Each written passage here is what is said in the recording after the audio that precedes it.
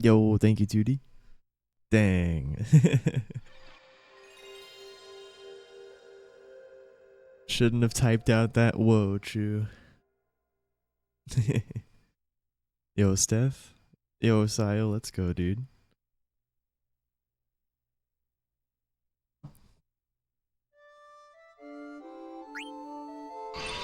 Whoa, splits.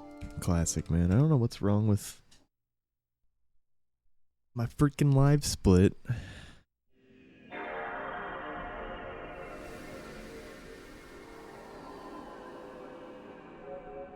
It's not a global hotkeys is turned off issue. It just likes to misbehave.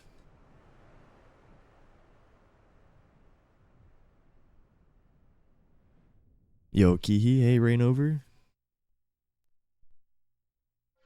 Hope you're doing well, Sayo.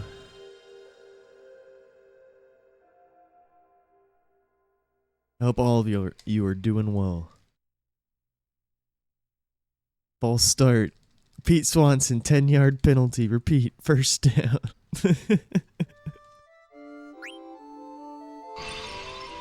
Now I have to start my splits 5 seconds early.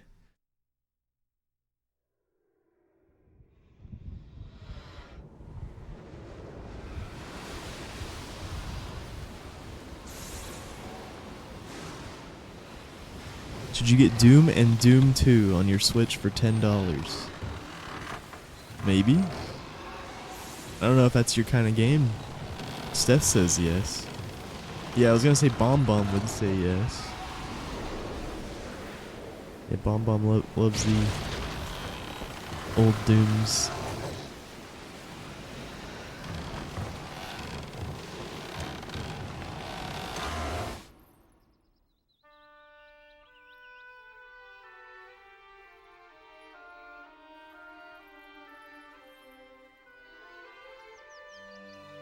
Yeah, it's a good deal, but if you're not gonna enjoy it, then yeah, I mean it's a first-person shooter. It was like the first.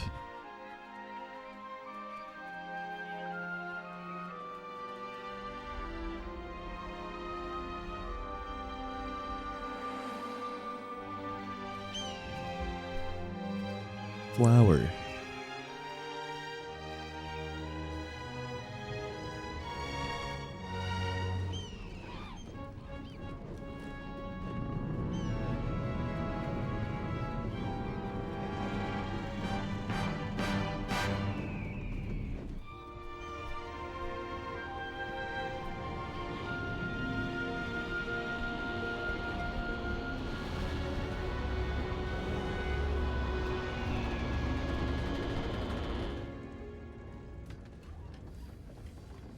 Looks like a cute game.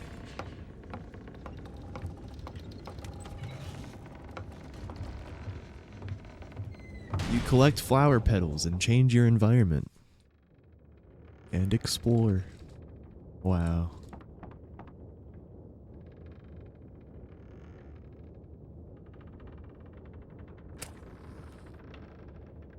Sounds pretty. Hello? Triangle? What the hell was that? I had to press triangle like 3 times.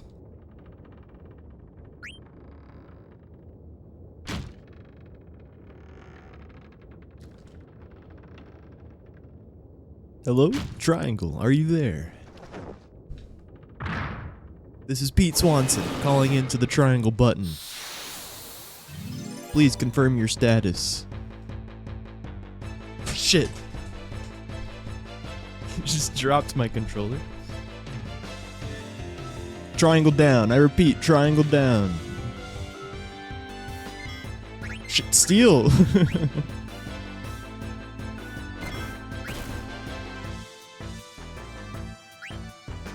Dude, what am I doing right now? I think I still landed that weight.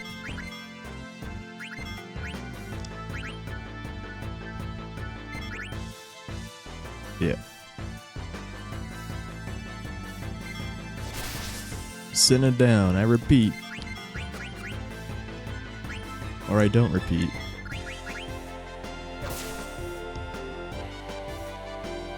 I'm just Pete.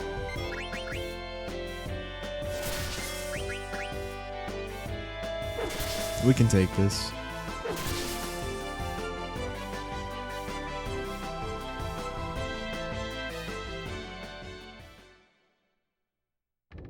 Triangle button down.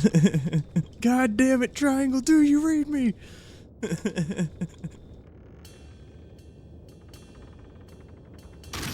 Error 404 for the triangle.exe.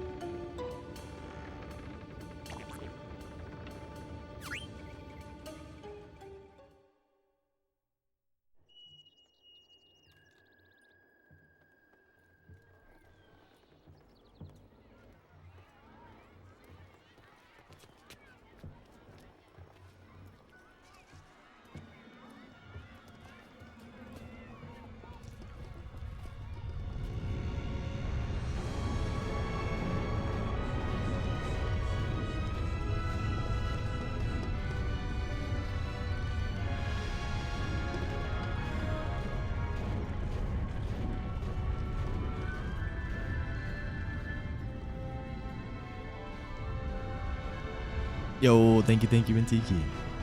Whoa. Hope you have a good night, man.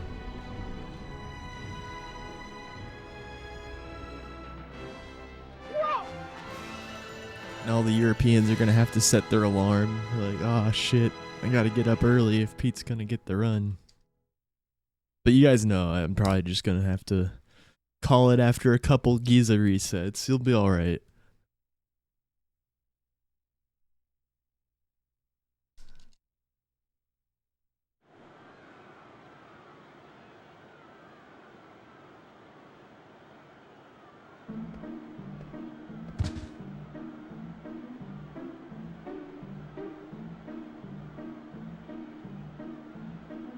$20. Thank you, Zip.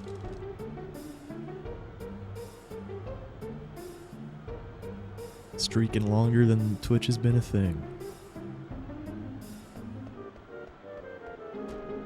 Scammed.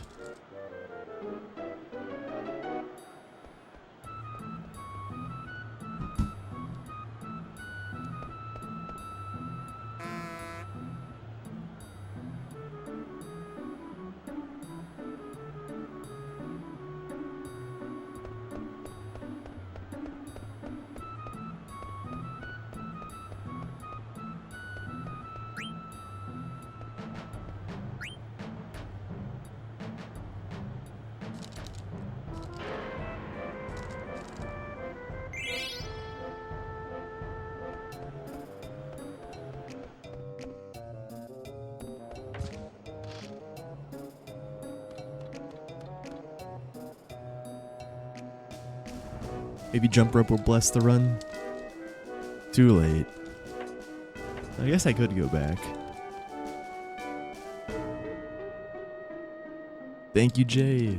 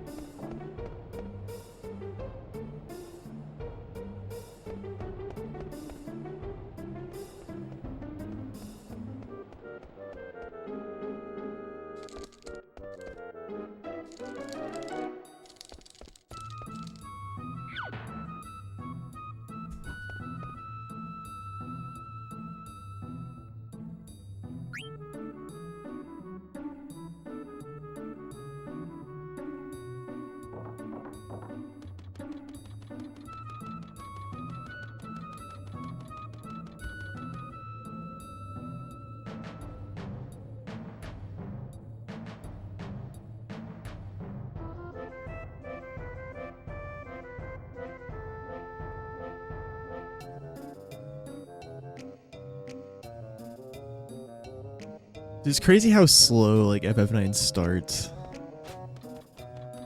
Like all like 7, 8, and 10, like they all have like I don't know, just more intense thing. I guess FF8 not really, but you do like encounter Ifrit pretty fast, right? I guess this game, you know, you got the whole kidnap going on, and it's just a different vibe. Like, we're just chilling in Alexandria, you know? Like, FF7 right now would be killing Guard Scorpion, and they'd be fucking running out of an exploding reactor. FF10, Titus is fucking getting sent 1,000 years into the future at this moment, or some shit. FF9, we're just chilling in Alexandria, man. We're just having a good time. There ain't no game for like 30 minutes, yeah. Be shoulder deep in Sin's ass right now. Yo, it's Nick. Okay, you wouldn't be quite at Sin yet, but close.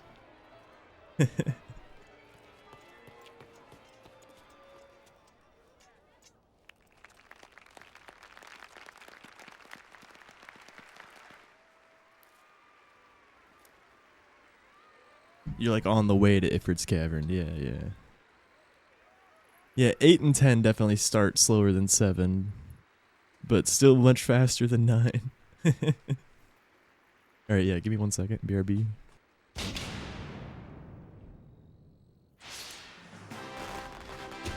OBS. Yeah, BRB.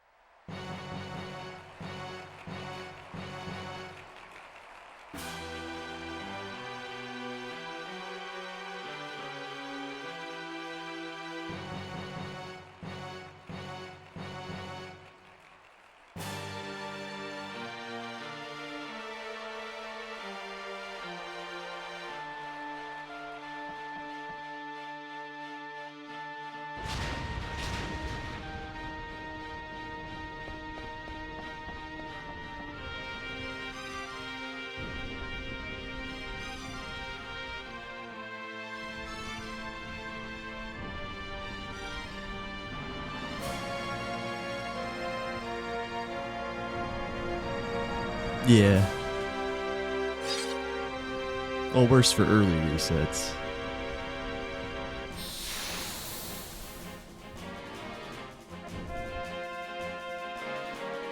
I think 7 and especially 9 are much worse for resets throughout the rest of the run.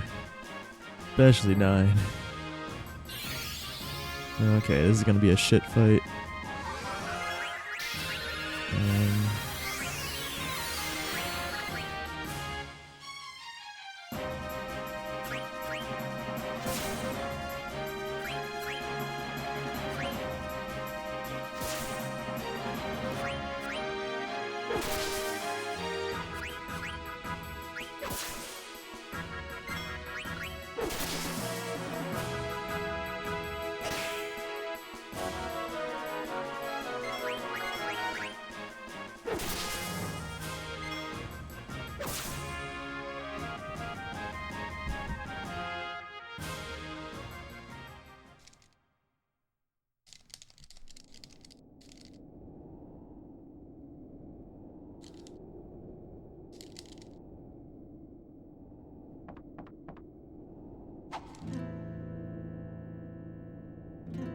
At least with 9, not knowing gives you hope.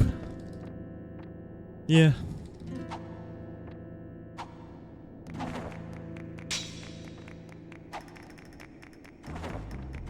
I guess.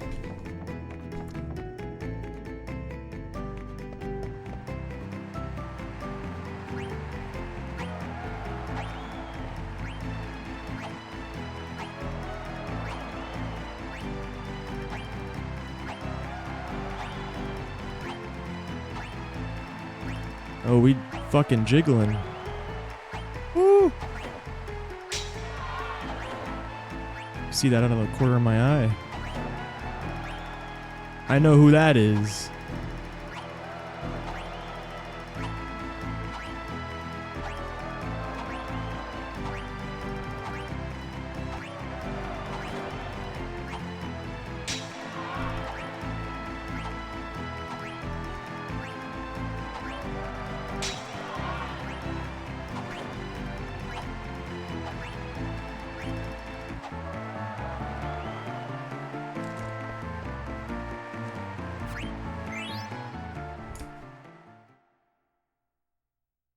Noise. Welcome in, Vacha.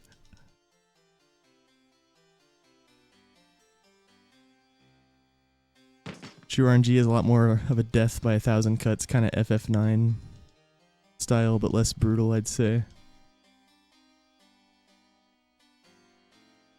Yeah, because battles just don't take as long, and they're not as... like... there's a limit to how many encounters you can get on like a FF10 screen, right? Like, they only happen in certain intervals or something. Like, they're not like FF9 encounters where you can just actually get fucking pummeled everywhere. If the game feels like it. Like every 2 steps.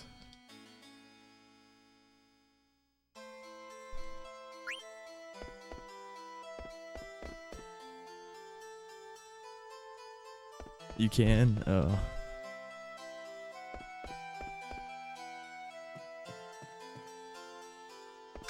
Yeah, FF9 encounters tend to be 40 seconds at least. Unless you get a quick flee or a preempt flee.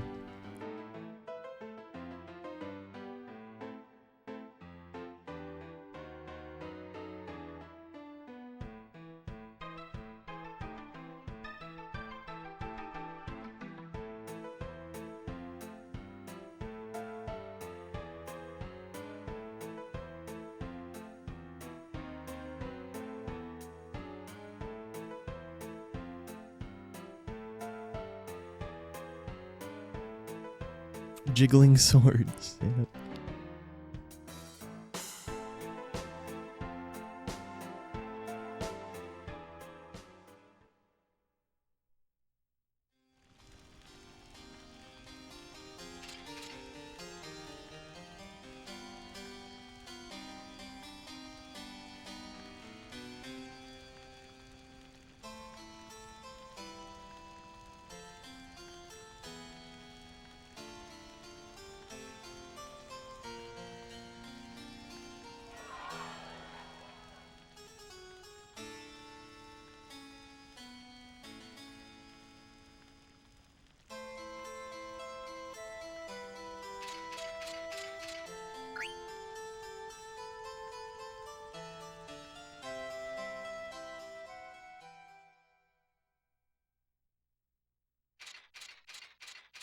Well, no, your chance of being competitive in FF9 is dead if you have more than 50 encounters.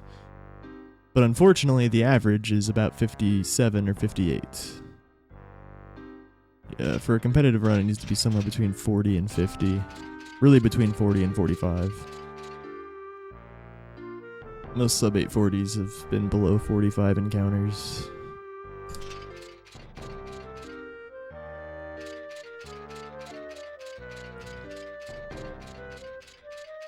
It's more than half of them. But the other half were not over 50. Fuck.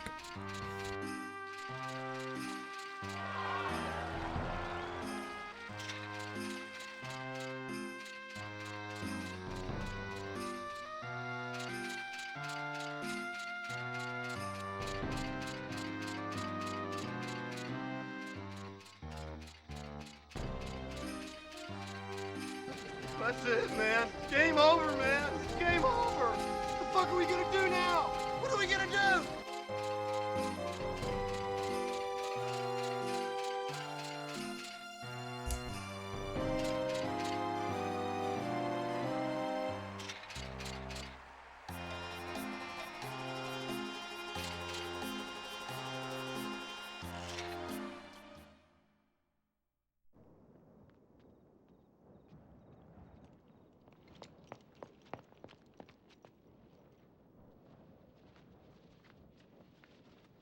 Yeah, I mean, I think I'm on the same page as MT, yeah. True RNG sounds pretty similar to 9.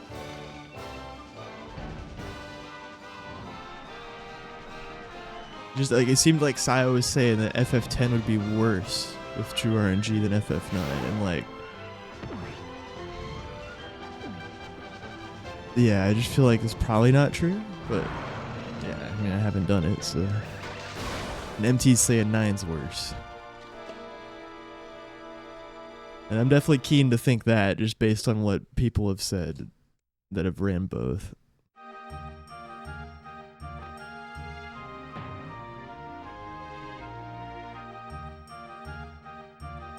But they do sound pretty similar. At least you guys don't really have to do that unless you want to run True RNG. Yeah, the tracking's nice.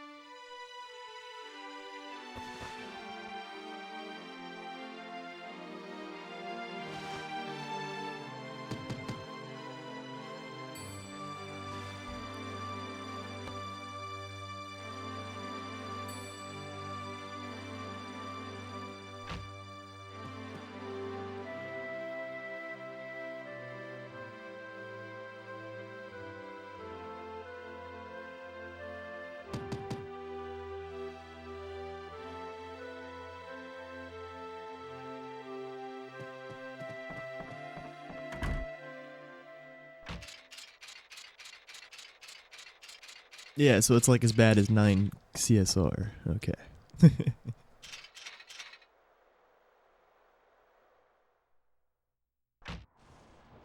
AKA nowhere near as bad as full FF9. But no, yeah. Just time is a big factor you gotta consider. Yeah, if we're comparing how brutal RNG is in a speed run. Is it 3 hours deep or is it 7-8 hours deep? Yeah, fuck. But yeah, I guess the cutscene remover would be a good comparison then to True RNG.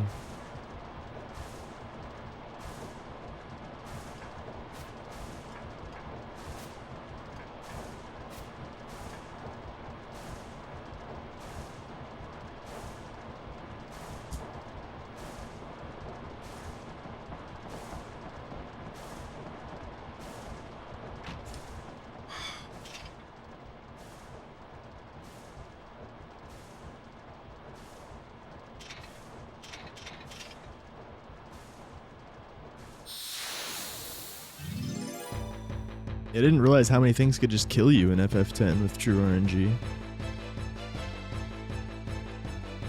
I actually didn't know that.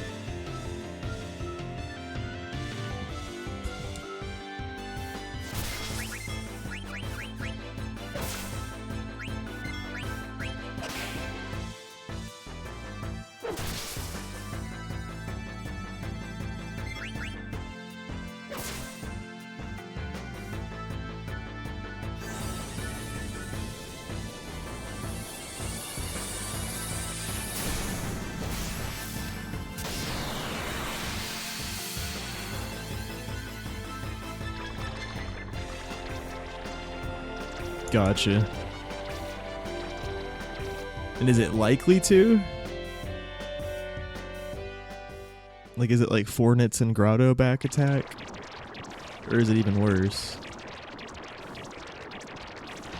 In Fornits and Grotto back attacks, you're pretty likely gonna die unless you get a flee off somehow. Or even 3 nits back attack.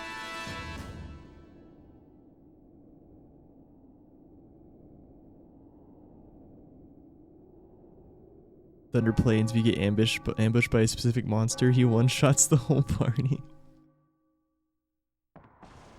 Oh god.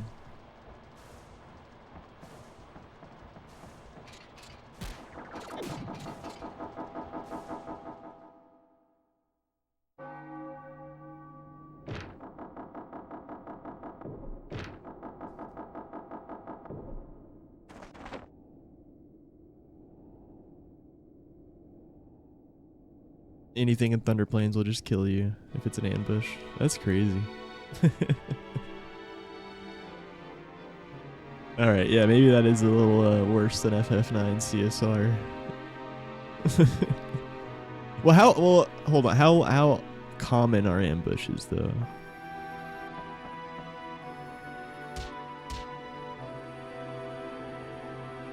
And that is just the early game still, right? Like, yeah.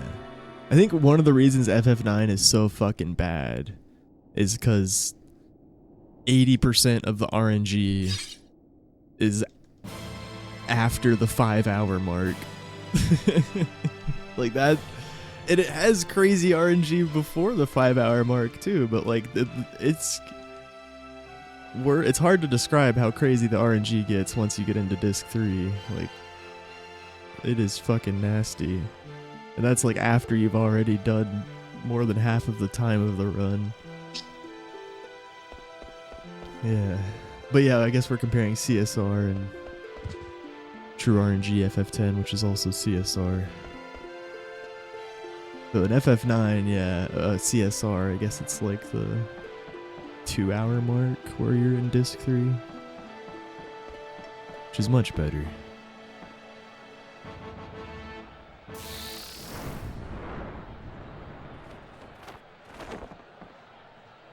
%80 of the RNG being in the last 2 discs might be an exaggeration, but it's definitely more than 50.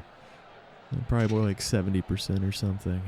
Like, you know, just the amount of shit you have to worry about.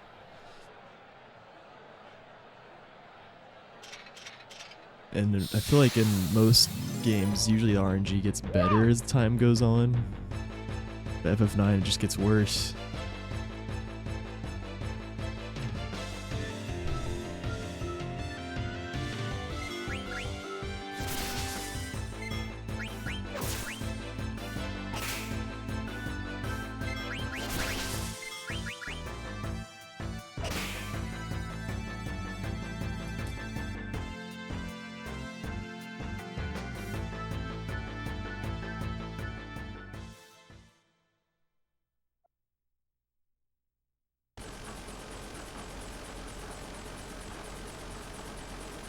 Once you're in the north section, you're alright. Slightly better odds in the north. Thunder Plains South, any ambush can kill you. But only like 1 will kill you. In TP North, only 1 can kill you, and it's unlikely. Unless Titus gets petrified. In which case all bets are off. Thunder Plains. Thunder Pains.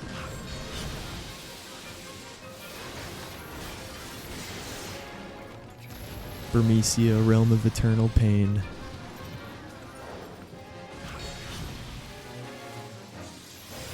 T-Town playing crazy right now. I don't know, man. I feel like MT has done more true RNG than you have. I don't know who to trust.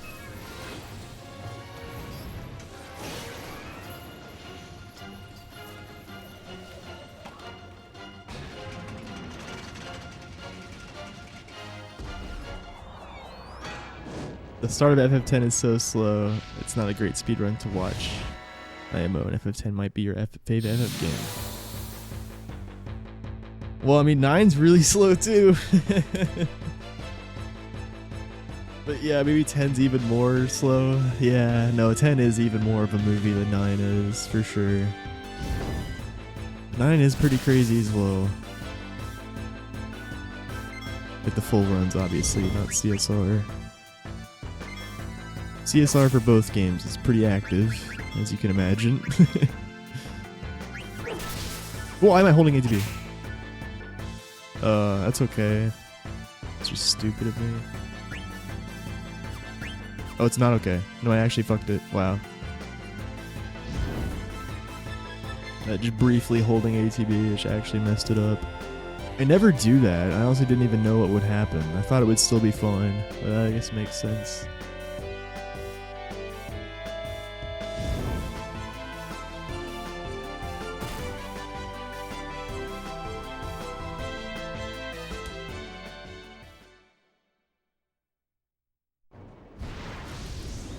Don't worry, that mistake just cost us like 3 seconds. So it's like 2 seconds plus another for dicking around in the sub menu.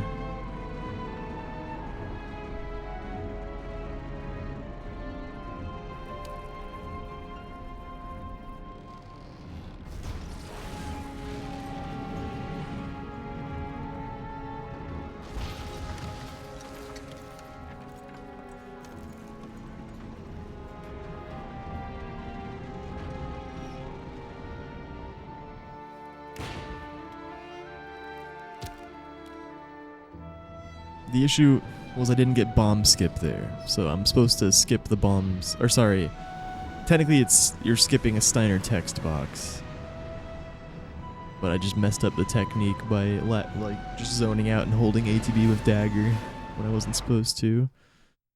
So then the bomb's ATB wasn't able to grow fast enough, and I wasn't able to hold the ATB while Steiner's ATB was at 0, and the bomb's growing at the same time because of that. Basically how it works is when Steiner's ATB is like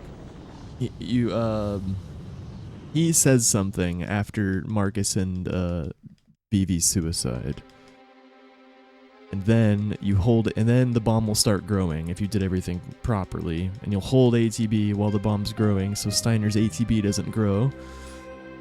Then the bomb finishes its grow turn, and then you let go of ATB and the bomb will outspeed Steiner and do his final grow before Steiner says anything. So that's all I messed up there.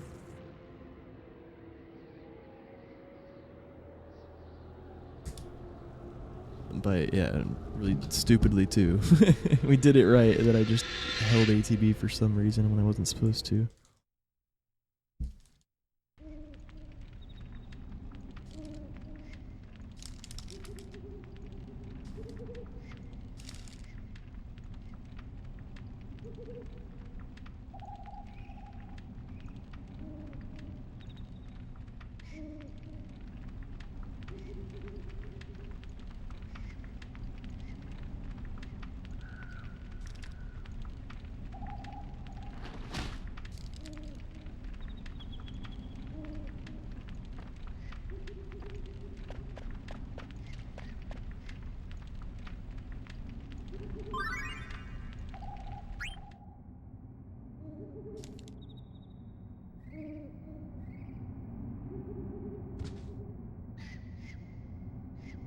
Yeah, it's been interesting to hear about the lethality of the Thunder planes.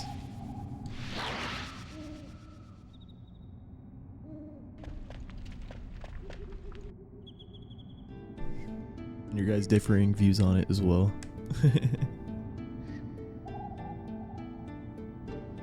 I don't know.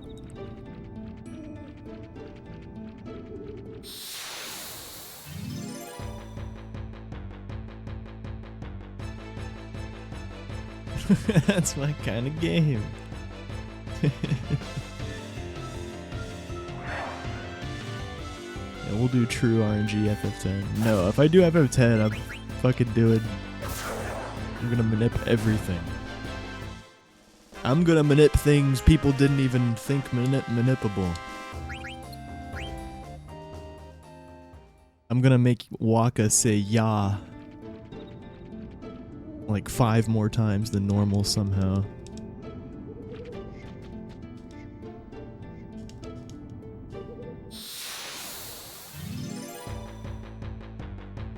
I'm gonna manip Titus escape voice line.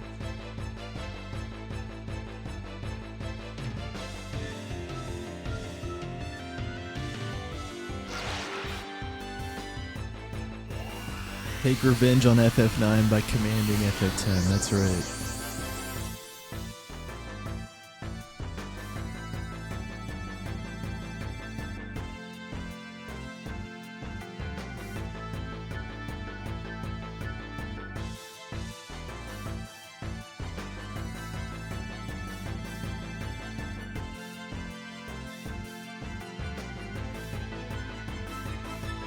Even in death, y'all.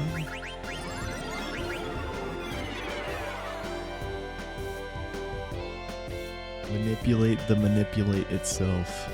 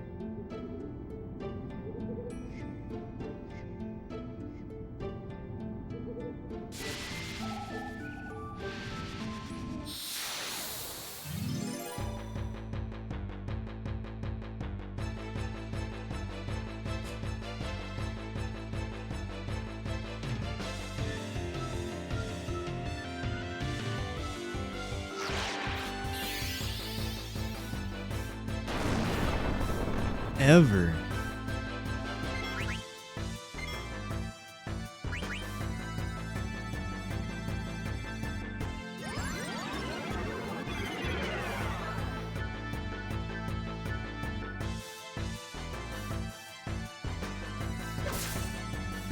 Zidane's cooler.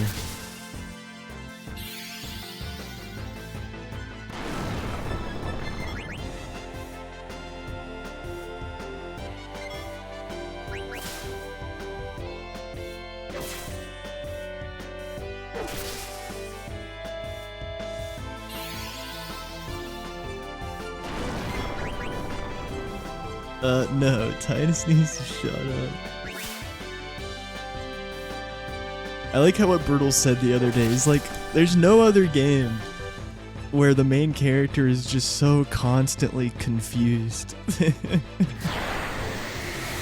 Like, it makes sense that he's confused, but he really goes over the top with it. Like,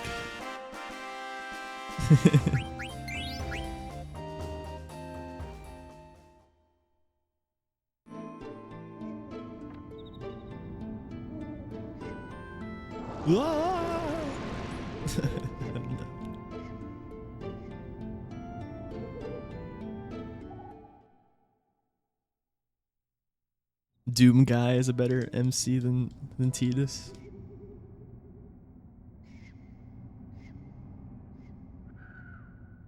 Dude, the Doom Eternal intro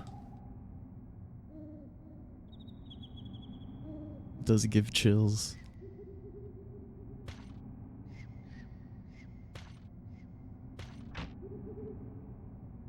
Secret Stones? Demon King? Ah!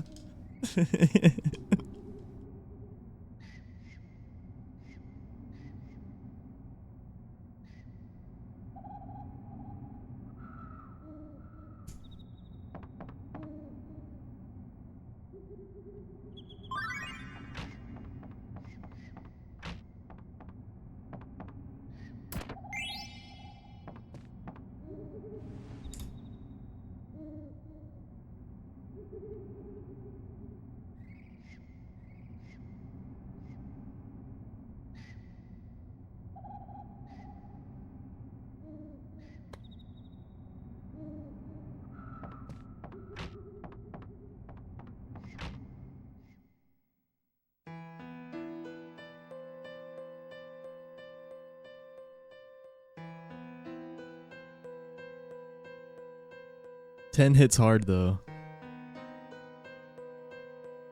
On my second playthrough of 10, or I don't know if I played it more as a kid, but when I played it later in life again, I didn't want to watch the final cutscene. I knew it would bring me sadness. I didn't want to.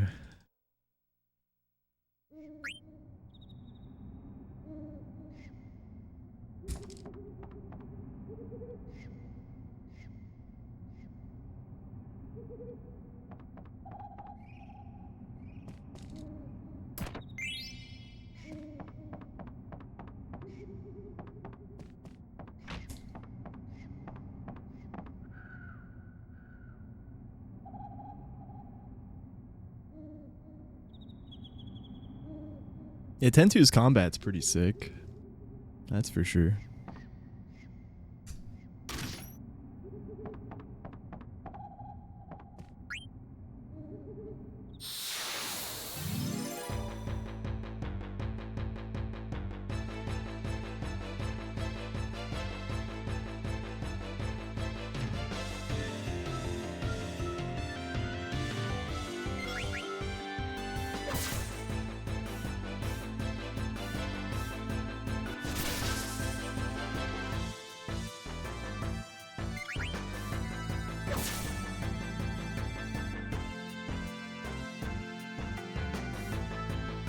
GG. I don't want to see Titus disappear.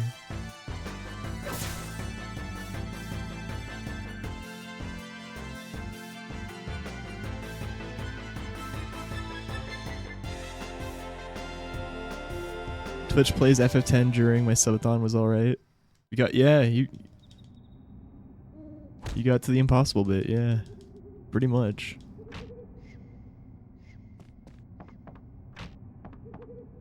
And Ham banned you from the channel. I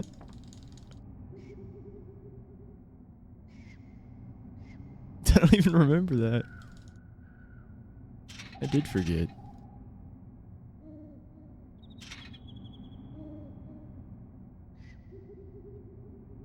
Oh yeah, you were sabotaging at one point. I remember that.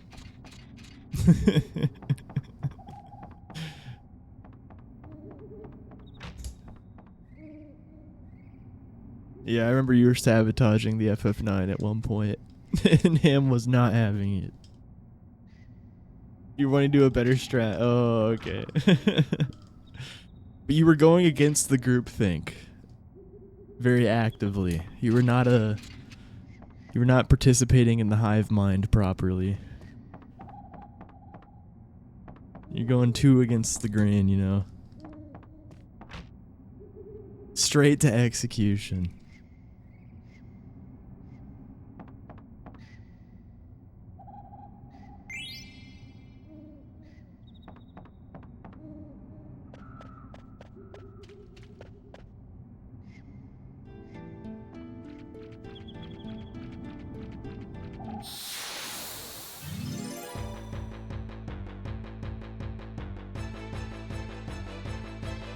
Okay, MT's dead. Who's next? My FF9.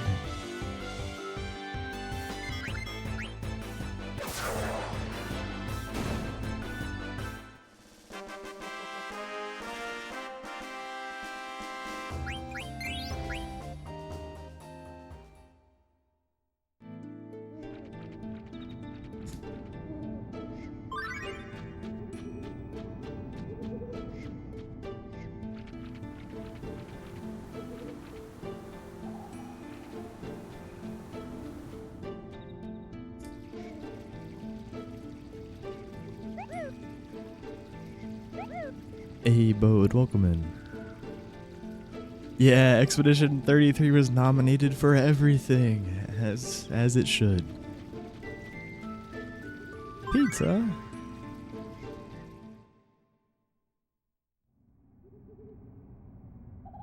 And it will win them all.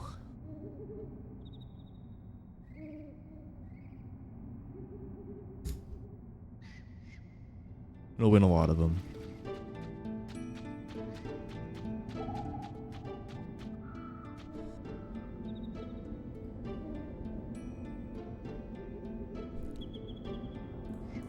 Andy Serkis did a great job.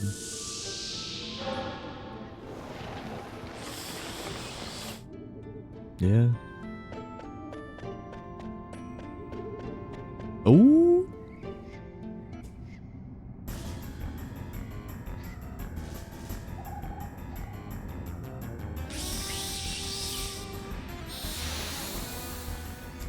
Yeah, and Baldur's Gate 3, when they won the game of the year last year, the guy gave like a speech. He was like, the era of good games is here. He was like, I know what game will win in 2025, or I forget exactly how he said it, but yeah, it's sick. I'm just gonna let him have a turn. Yeah, it's a little spooky.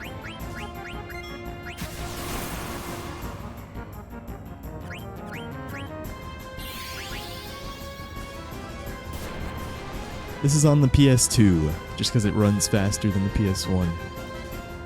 It's the OG game.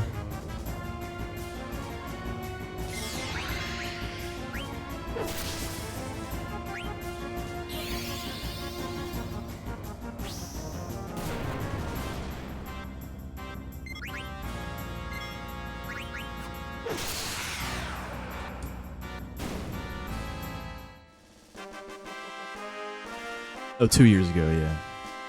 Then Astropop, yeah, okay, that was a little weird.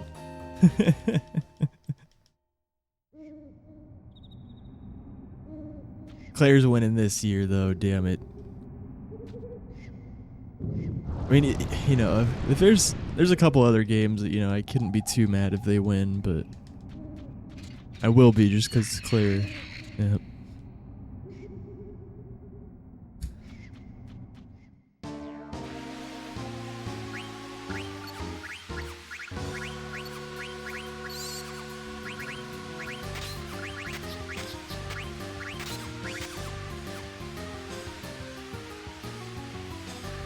Ain't no way Astrobot, right? Elden Ring, Baldur's Gate 3, Astrobot, Clair Obscur. It's gonna look weird in the history books.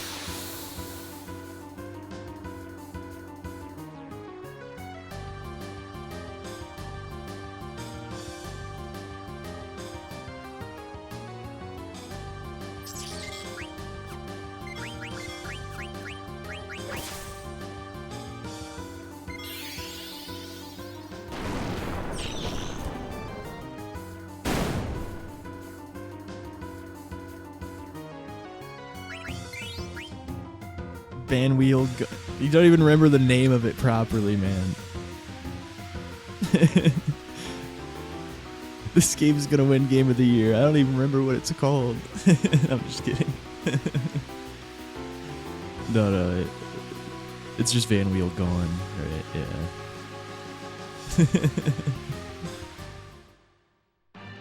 People God.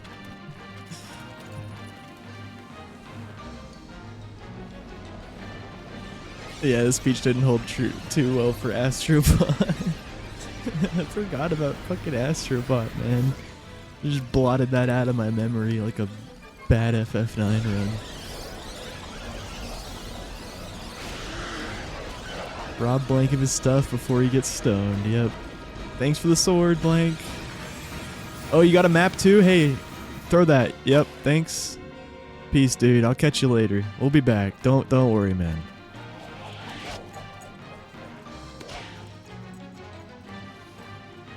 Alright, 1 second. BRB.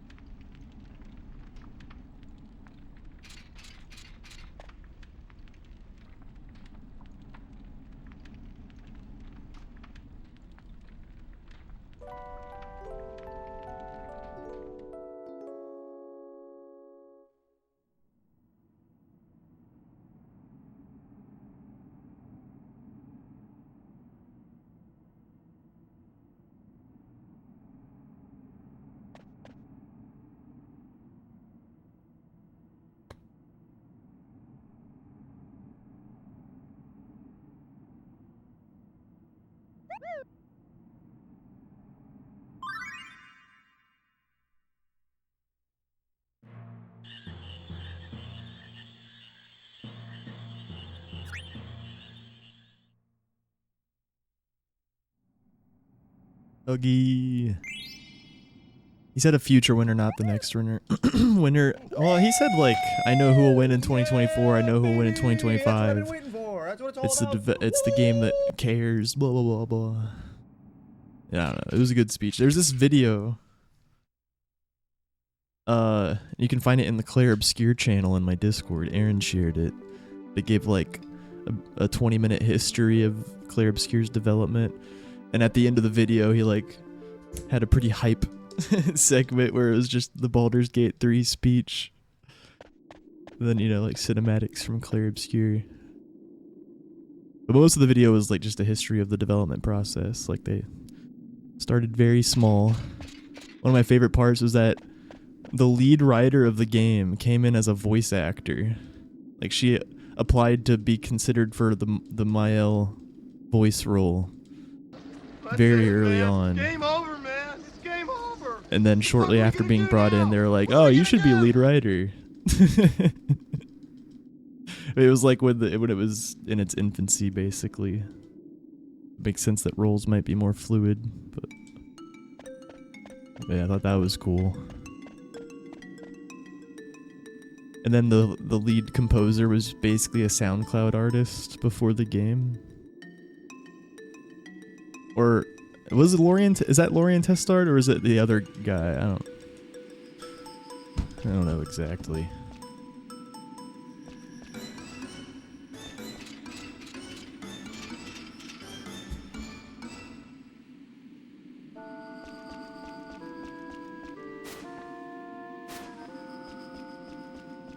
Yeah, but was he basically just a SoundCloud artist before the game?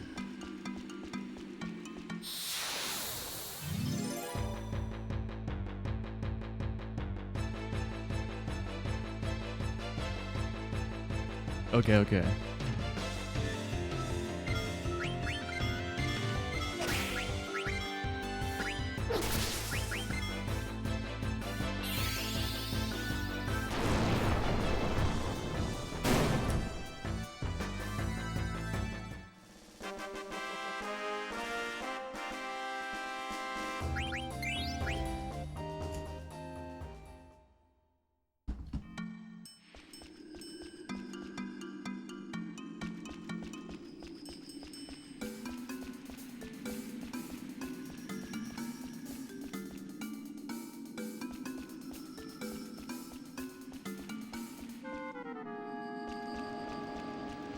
I'm gonna res Steiner and heal him while I heal Zidane. Might as well make the exit a little safer while I'm doing the menu I need to do anyways, because I have to heal Zidane because I got him to level 4.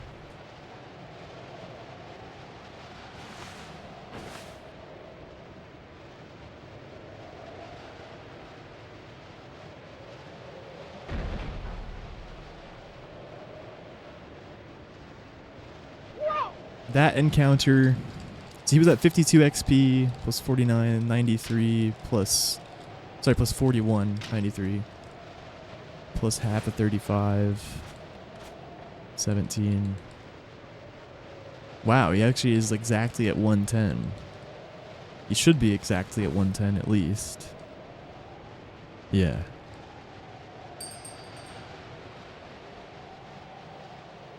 Which means I don't have to kill Vivi to do Black Mage skip. Oh no! Oh yeah, Vivi's high enough level 2. Yep, yeah, that'll work. Oh, what am I doing?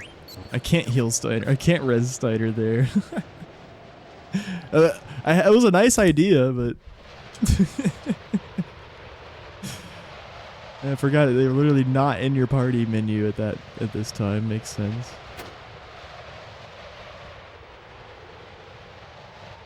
I might skip Resin Steiner on the way out. I don't know. We'll see.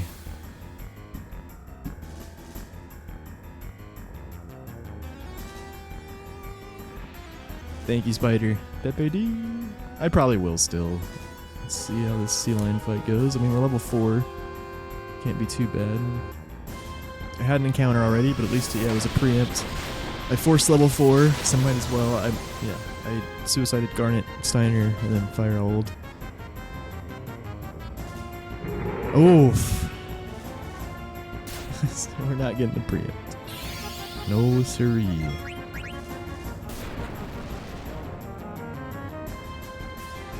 Hey Spider, I appreciate it. Runs are this is the first run of the day, going well so far.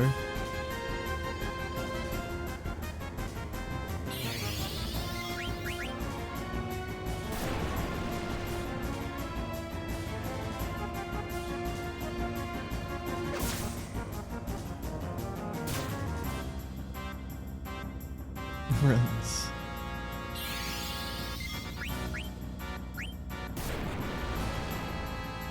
Yeah, it could be more than one run, we'll see.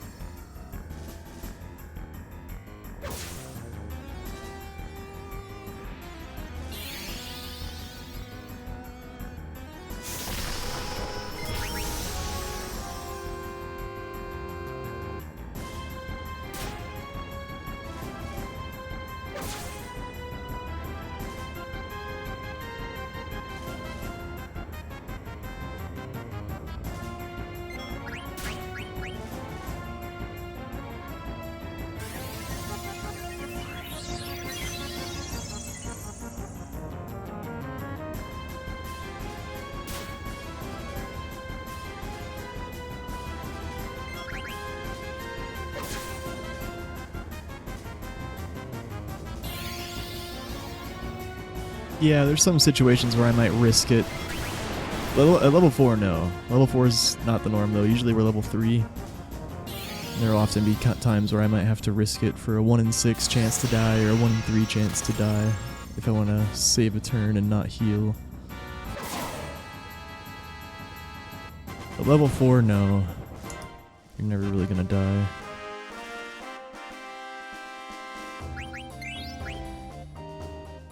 Part of the reason I forced the level 4. That was the main reason, yeah, just so I could guarantee a 2 potion fight. Since we had that preempt at the start of Ice Cavern, might as well. Now I have to decide if I'm gonna play it safe and res and heal Steiner on the way out, or if I just book it. I think I'm just gonna book it. And then if we get a horrible encounter and take a lot of damage and get out of it, then I'll fucking heal.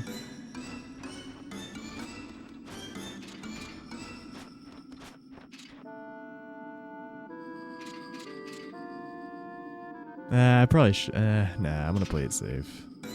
Everyone's pretty low. I just don't like healing here, but with a dead Steiner, I probably should.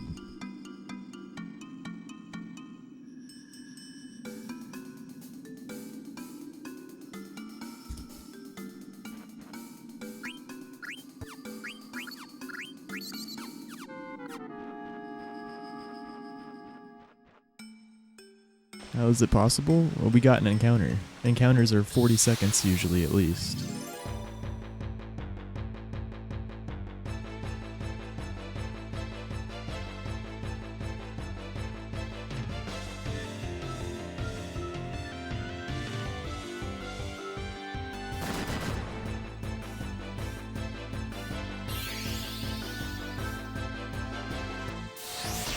Nope, good thing we healed.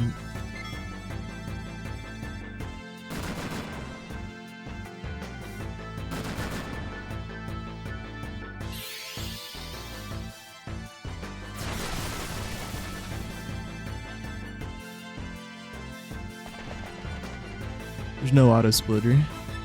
I manually split. And yeah, I'm running on PS2.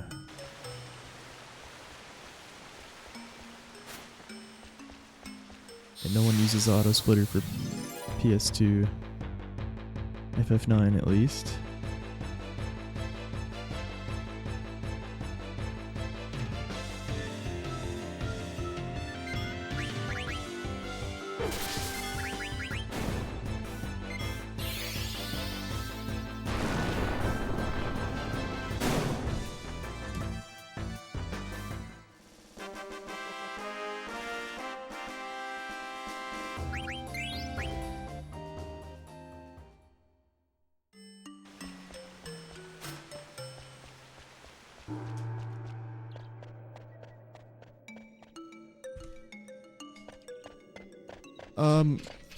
I actually know that there's a program that you can use to, like, you know, emulate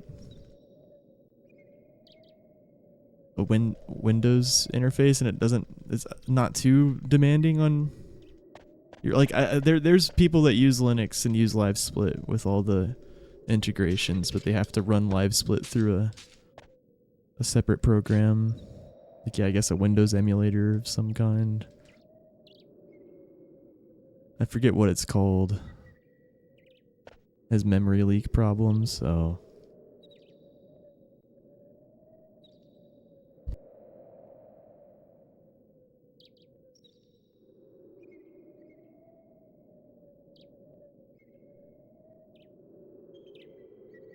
Gotcha. Well, I mean, yeah, the issue is that some games need load remover to be properly timed for the leaderboard. Really, any PC game that's modern, at least. But for games that are timed with real time, yeah, you don't need to worry about any of that. Technically, you don't even need LiveSplit. You could just submit a recording of your run and, you know, they can time it. It's real time. But yeah, you'll get into issues if you want to run games that require load removed time.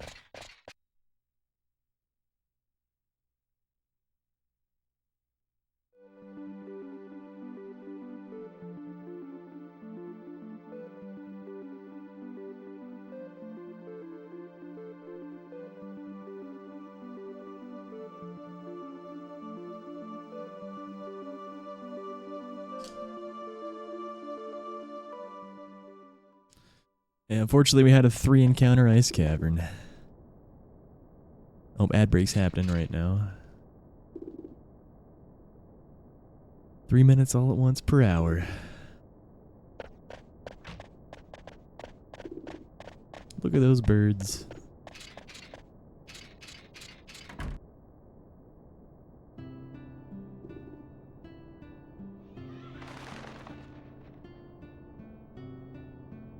Problem is passing over reading memory from Linux to LiveSplit running in a wine container. For auto splitters, other than that, it works mostly fine. You have to run both LiveSplit and the game in the same VM. Oh god. Yeah, I see.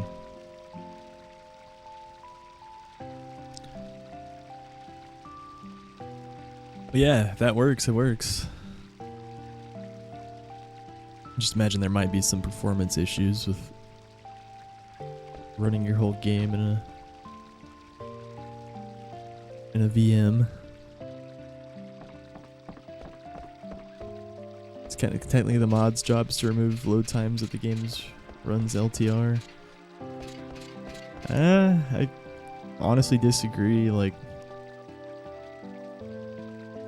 we built like yeah, like Claire Obscure for instance. I'm a moderator.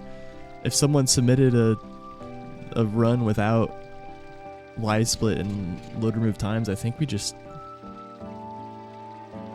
I guess we could submit. I don't know what we do. I'm a moderator. I don't know what we do. We definitely wouldn't time it ourselves.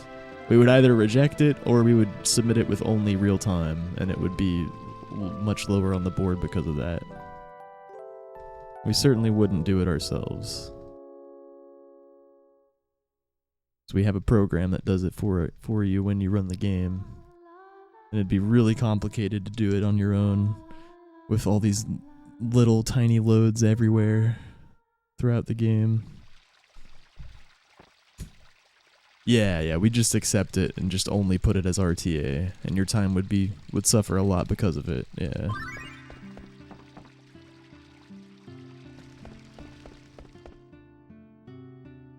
Yeah, I've said this, Esta. Said that earlier. Especially for RTA games. But for LRT games, like, yeah, you're just gonna be shooting yourself in the foot if you care about leaderboard placements. But yeah, I guess it's not gonna be invalid. But it would take a lot of effort to... I don't even know how we'd go about doing that.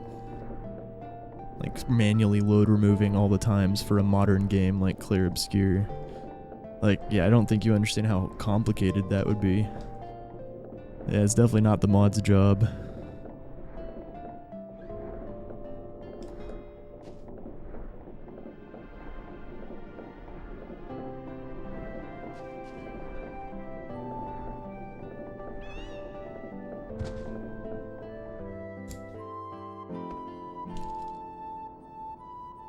Esta, I don't know. I think you're just confusing maybe your experience with retro games with more modern games.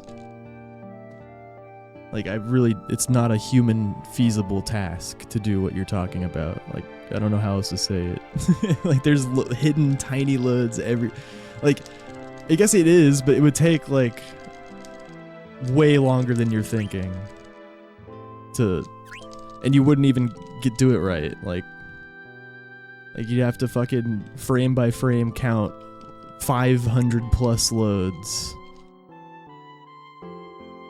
and compare them to other runs. Like, no. Yeah, but you're saying it's just unfortunately some of the work mods have to do. Like, no, it's not. It's really not.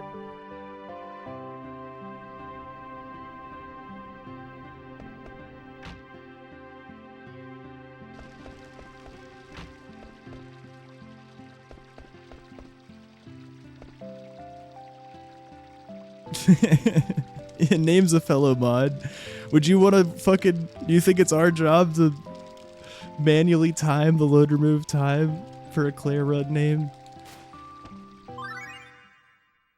No. You gotta get your own LRT working.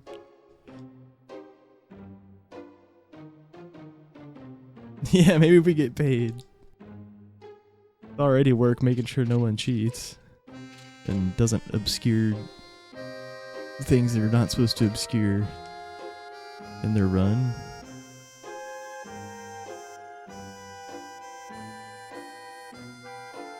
And to retime the RTA, but that's easy. It's just something we have to do.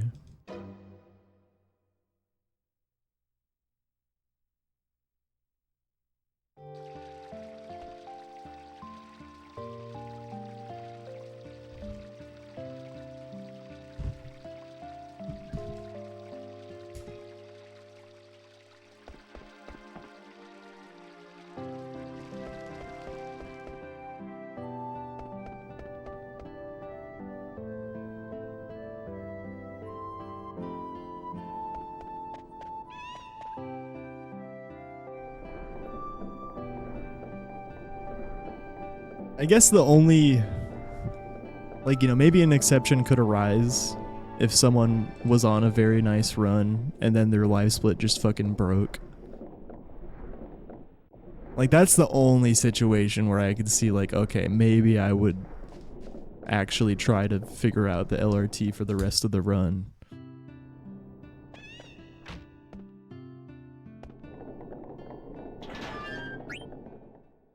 Like, if they got a really good run and their live split broke partway through. Koei 33.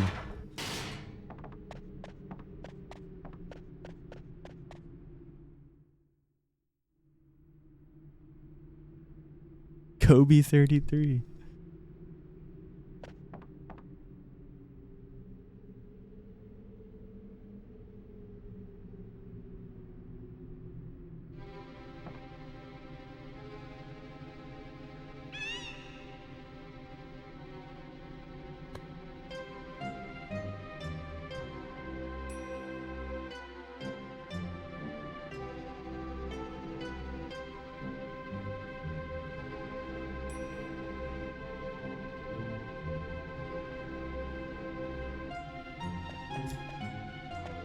But yeah, I'm a relatively new mod. I'm sure came across a lot of experience in your time moderating. Like, yeah, I do see a situation that could arise where I would have to actually try to figure out someone's LRT a bit. They get a good run. Their live split breaks partway through. But yeah, we're certainly never gonna just do the whole job for someone if it doesn't work from the start.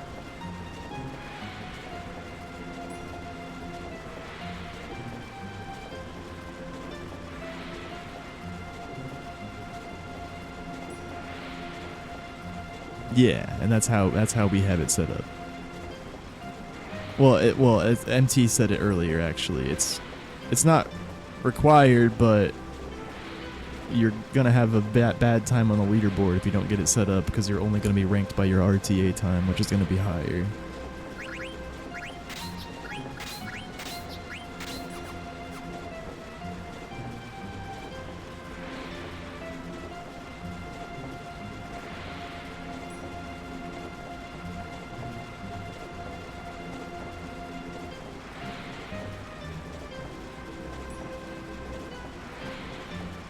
Oh, it is required. Oh, okay.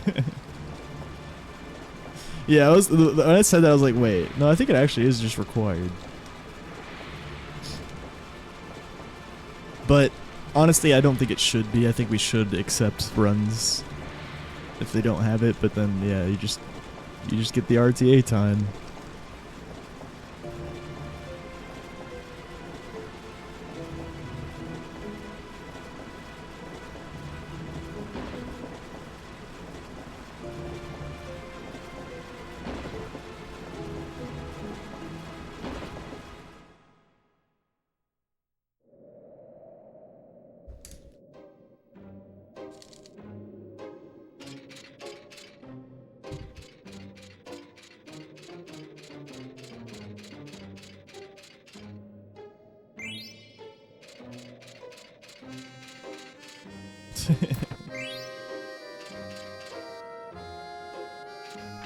Lumbo and I were having some good games last night.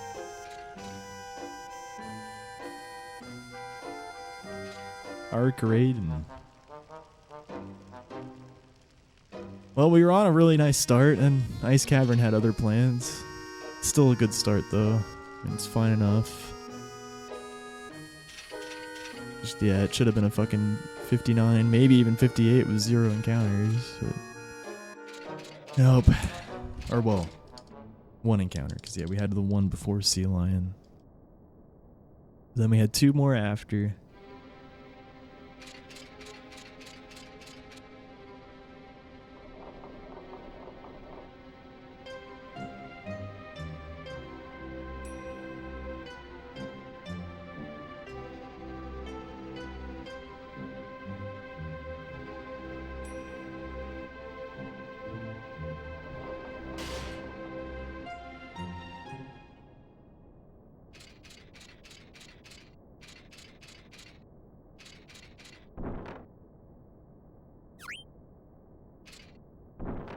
No, I agree with Deathline. I mean, yeah, it can be a headache to get working sometimes, but... yeah.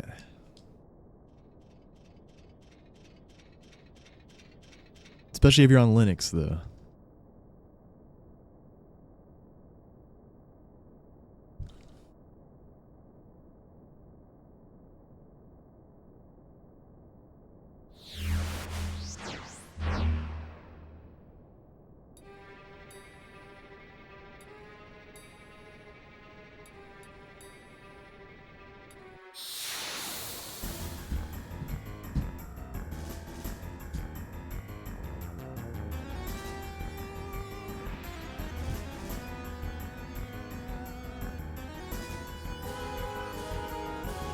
Yeah, RTA retimes are super easy. There's a website that can do it. Start frame, end frame, FPS. Don't need to heal Zidane here. So in this situation, we would heal Zidane just in case he hits Steiner on turn 2. I might need to potion both, but here we have 111 HP on Zidane still. So he can tank a Fyra if needed. Hopefully he attacks Vivi or Zidane here though. Okay.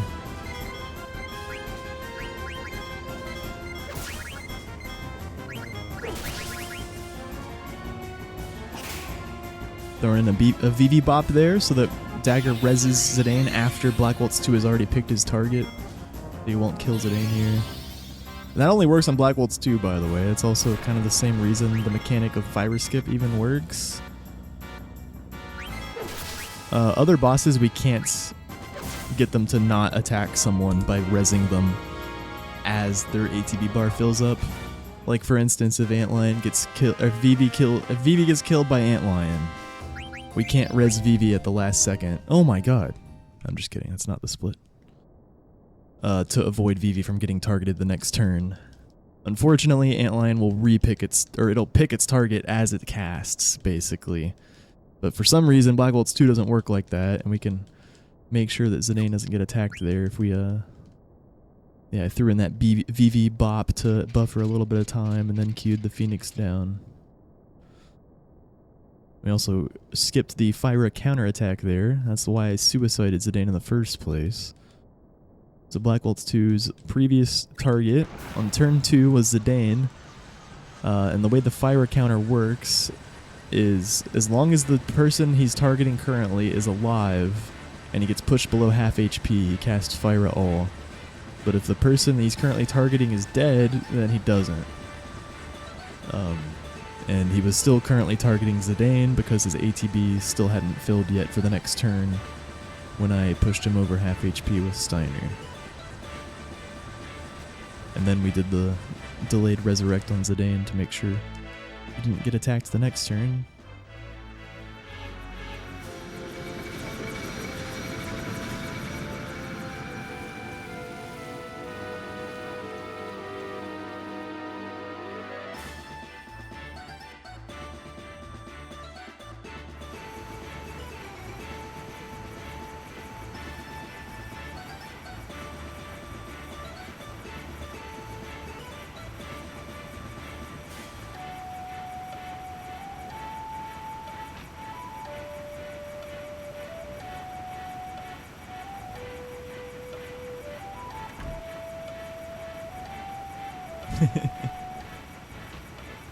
Oh, that's not Black Waltz 3. That was Black Waltz 2. That's a classic joke. I didn't do it this time. I just split briefly. Actually on accident. Unsplit.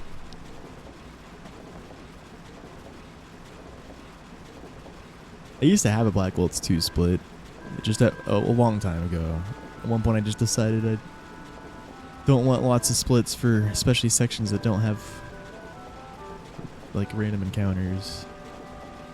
A part of me kind of wishes, like I feel like at this point I'm not going to change it. And no one does this, but it'd be interesting to have like dungeon splits and then boss splits, like especially for dungeons like Gizmaluke or like the Hilgegar split. It'd be cool to separate the encounters from the bosses.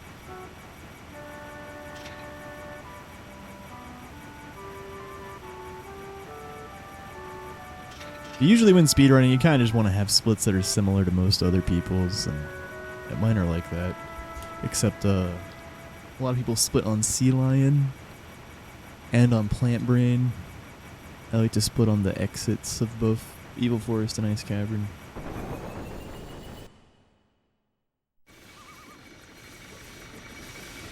Some people split on the Moo fight. I like to split at Chocobo's Forest.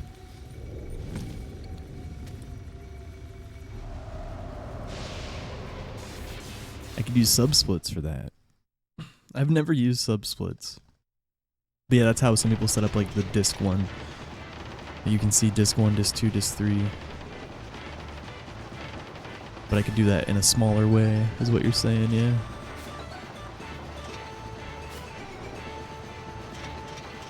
We need splits for every frame. We need Resident Evil 2 style splits. Every screen. Every single loading transition. Like here be a split.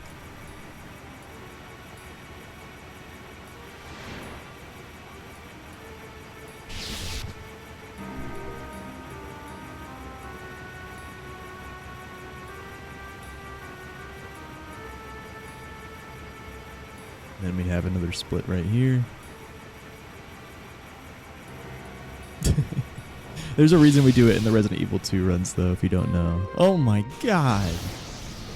Wait, that's not a Chocobo.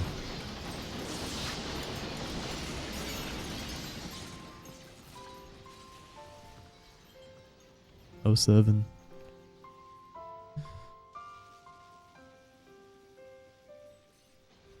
This is the run.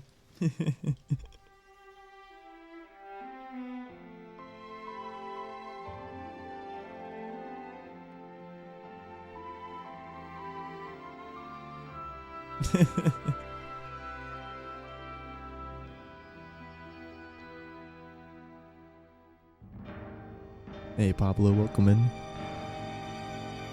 Hey Jen, hope you're having a good night.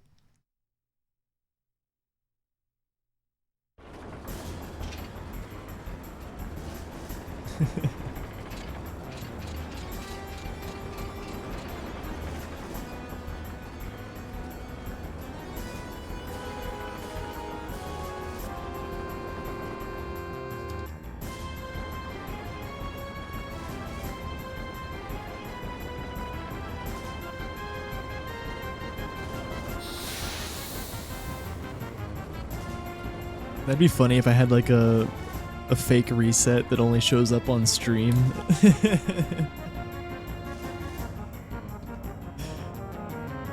Just literally fake pressing the reset button.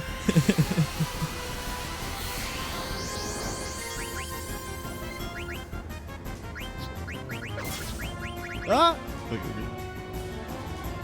Actually an amazing idea.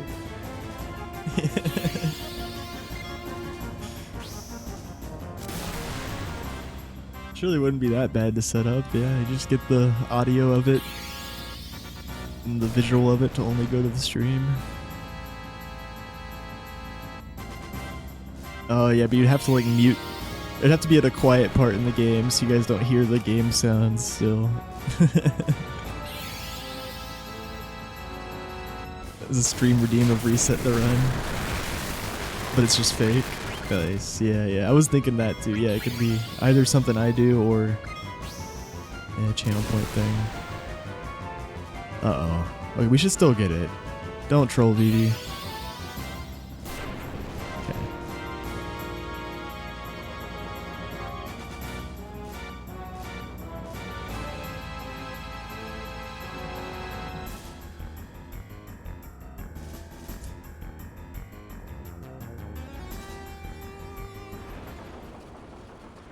Oh, his was real?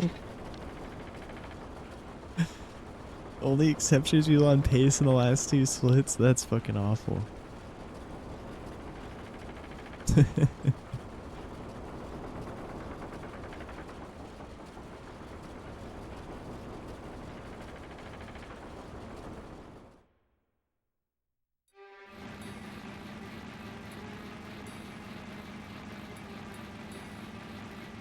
Oh, we don't even need to worry about the timer empty, because sometimes when I reset, it takes me a bit to reset the timer.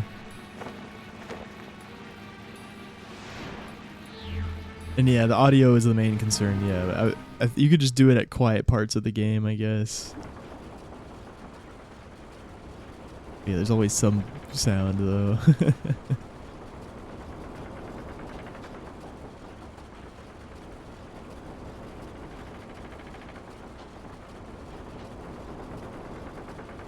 Physically resets the console on redeem.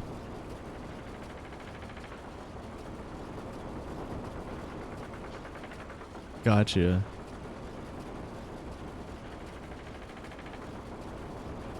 Can I switch? But I don't know how that works, like switching scenes, but only in the stream?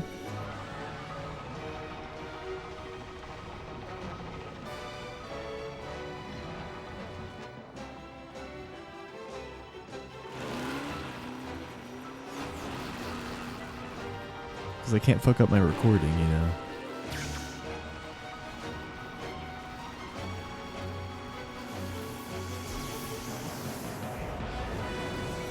It's just a different OBS, yeah. Guess that'd work.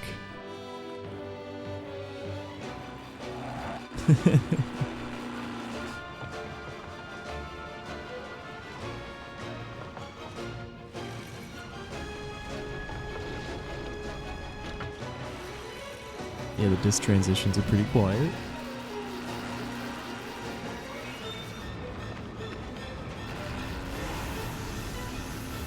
Green screen it?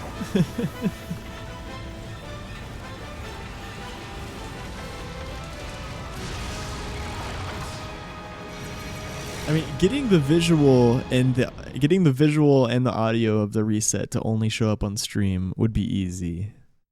The hard part is getting the audio of the game to briefly not go to stream, but still go to the recording. But yeah, a separate OBS can solve that. But yeah, we're definitely thinking in depth about this. I don't know if I'll even do it, but yeah, it would be funny. Oh, that's easy? Oh, okay.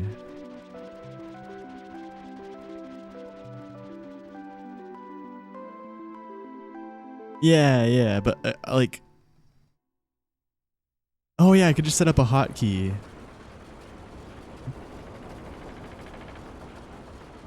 So that it briefly mutes the game audio, but just for the stream.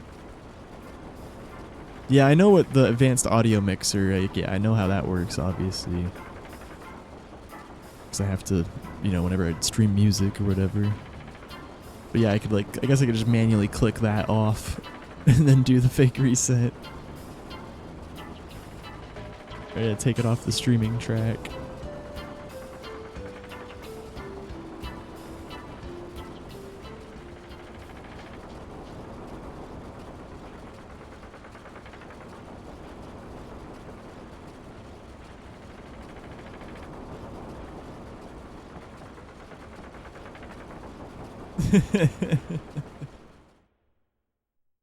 Yeah, it is sounding overly complicated. That's a speedrunner for you. Gotta think about all the ins and outs immediately. Gotta really overthink it before you take any action.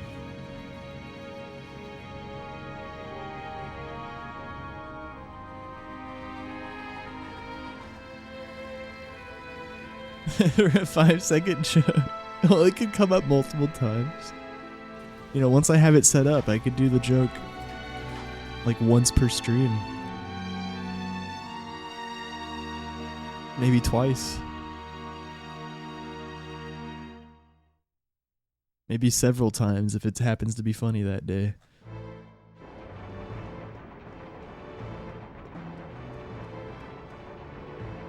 Bamboozle the mods into accepting the run.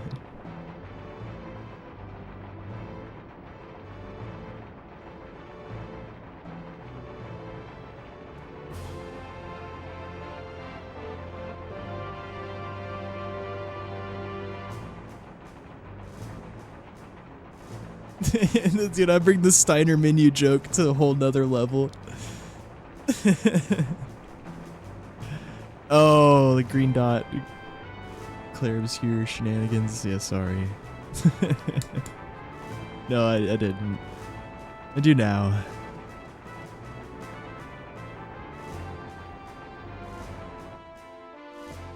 Yeah, the Steiner menu joke, man. You'd be like, oh shit, I forgot the Steiner menu. And then my game fucking resets. Holy shit. Wait, this is gold. I shouldn't have revealed my plan. I'm gonna get so many people that think they're never gonna fall for the Steiner menu with that.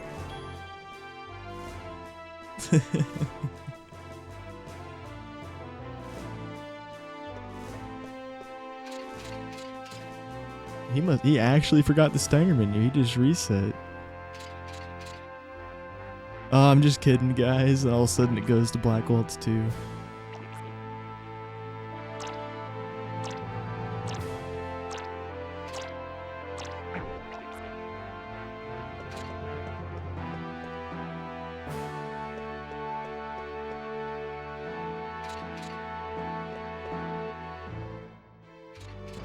I will consider it Esta.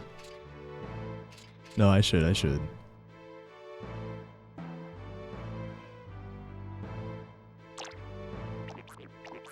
Submit Claire for sure. Maybe 9 CSR. Maybe Stardew CC. Yeah, definitely Claire.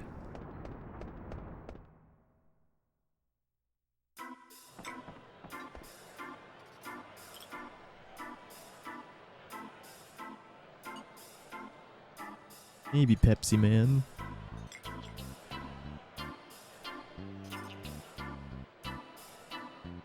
Do the fake reset at the hunting contest. Yeah. Fuck! Oh god. I can't do the PS2 reset noises. That's what I was trying to do.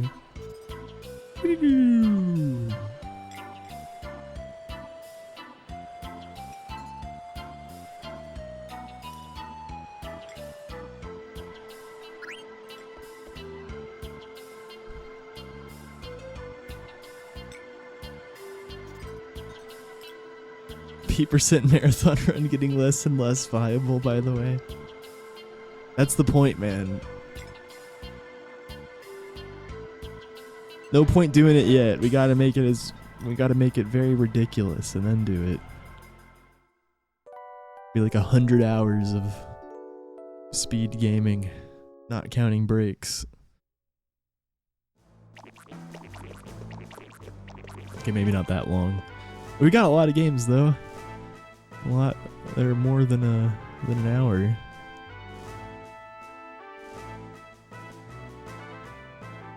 Yeah, FF16, FF9, FF7. When we get to that, Hogwarts. It's at least 4 for me, probably. Actually, we'd probably get sub 4 if I learned it. Yeah, easy, actually. So much shit I never did in that game. Stardew. Honestly, Stardew is likely to be 3 hours on a fucking no reset run. Maybe not that crazy. I don't know. Stardew RNG is pretty wild. What other long games? I guess Claire Glitchless. It's at least an hour and a half. I mean, I would probably just do one category for each game that I have done multiple categories in, though. And for Claire, I would obviously have to include the Windmills. We would not leave Windmills out of the speedrun marathon. I guess I could do 2 Claire categories, though.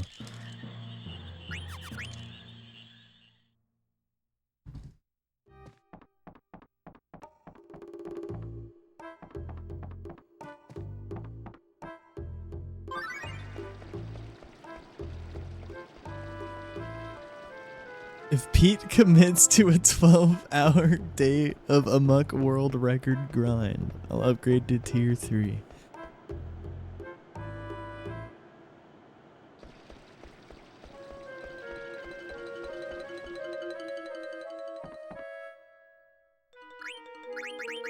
What?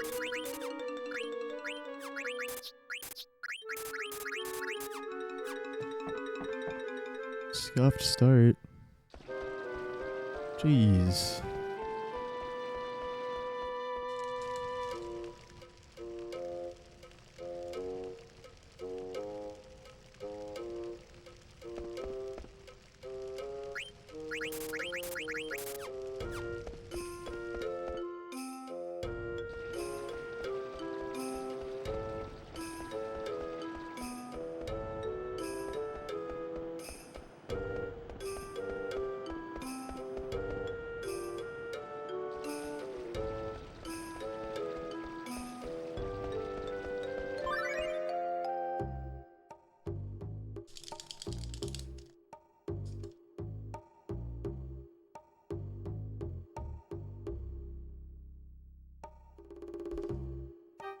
€1.88 per hour, decent.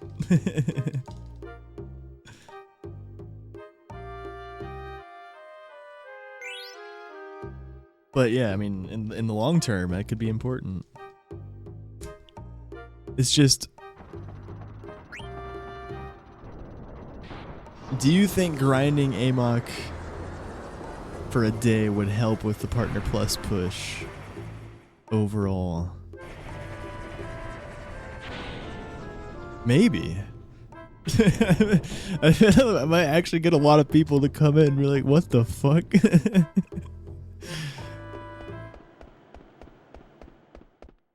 Is Amok back? Is there a new Amok challenge? I bet some people would get pretty excited, actually.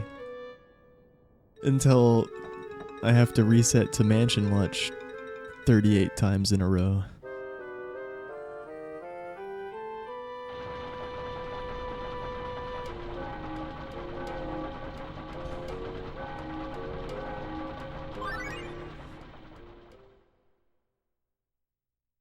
Oh, I thought you were talking about tier 3 because of Partner Plus. Because tier 3 subs are 6 points.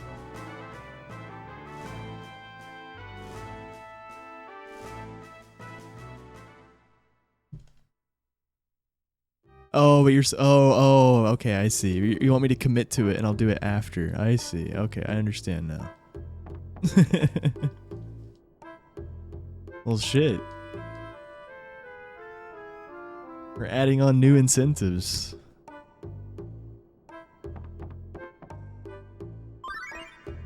Will anyone else upgrade to a tier 3 sub if I commit to a day of Amok runner speedruns?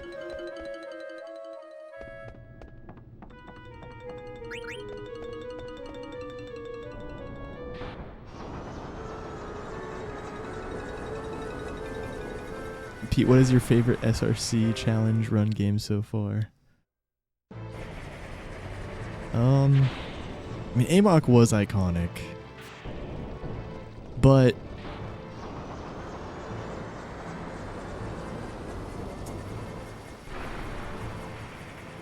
I don't know, they were all super stressful, but they all had super unique like tech and optimizations and movement and whatnot to learn.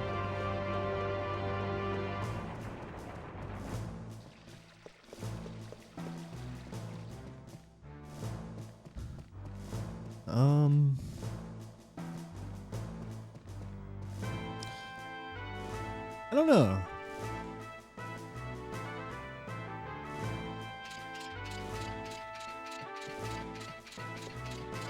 They're just really hard to compare because they both had really enjoyable things, or they all three had really enjoyable things, and they all three had really awful things. But Amok had the worst awful things for sure. And Redguard had some nice voice lines going on. I guess I'd pick Redguard just for the...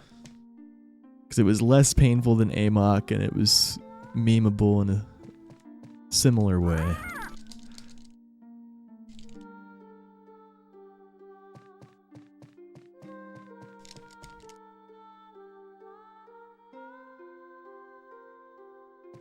Yeah.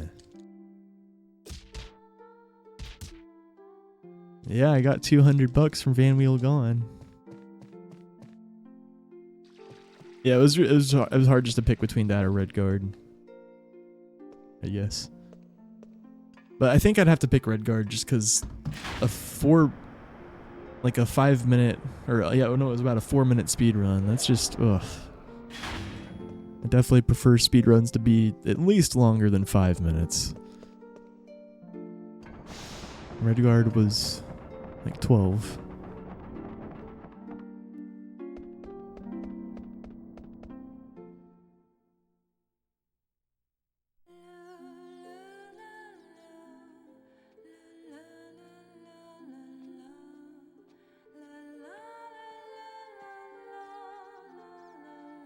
It was intense, yeah.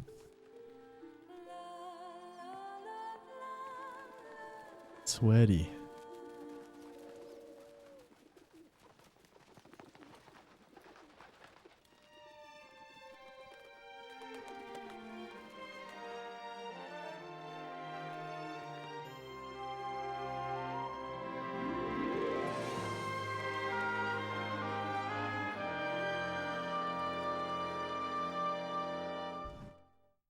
I mean, if they did an SRC challenge early on, FF16, yeah, it could have had a huge competition. But it would have been weird, though. I've never seen a competition with a game that long.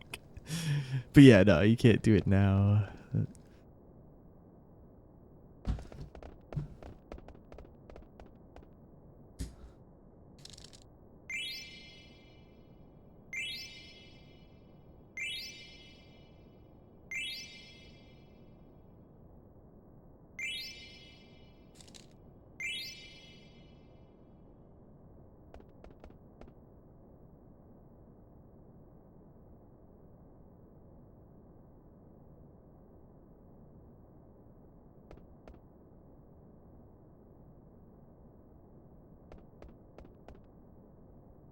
Dude, imagine.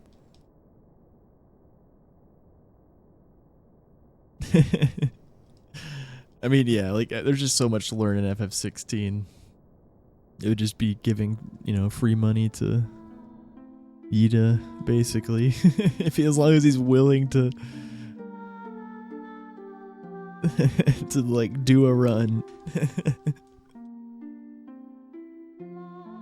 Have to be a long competition for even someone like Ouija to catch up to Yida. Yo, thank you, Emil. Yeah, other side, doing well.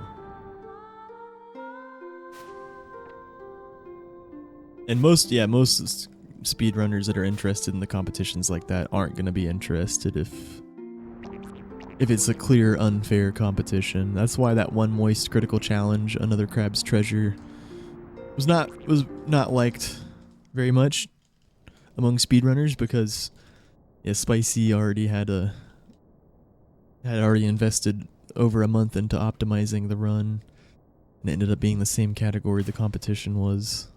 And actually was going to be a different category that allowed this one glitch that changed it completely, and so it was more fair. But the developers of Another Crab's Treasure didn't like the glitch, so they offered $5,000 more to the bounty if they changed it to the restricted category that Spicy already had a lot of experience in. And yeah, Moist Critical felt like he couldn't decline. But yeah, it, honestly, in my opinion, and in Ouija's opinion, many other people's opinions, it just completely ruined that competition. It all dropped out for the most part. But some people obviously committed because there was money on the line, and they knew that they couldn't get first or second, but you know, they could still win money.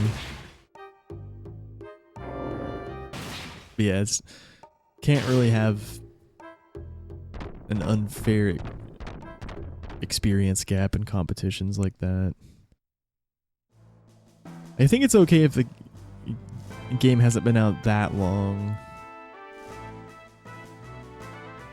But yeah, Another Crab's Treasure was already out for like a few months, and Spicy had grinded it.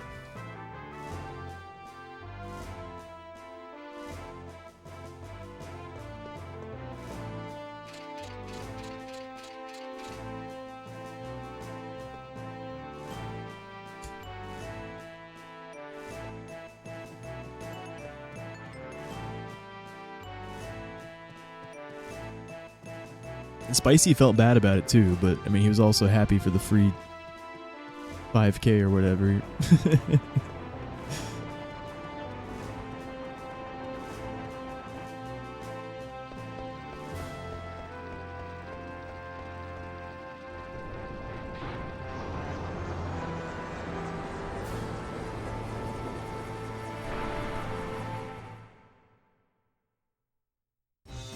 Didn't Ouija get like the Outlast world record? But yeah, all the speedrun challenges have been platformers for the most part. Oh, well, the Ratcatchers one was more of an FPS. And Ouija did that. He got like second place. And Outlast is like a horror game. Ouija's done a lot of different stuff. But you're right, he is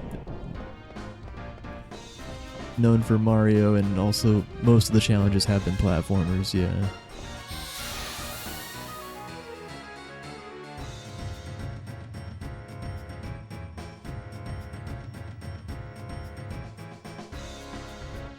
Amnesia game. Well, he definitely speedran Outlast at a high level. I don't know if he got the record, but I know he was close to that at least. But Amnesia too, okay.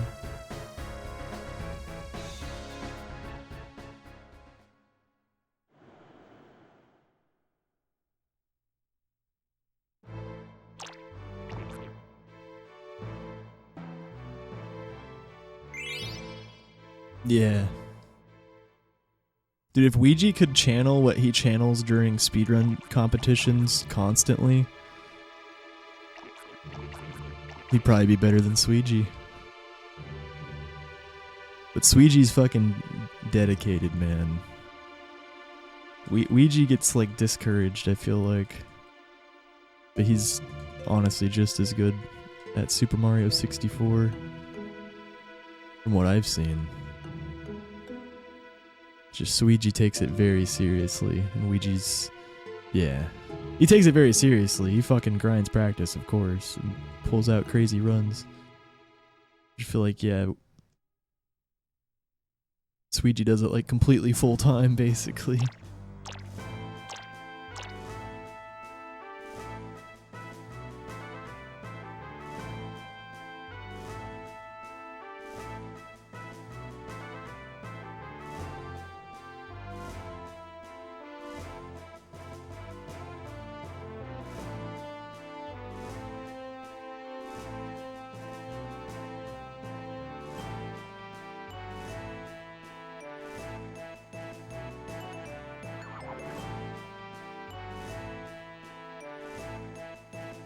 Oh yeah, he did Sunshine first, yeah.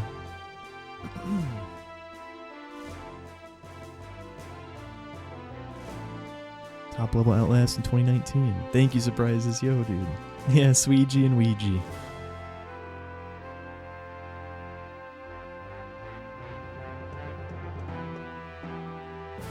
Both guys in their young 20s that are gods at Mario 64. Yeah, very similar names.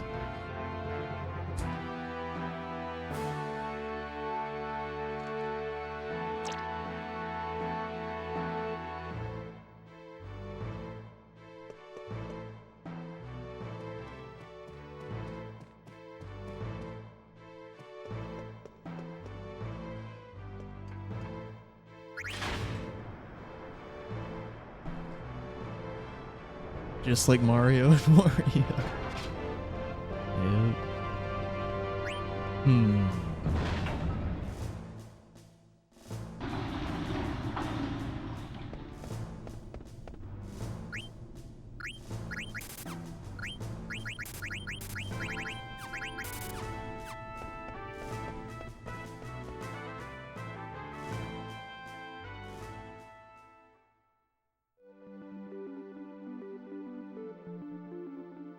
Ah, whoa, dude, my fucking Kiwami shoulder buttons getting stuck.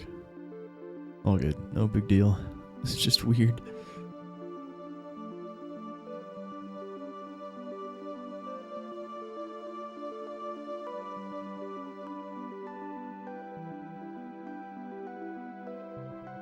But yeah, Ouija is faster. I just think Ouija could be faster.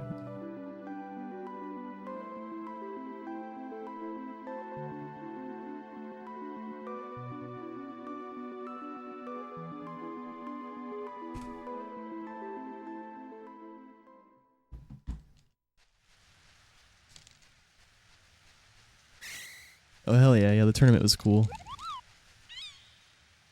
Did Slip win? Or did the guy that Slip was racing win?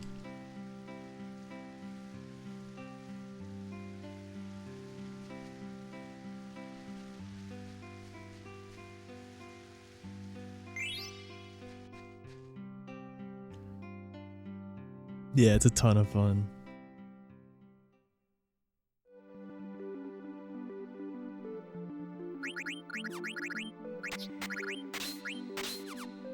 What?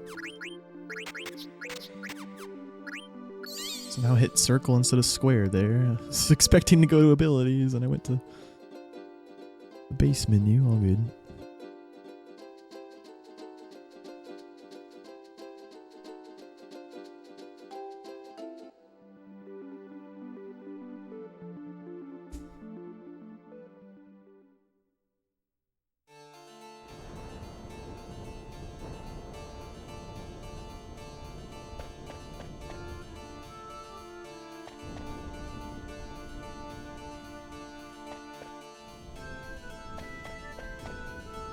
Thanks for the follows today.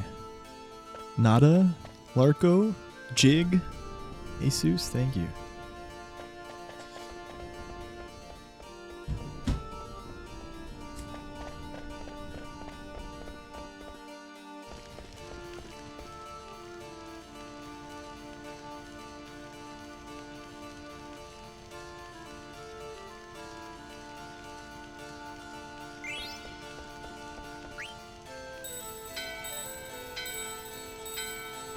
Bonova.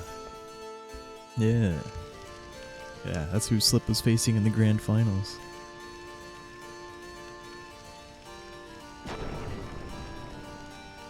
That's cool. 'Cause there's so many like really amazing runners in Mario 64. Like I'm glad that the grand finals was like a really well-known runner versus like a not so well-known runner. Like just so that it had some name recognition in the finals, but also like shows you like, yeah, there's a lot of people that are really fucking good.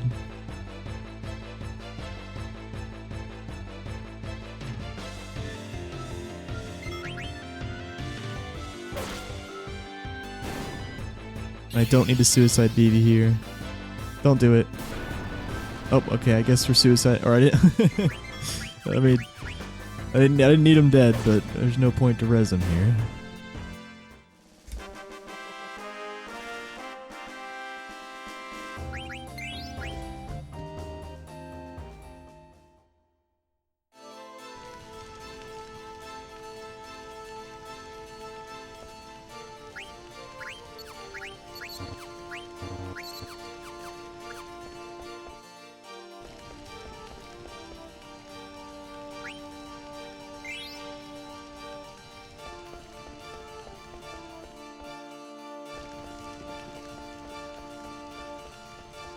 Holy shit, he likes to get close to the stairs sometimes. And that's unlucky. That sucks. Okay, at least it's a skilly.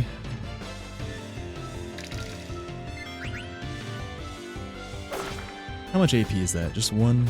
Surely.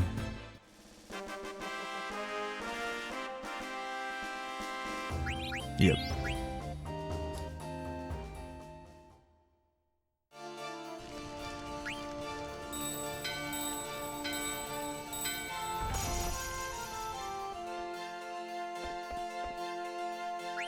Dude! How did it not register both of my down inputs there? What? I don't know, man. Every now and then, the start of the menus are so weird. That hasn't happened yet this run, I don't think. That was fucking cursed. Like, I pressed down twice, and it went to items, man. What the fuck? And then it worked out completely normally after that. It was just, I don't know. It's weird sometimes, this game.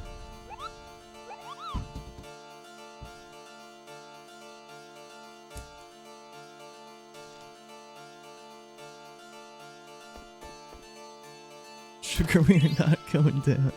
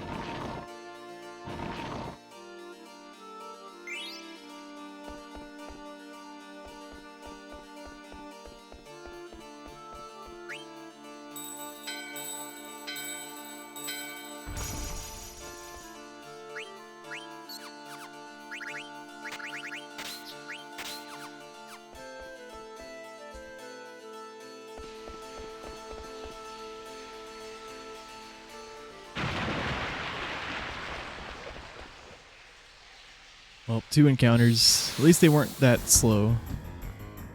But yeah, my PB had 0. My PB also did Black Mage skip. But we're losing time here. Hopefully Giza's a good fight. My PB also had a good Giza. That's because, yeah, we only have 11 seconds of possible time save. That means my PB had a basically perfect Grago. Because my golds are all very good.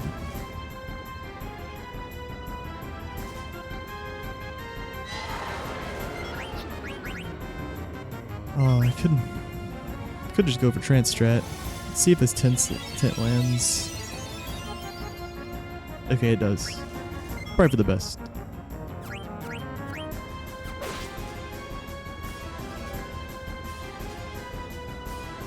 No waters.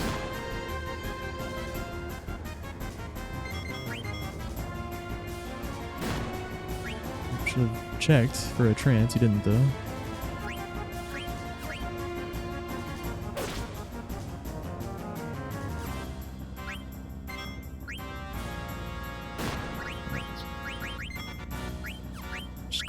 How does like, has Giza missed me like at all the past okay he actually did miss me already. I'm just traumatized still from all the fucking recent runs where he just literally never misses. But he missed once. There's a second one. Okay, we're actually getting a normal Giza for once. He is countering everything though. Classic.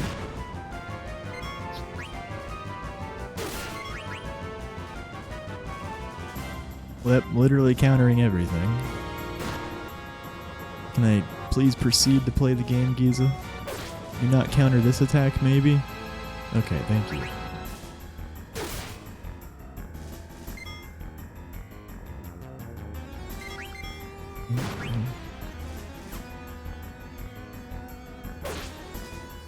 we go. Not bad.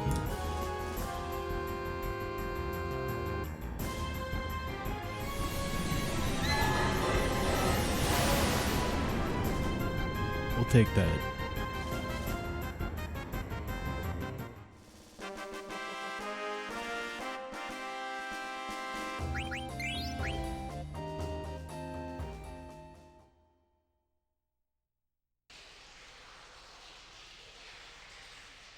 Yeah, and back to back too. Like the only reason I didn't heal before the Zidane's attack there was because I wanted to ATB wait. It's very tight, and you would preferably potion while his ATB's filling up in between the two attacks, right?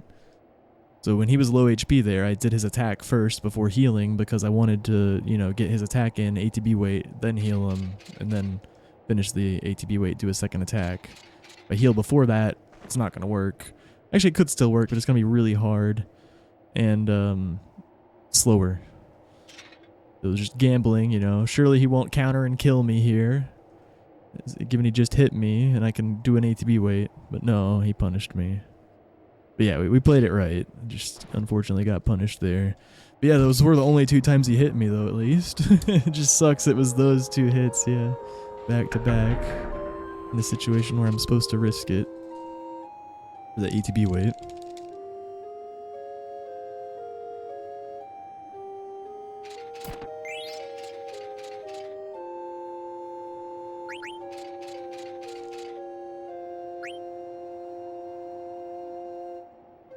We have the best Glods. Beautiful Glods.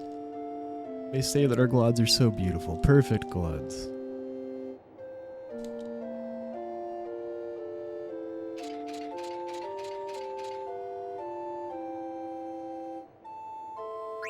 No idea what that's from. I'm just kidding.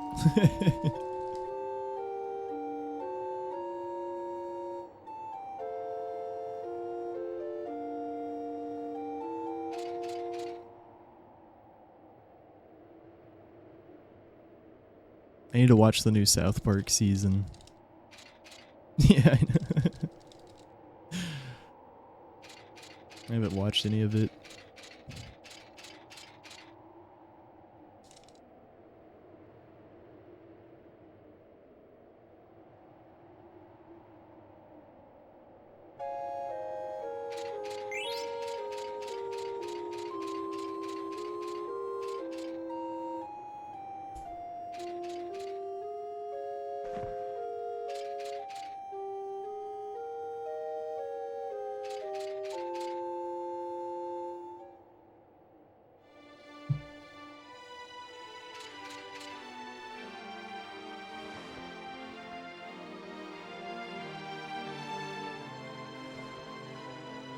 Yeah, I can't do impressions, man. That's why I thought it would be funny if it was like, I don't know what that's from.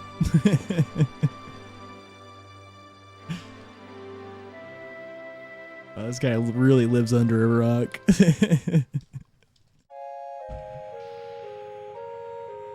No, I just can't do impressions in general, really. I'm not good at that. Oh, thank you, Steph.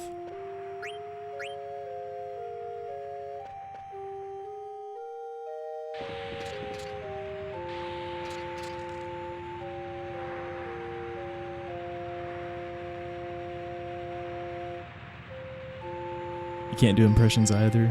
Sage.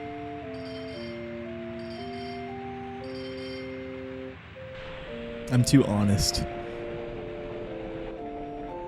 The impressions are a form of lying. I'm too pure.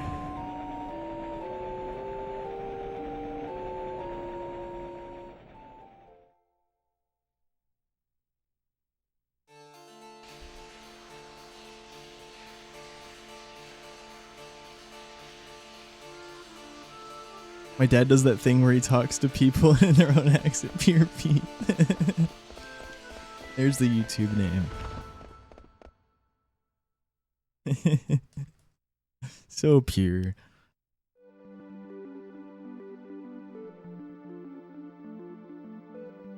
Pure Degen.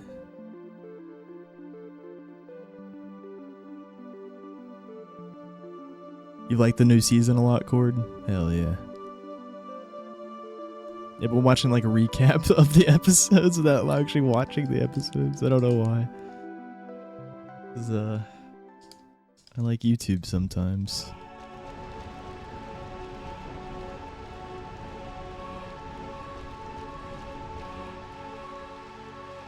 You gotta listen really closely and then exaggerate the few big things. Oh, you've been doing that too?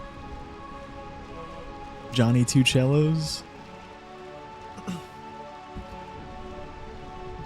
Oh, you watched the recaps before? Okay. But now you're watching the season. Fuck yeah.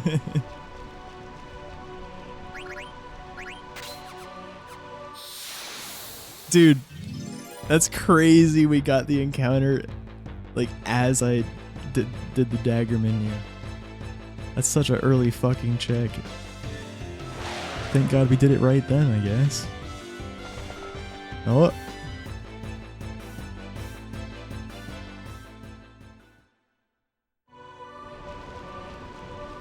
Okay, I did do the menu pretty late, to be fair. It was a little risky.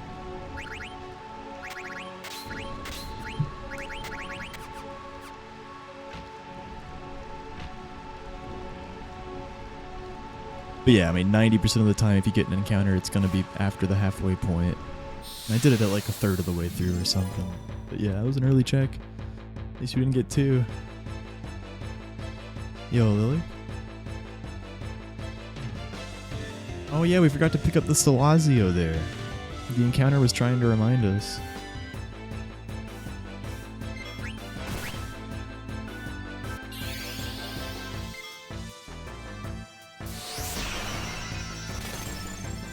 Just letting ATB flow. Should have just attacked the one that struck, but I mean, this is the same amount of time actually. A little bit longer. So you see, the spell's not going to finish quite before its main ATB's full. So the ATB would have been like, yeah, half a second faster or something. It's weird, yeah. In that case, I actually wanted to attack the one that already attacked. Because he struck, and no one was fast enough to hold ATB for Zidane immediately there.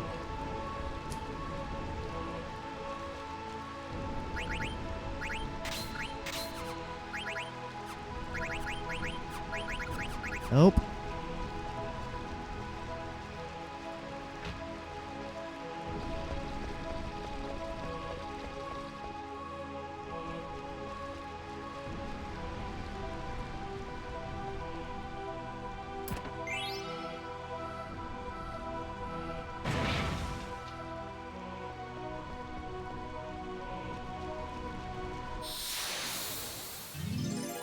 The bell screen. Again. Fuck. This is supposed to be an 8% chance. Seem to land it more than half of the runs.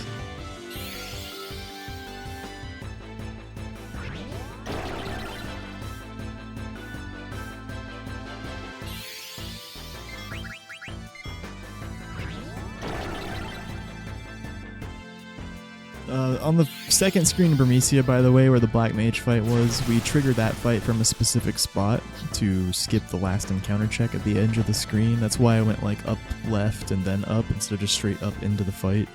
Because encounters aren't live on that screen until after the Black Mage fight. And if we go a bit up left and then trigger the fight, it leads to less movement after the fight. We get to skip a check that way. That was discovered relatively recently in the scope of FF9 speedrunning.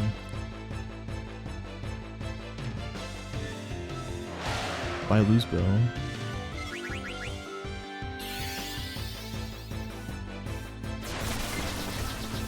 This is, yeah, it's not looking too good, man. We're already at 3.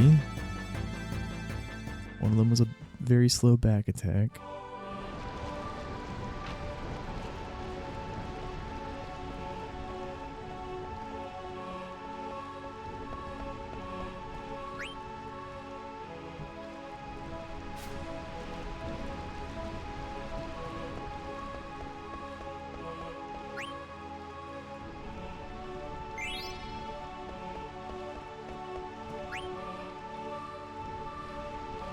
Percent of the time it happens, 50% of the time.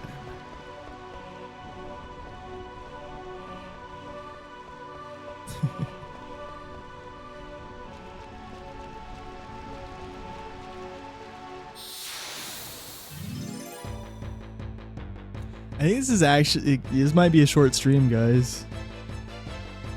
I don't know, I could do some Resident Evil 2. I definitely don't want to reset right now, it's too late. Like, I just got my day started way too late today. I'm not running it back for the middle of the night speedrun. Could maybe do some Resi 2 though. Yeah, this is looking almost Jover, unfortunately. Well, not quite. I mean, we'll take it to Clara. We'll probably at least take it to Clara.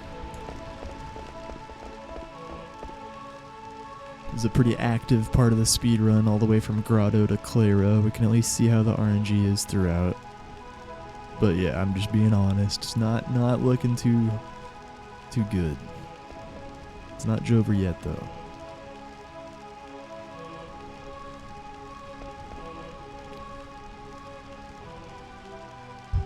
Lumpo's still listening. It is time. Oh, I thought you heard I might stop soon. You're talking about Arc Raiders.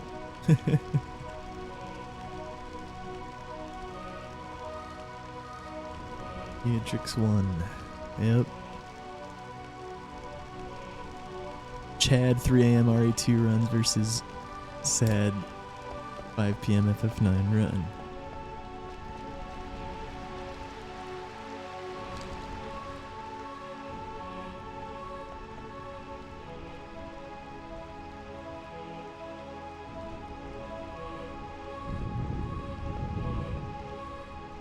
Pure RNG, Lilik. Pure RNG at its finest. Yeah, humans cannot manipulate it in any way except for the world map. We can basically eliminate world map encounters, which is actually better than FF7. FF7 world map is like the one place they have to suffer to RNG sometimes in terms of getting encounters. Shit. Yeah, it's Jover.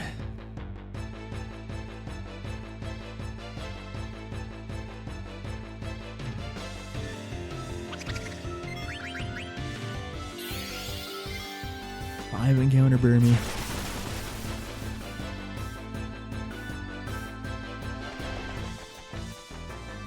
I started that screen with D-pad. I meant to start with analog. That wasn't great movement, but this was not the skippable check anyways. That was before the skippable check.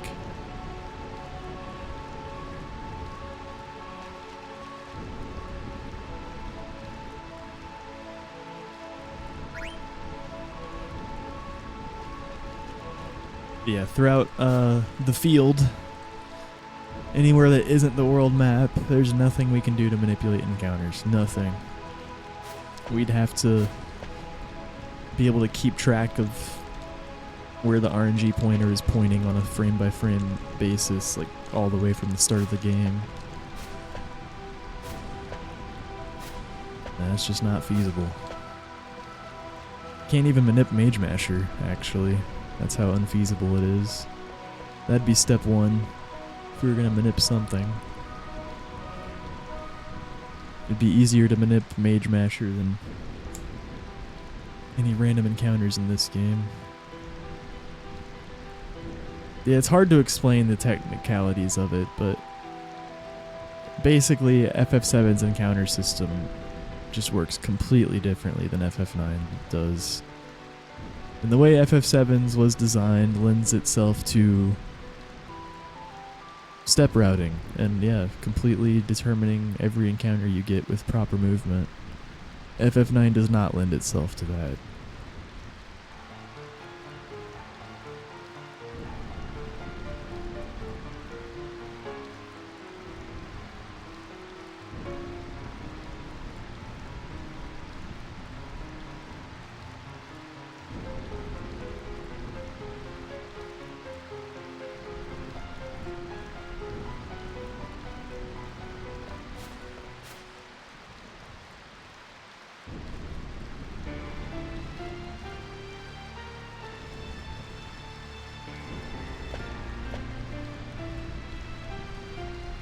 Yeah, Task can manip it. Task can manipulate. But, I mean, that's just... Like, it's... But with tasks, you know, you literally can trial and error it as you're making it, right? Like, you move a certain way. Oh, I got an encounter. Okay, reset. Like, go back to this spot. Let's try this. Pause for a frame here. You know? Like, yeah, a task can manipulate it, but a task can literally, like, trial and error just every screen while they're making it, you know? So, yeah, of course, they can manipulate too.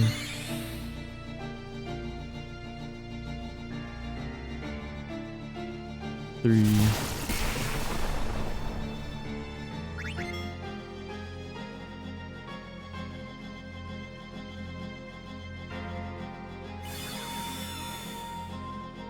Four.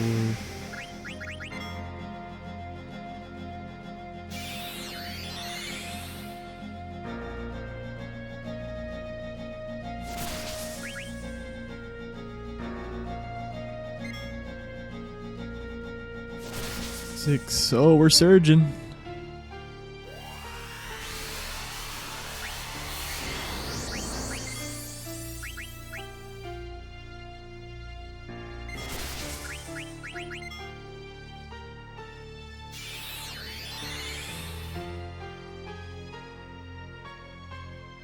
Wow, jump skip denied.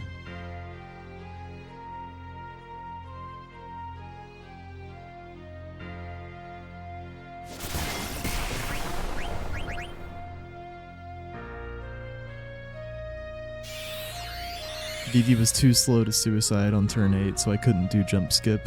If I jumped with Freya and Vivi was still there, jump skip wouldn't work. I would actually die.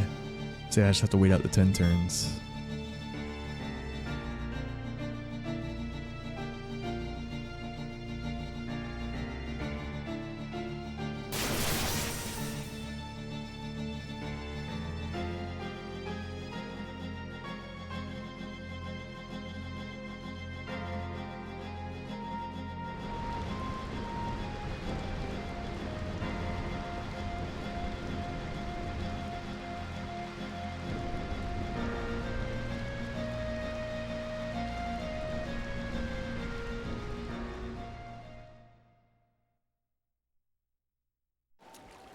But yeah, nasty Burmecia. I'm surprised we're not losing more time.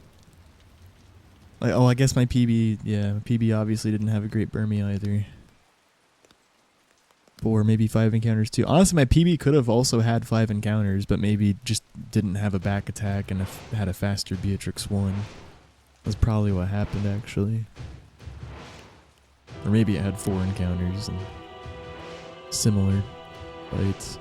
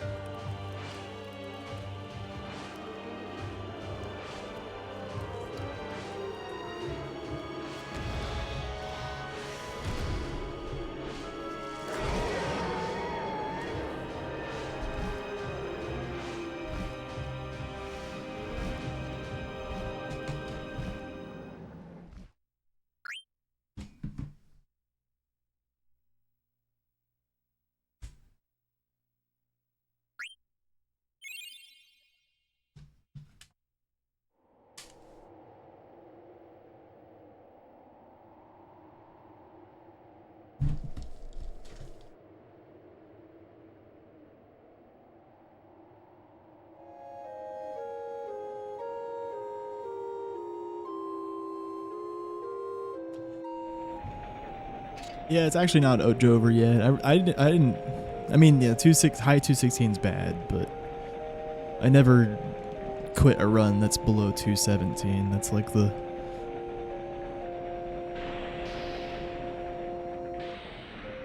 217's like the 217 flat is like the maximum time I'll never reset. If it's over 217, sometimes I won't reset it, but sometimes I will. If it's 216 or lower, I always take it.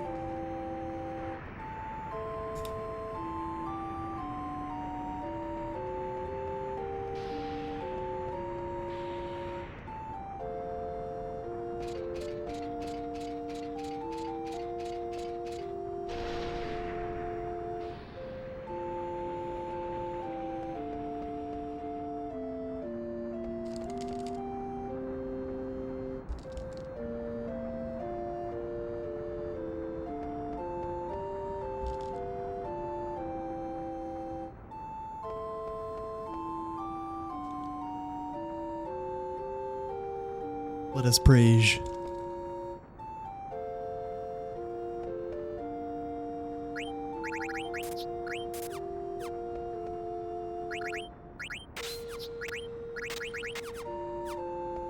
Oh my god, Dagger, where are you going? We're gonna go talk to the chef.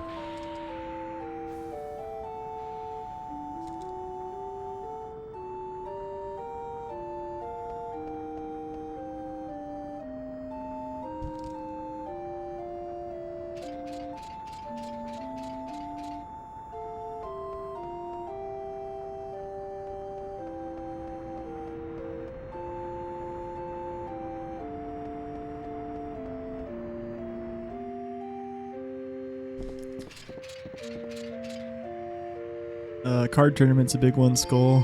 It's a really complicated question to answer, like, completely.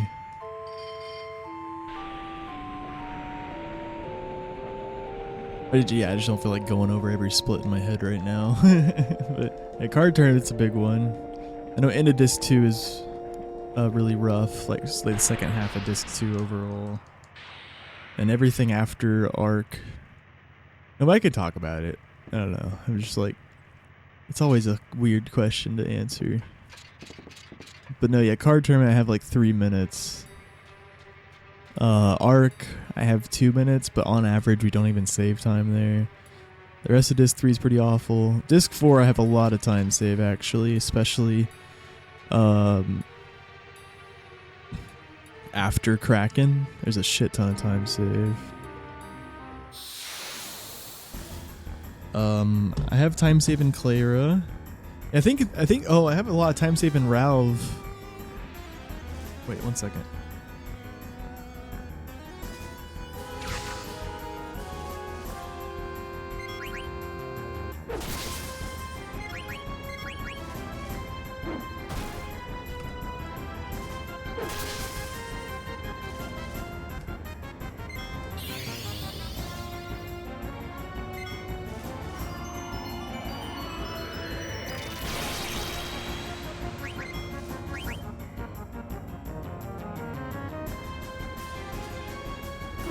No reason to ATB wait here. At least we had the triple preempt. Freeze fucking sucks.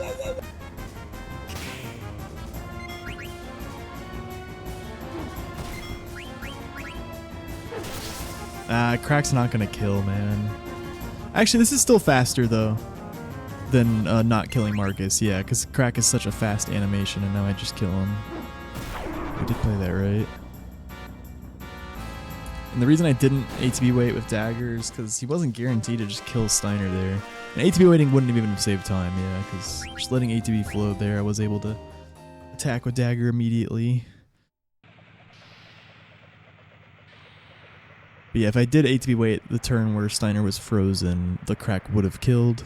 But yeah, I don't think it would have been any faster. And then the reason I didn't ATB wait is because Black Waltz 3 isn't guaranteed to kill Steiner the next turn. And if I ATB waited and he just left Steiner frozen, that actually would have been a bad play. Because as time passes, there's a chance Steiner will thaw. And you don't want to hold the ATB because of that. In that situation, at least. Since, you know, he did kill Steiner and it didn't even lose his time that we didn't ATB wait because the turns were flowing fast.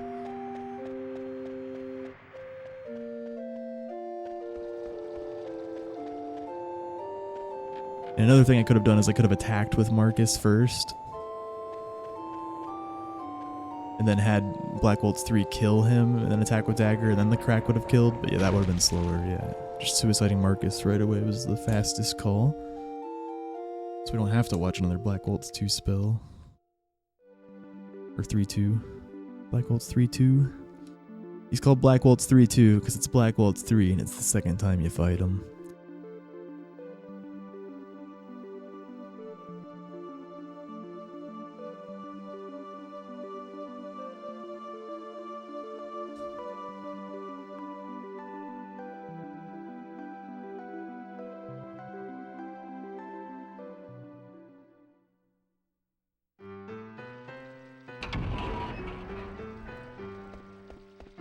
But no, you're really fine, Skull. No. I'm absolutely fine talking about the PB, and now I'm more familiar with it. Like, yeah. I came back, I didn't really know, but now I do know. Been reacquainted with the splits. And yeah. Like, the start of Disc 2 is pretty kind. We actually could, you know, as long as we get relatively decent RNG, we could easily be in the green by, like, Ralph. But then once we get around Aoife Tree, the splits get pretty nasty. But then there's some time save at cards, big time save. And some at Oliver. But then the splits get really nasty again. All the way until like Disc 4.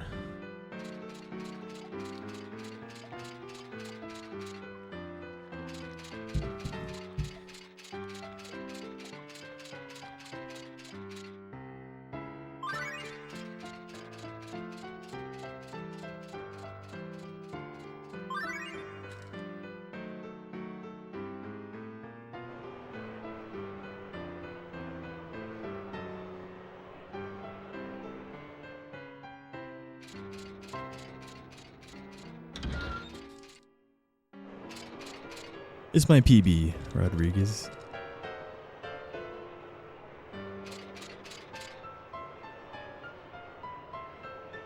Probably every split is an opportunity to get back. Yeah, a lot of them for sure. My PB did get cracked RNG in a lot of them, but yeah, even it can always be more cracked than the cracked, for sure.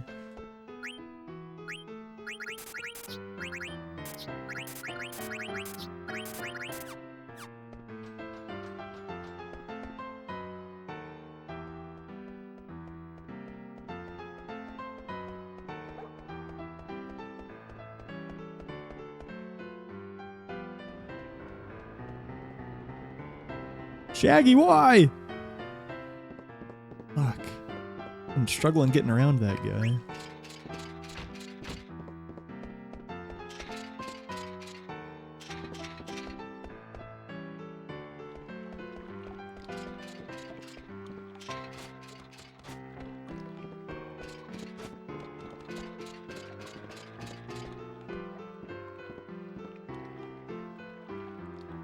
But yeah, that's basically the rundown.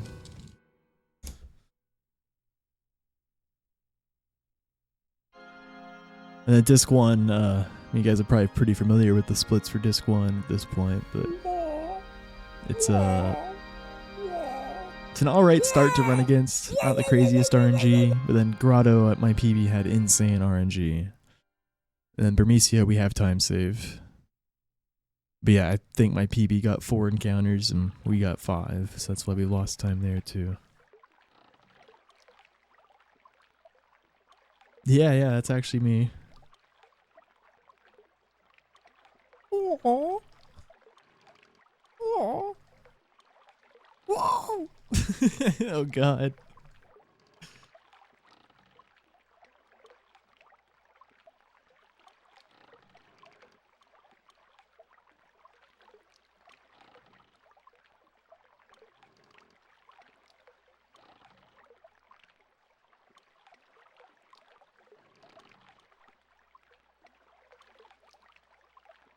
No, it's not me.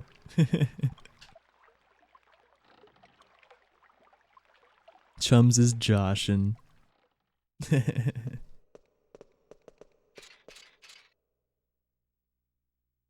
There's a YouTube video that goes along with that sound alert. A very short YouTube video. I think it has a lot of views. It was like, yeah, one of those old gems. Yeah, I just completely lost it. Can't do the big whoa freak out. Yeah, I've got the start down.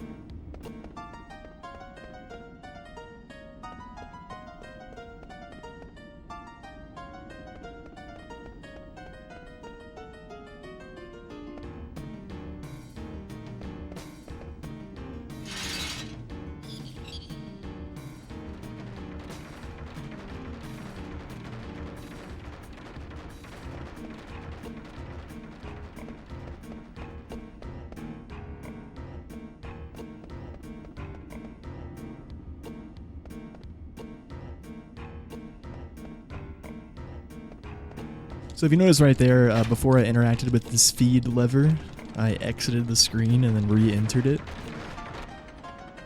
You might be thinking, isn't it slower to do that than to just run to the switch? Yes. But the risk of a random encounter is much, much, much higher if we do that. And the screen loads don't take that long, especially when you compare them to the length of a random encounter. Even the load for a random encounter is so much longer than the load for a screen transition. But yeah, basically we after we split the screen, there's 0 chance of getting an encounter walking to the lever, but before we split the screen, we still have like a 8 to 10% chance of getting an encounter there. But if we don't split the screen at all, I believe that it ends up being like a 40 or 50% chance of an encounter there. See, it's just worth it to eliminate that risk, basically.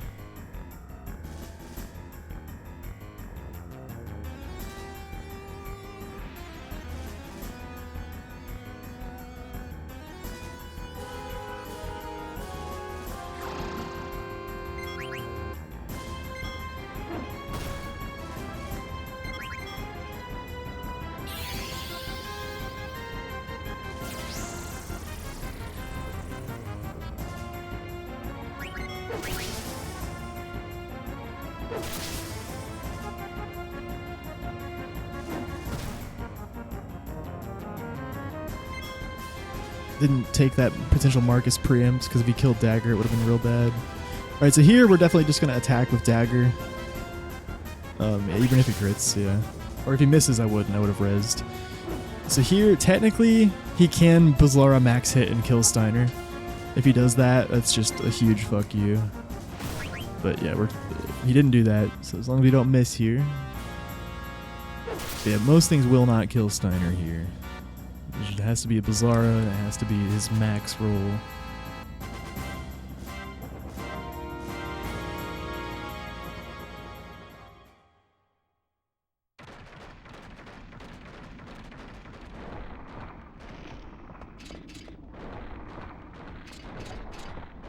But yeah, and that in the second to last turn when I just attacked with Steiner and Dagger when Marcus was dead, he had 1,134 HP. So I know Steiner's going to hit at least over 500 on average. And Dagger's going to hit over 200, so I just needed 2 Steiners and 1 Dagger. So I attacked with Steiner and Dagger, knowing that it'd be extremely unlikely that Steiner gets killed next turn, and I'll be able to get my second needed Steiner attack. Yeah, no Garganru encounters, that's why we saved time. Or maybe my PB just had a really bad Ralph fight. That's also possible.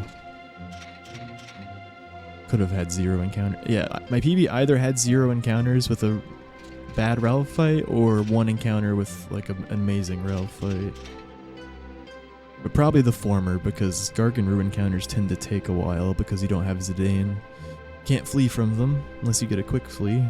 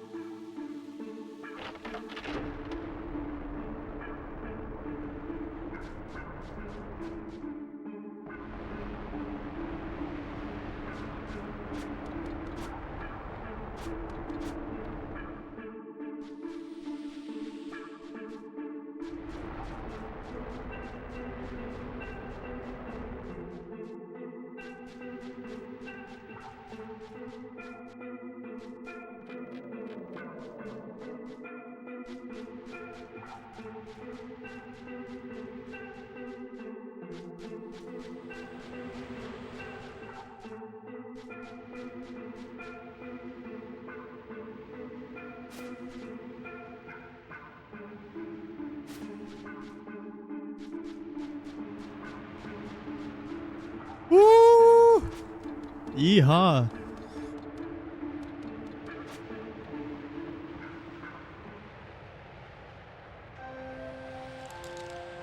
Zero Clara.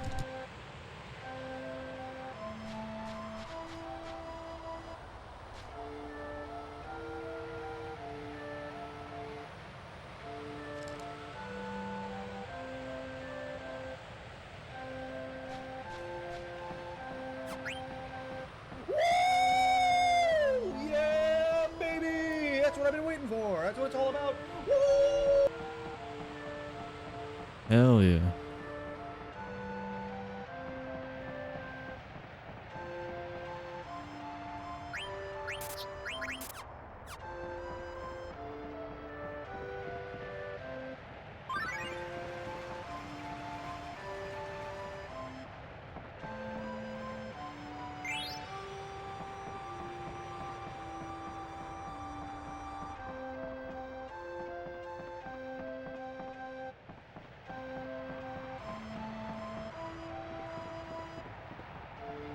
We just have to talk to that priest to advance the plot. Talk to the priest and then come here. That's how the antlion fight is triggered. We also bought the partisan and the thunder gloves on the way, and picked up some Gyashal greens.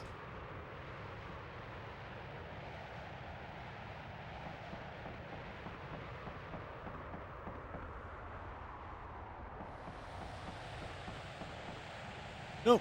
No. I can't believe I did that.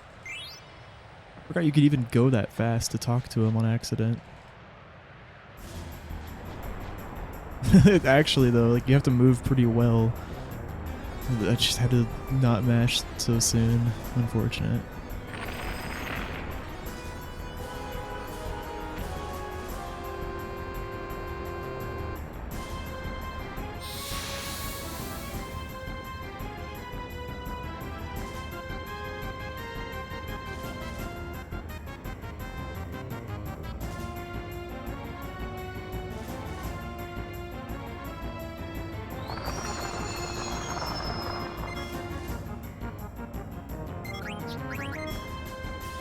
Baby preempt. Okay, no Fyra. Anything but Fyra. High roll. Let's go. Not Fyra. Now the fight is set. Because once Antlion's pushed below half HP, which this second Blizzara will do, he's guaranteed to cast Sandstorm, which won't kill anyone. We just need one more turn to kill him.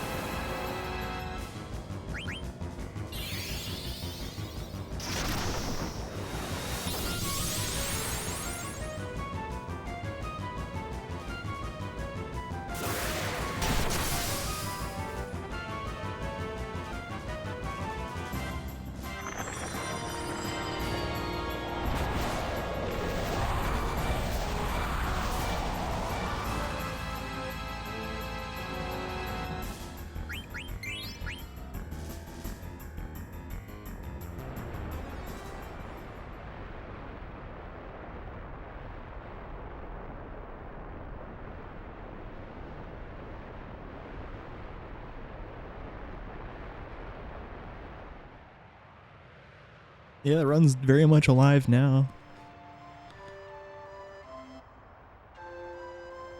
We are no longer near reset territory.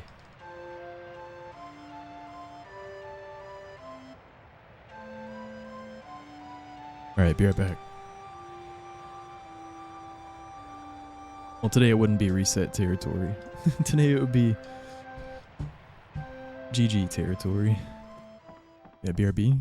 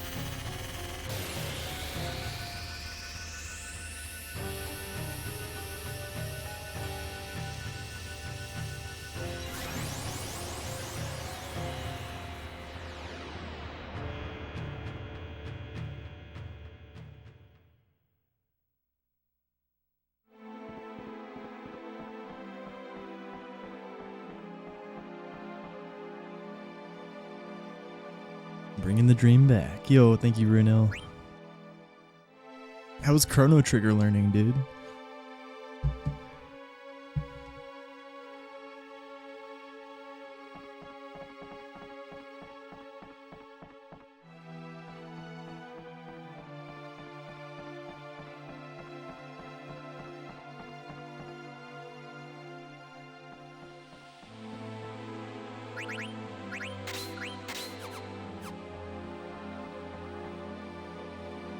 Yeah. Yeah, it seems like a fun speedrun. Nice. Excited for your new arc.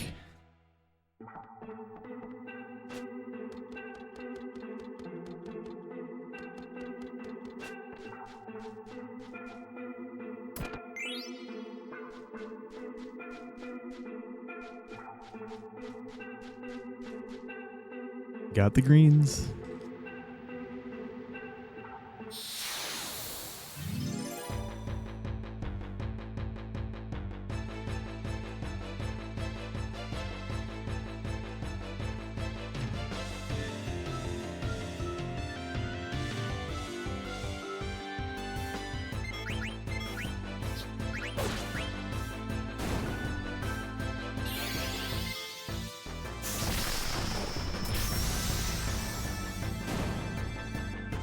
Oh, nice. Cool.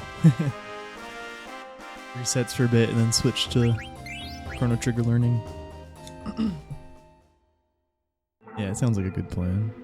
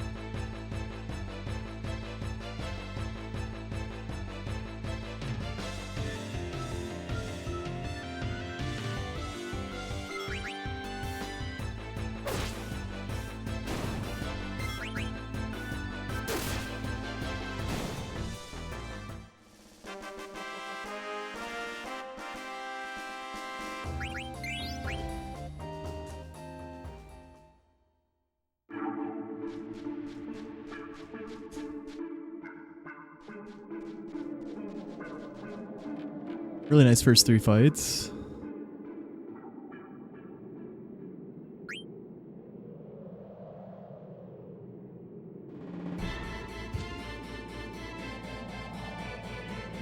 Well, yeah, I mean, I think we knew the potential. Like Zero Encounter Clara is really good. It doesn't happen too often. Yeah, that's why we save so much time. And we haven't had an encounter yet in Disc 2. Didn't have a Gargano encounter either. But even if, like, this 241 is very runnable. Like, even a 243 Antlion would be runnable in my eyes for record attempts.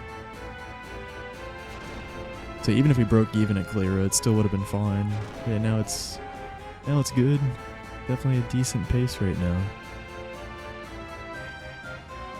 Like 241's pretty good. Like the best Antlion paces you ever see is 239. Pretty sure I've never seen anyone get lower than that. So 241's only 2 minutes off of that. Yeah, it's very good.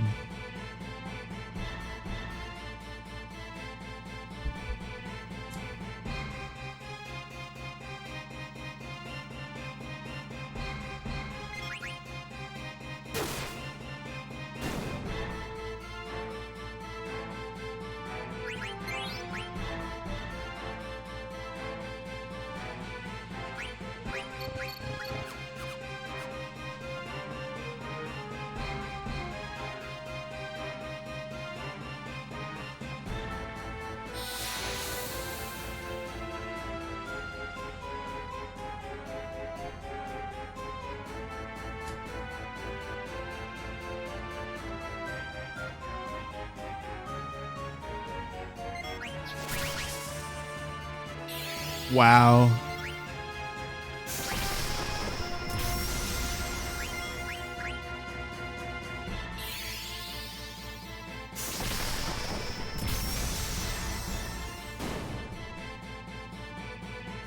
Okay, at least that one's slashed. So we could have avoided that slash if I had Vivi's Bizarra hit that one instead of the first one, but I thought Vivi was gonna beat both. Okay, at least that was just a slash.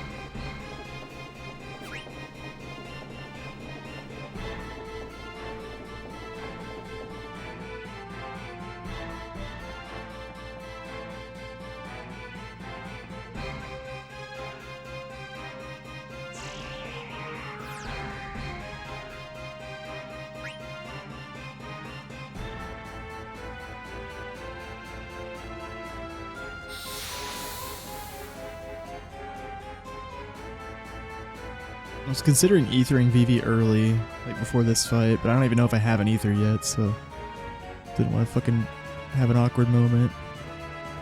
I should have checked in the last fight.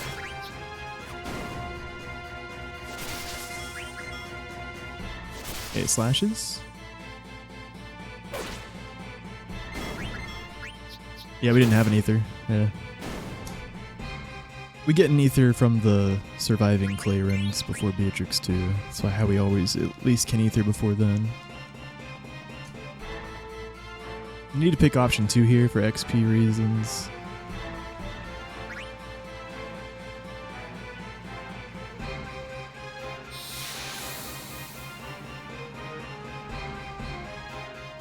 I need to do the typical Freya backup for Bird Killer and level up this run. I did kill a skeleton though, let's remember that.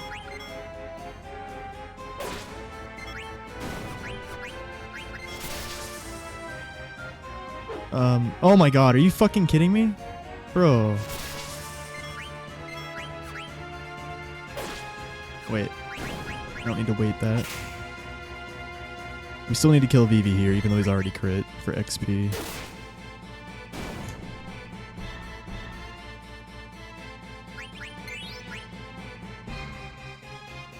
Because I don't, yeah, I'm pretty short on XP since you did Black Mage skip and didn't get anything in Clara.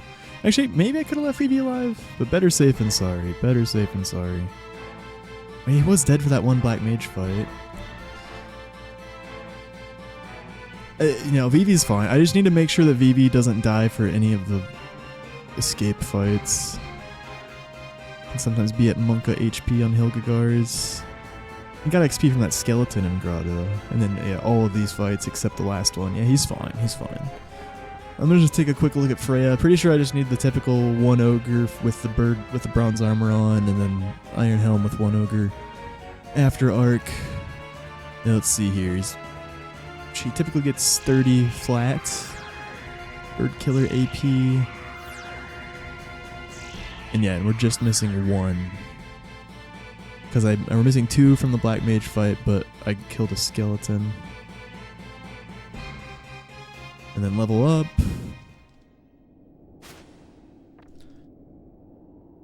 Same deal. Oh, level up we might have learned. Oh, no. Because that assumes we killed a Clayver Trunk encounter. Yeah. Yeah, we should be at 38 level up AP by HG1, so yeah, we'll just need the typical backups. Well, we could also kill 2 things before the split menu in Oliver. But yeah, usually that's not gonna happen. Just throw the Iron Helm on after Arc. How's Protect Girls on Zidane doing? I think that's the typical scenario as well. Yep. We got 2 AP in Evil Forest. AP chart expects we get 3. That's -1, and then -2 for Black Mage Skip.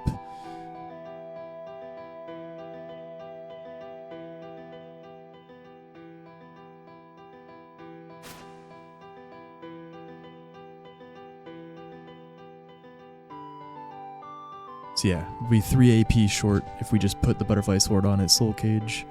Which means we just need to put the Butterfly Sword on before the Draco Zombie, because it's 3 AP. Yeah, all the typical usual backups I have to do with Black Mage Skip this run. Nothing out of the ordinary. And none that we can skip. Yeah, we gotta do all of them. But yeah, that's all expected.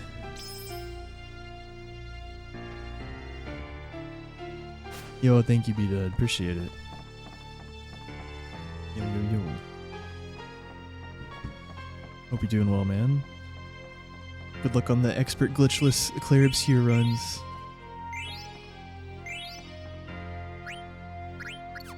Careful. Okay. Careful. Okay. Fucking ethered Zidane run recently. PTSD from that. 4736.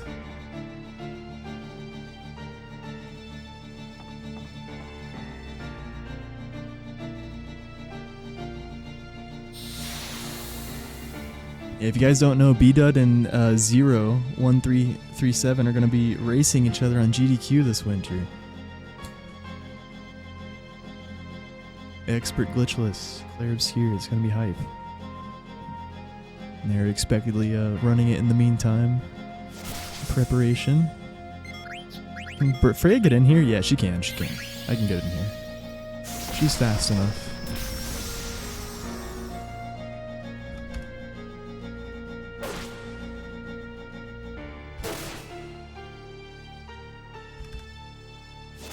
Ah. I'm just gonna push. That sucks, man. I'm gonna make sure she cures here. I didn't see what Zidane hit. I'm just gonna put 560. Yeah, that sucks, man.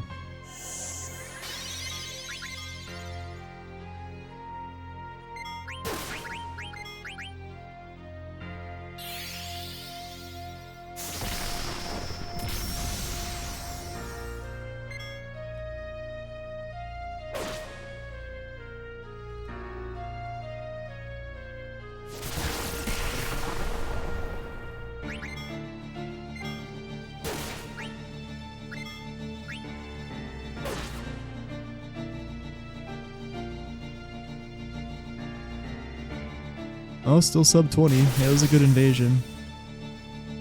Not the best Beatrix fight, having to not do Kira skip. But yeah, that was the safe play. I did not want to do Kira. Like, if I did Kira skip with Freya dead there, I mean, it's just asking to die. Like, yeah. If she hit Vivi with anything, we'd be fucked. And if she shocks Zidane, we'd be fucked. So yeah, I just had to go ahead and make her cure right away and res Freya. It's the safe, consistent way to play that.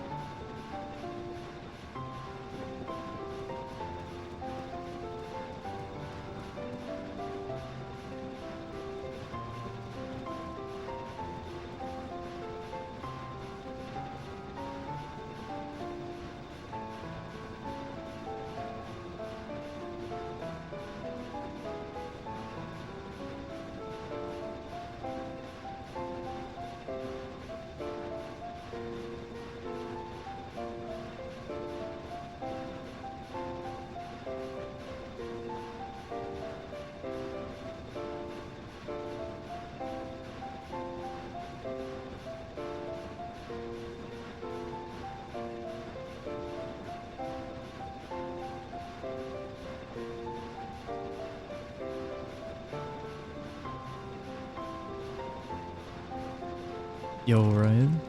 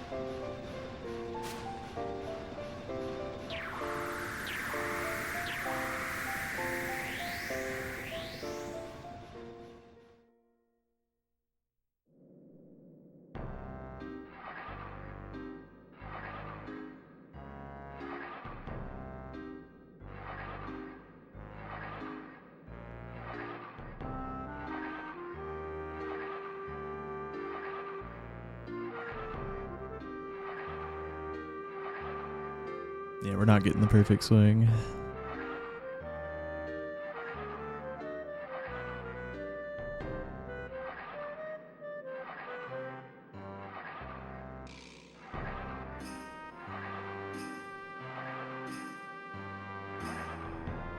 Just went ahead and optimized it a bit for not getting it.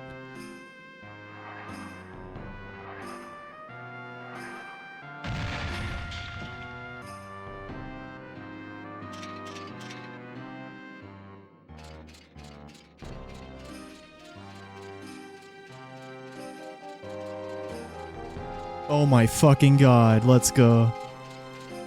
Woo! You don't see that hard pattern too often. Usually when it's a hard pattern, it's you have to do a loop-de-loop. That was like the opposite. They were fucking spread out as fuck. That was spooky.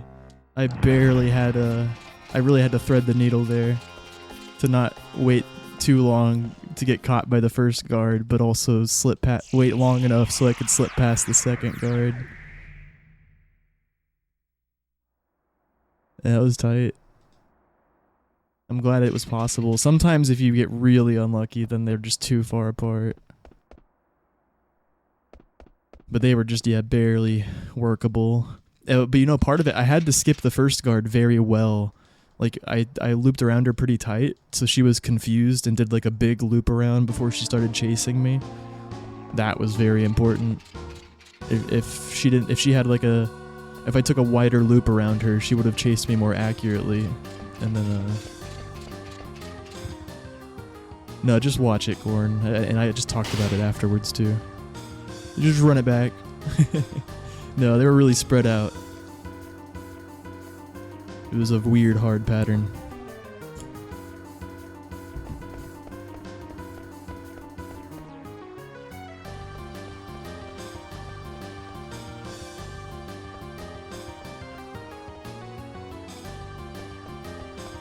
Yeah, I was saying usually when it's a hard pattern, it's a double loop. But no, that was quite different. Super spread out, but I had to loop around the first guard so she got confused long enough so that I had enough time to wait for the second guard. Whoa, a little spooky. She went wide. She moved instantly, but she went really wide. Oh, I forgot Tant. Shit.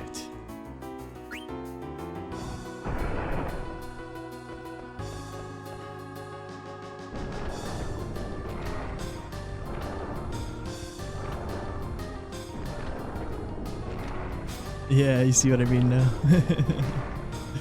Spread out as fuck. That second guard is just asleep, dude.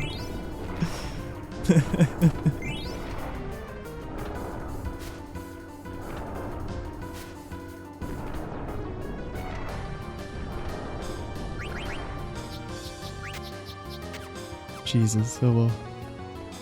Not the worst thing to have happen.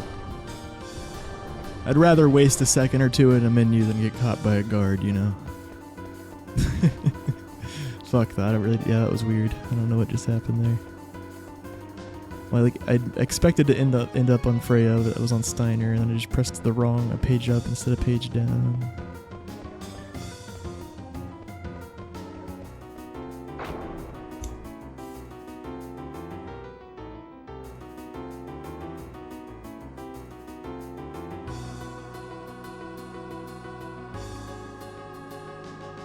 Officer Doofy from Scary Movie. Yeah, yeah. Yeah, that's one of the reasons it's often important to like take a pretty tight loop around the first guard. I mean, it's also important to take a tight loop around the first guard if you have to loop-de-loop, yeah. But if they're spread out, it's also important so she gives you time to wait.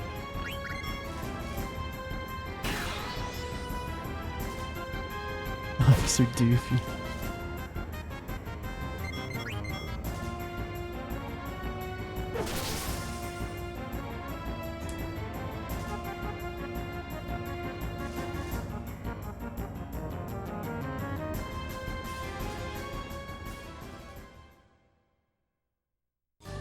But not like, you know, it doesn't have to be crazy tight. Like the first guard, you just want to kind of go up and then left.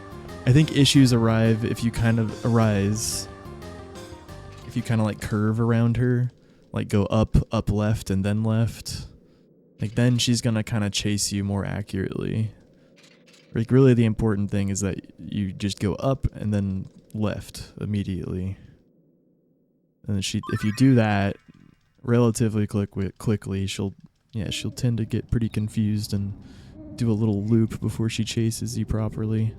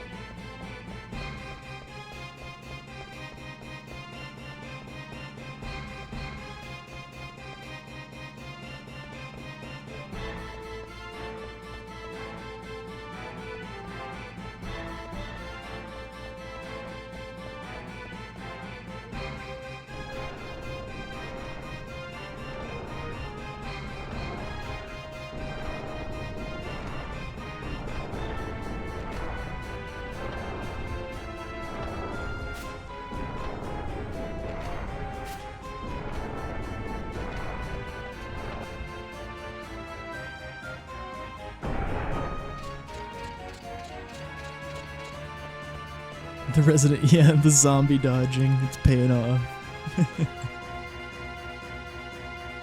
All that YOLO horde practice.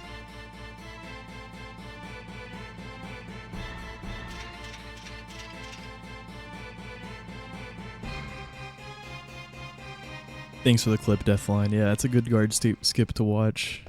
It's a pretty unique pattern to see. Yeah, they're usually not that far spread out. And it can be an issue if they're that far spread out.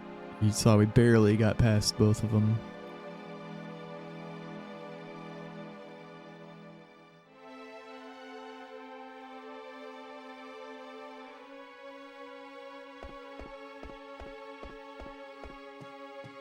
Like usually it's a good thing if they're spread out, because usually that just means you get to do the easy fast pattern and you don't have to do a loop-de-loop.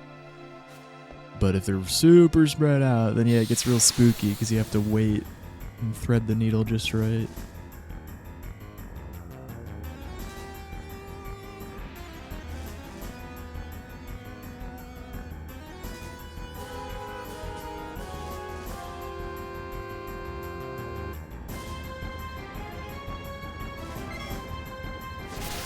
I knew it. I knew it. She's just getting it out of the way. She's like, yep, I'm doing this. Okay. Alright, Beatrix. I see how it is. That's it, man. Game over, man.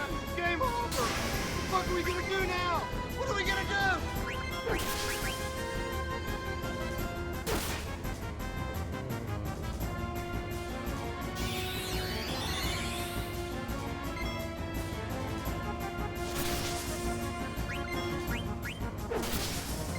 I should have checked for a crit. Okay, we need Z's hit. Don't miss.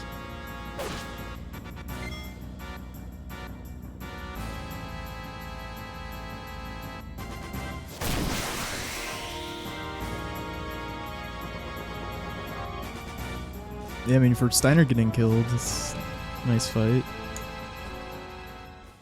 But yeah, if she somehow didn't kill Steiner, then we could have had a 3:15. But we'll take it. Yeah, actually, it was a kind of a shit fight. Yeah, we had like a minute possible time save. We did get guard skip. We didn't get perfect cage swing though. She's a pretty average Beatrix fight, I guess. It really just depends. Like, yeah, does she kill Steiner or does she not? And then you also hope to get preempts. We didn't get any of those.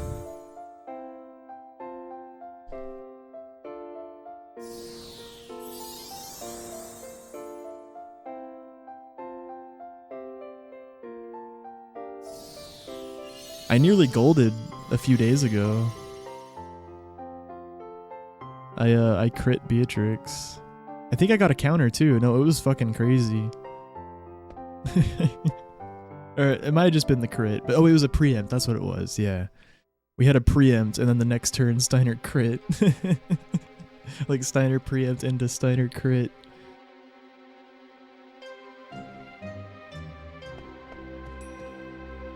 Disgusting.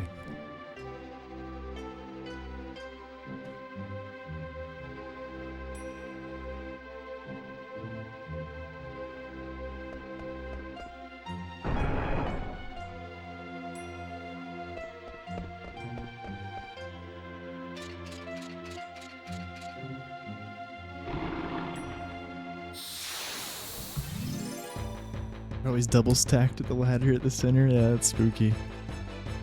Sometimes you can loop around them both at the same time in just one loop if they're close enough. But usually if they're close, you have to do the loop-de-loop. The loop-de-loop.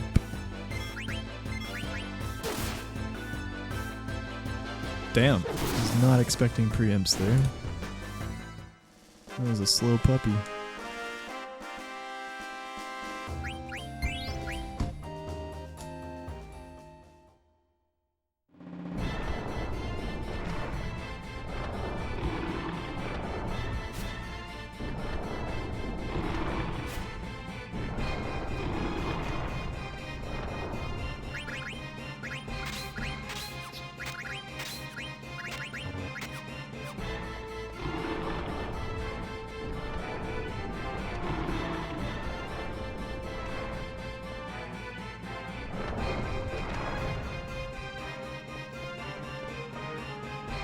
Did Beatrix crit the puppy?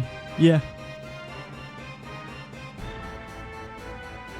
Yeah, she can potentially one-shot the puppy with an attack. These are very rare, though.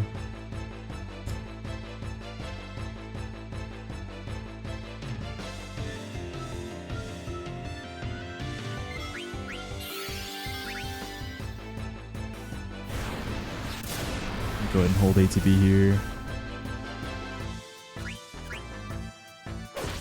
I'm gonna check. Yep. Okay. Doesn't matter which one I attack. Oh, I should have been letting ATB flow better. That's okay. Minor time waste.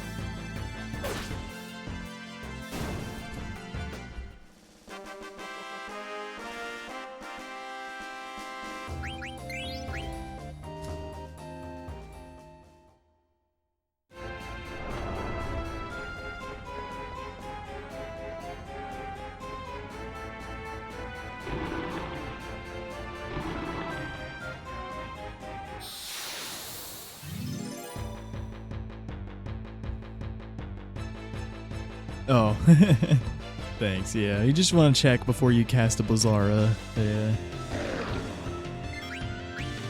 Because it feels bad if you cast the Bizarra and then they fucking cast a spell. Yeah. Come on, Steiner. Oof! The tank.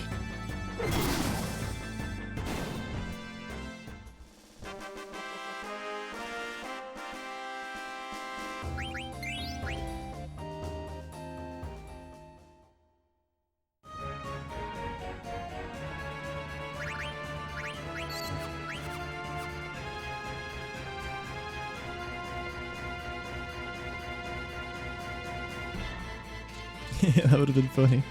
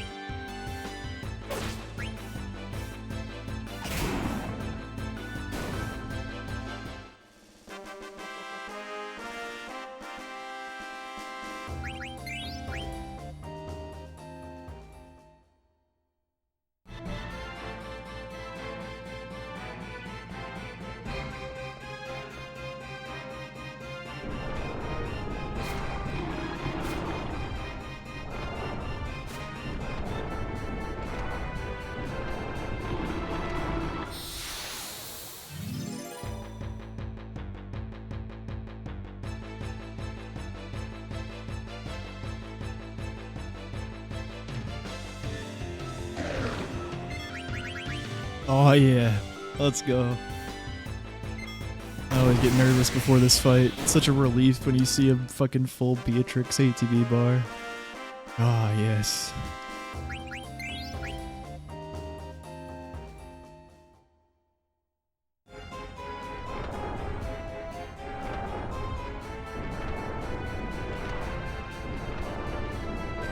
Weird card. Nice.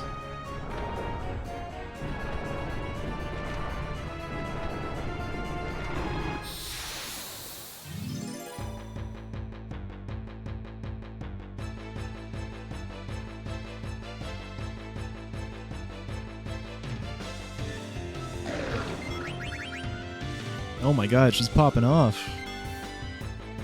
This is a pretty nice split.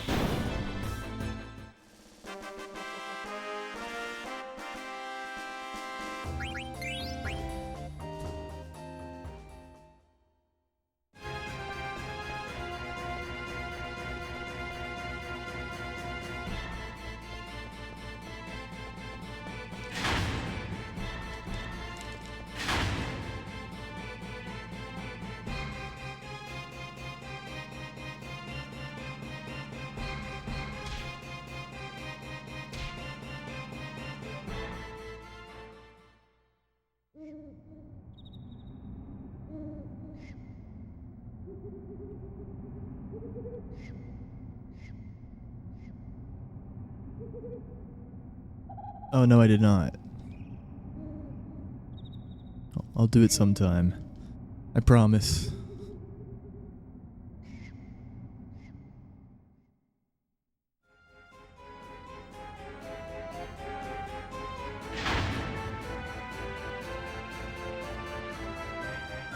Nice three-streak Aqua, working your way back. The mind of a millennial, okay?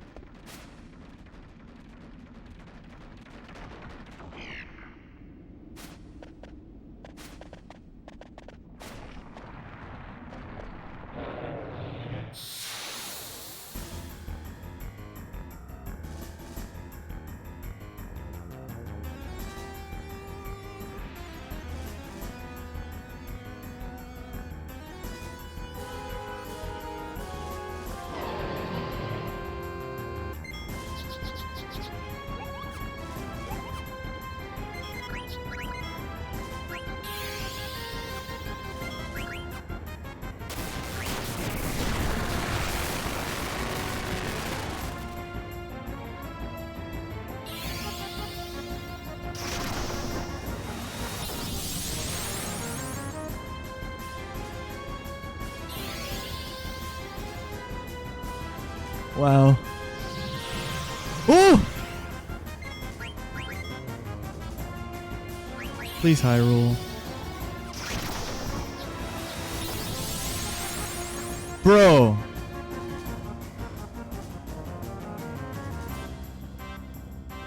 I just know that's not gonna kill, man. I just know. I just know.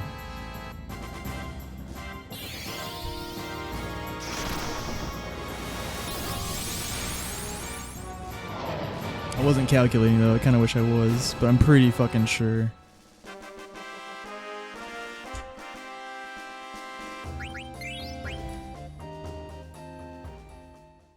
I'm gonna figure that out right now.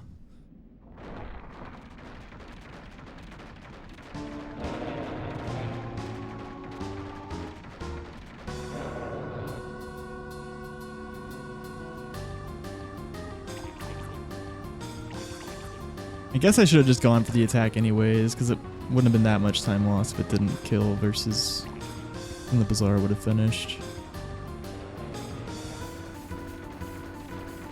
I think it, you know, it would have been time lost though, and I'm pretty sure he couldn't have, Or you most likely wouldn't have killed there. I just can't find fucking Rouse 8. My notes aren't loading. I'll just fucking Google it, I guess. I don't know what's going on with Google Docs.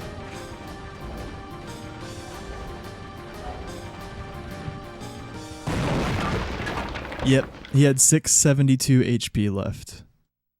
That's some good intuition right there. Nice, we did play it optimally. Okay. Yeah, ain't no way Zidane was killing that. He doesn't hit that high. We made the right call, just fucking waiting and doing another Blizzara. It was cool that the Ultra Soundwave missed VV at least. But yeah. No preempt and had to cast 3 Blizzaras. We have an Echo Screen, we have 16 potions. No eye drops. We have learned Flee already.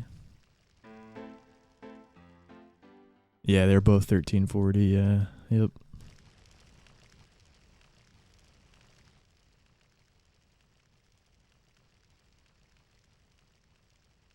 Yeah, that's right. 2 minerals. Don't Zidane attack. Thank you, Sage.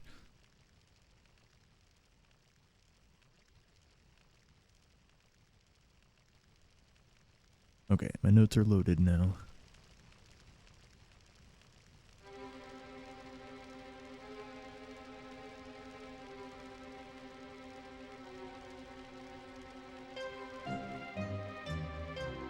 Yeah, but we don't have eye drops, so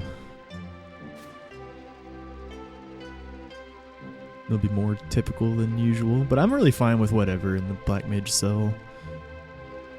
I'm used to all the different layouts you can get. I mean, I just know the items that I need to sell. Iron Sword, Mithril Sword, Javelin, the Ogre. Oh yeah, the Ogre, Iron Sword, Mithril Sword, Javelin. It's always in that order.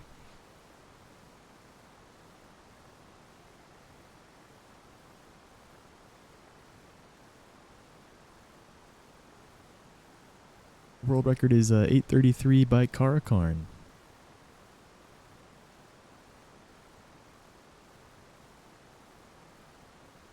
Etherscape? Yeah, I haven't really been picking up the Ether in Black Mage Village at all since I've been back.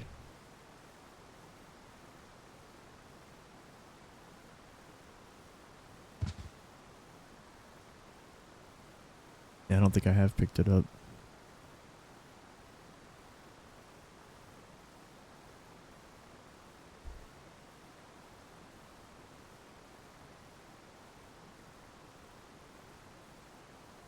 A little risky to do that, but yeah, I think it makes sense.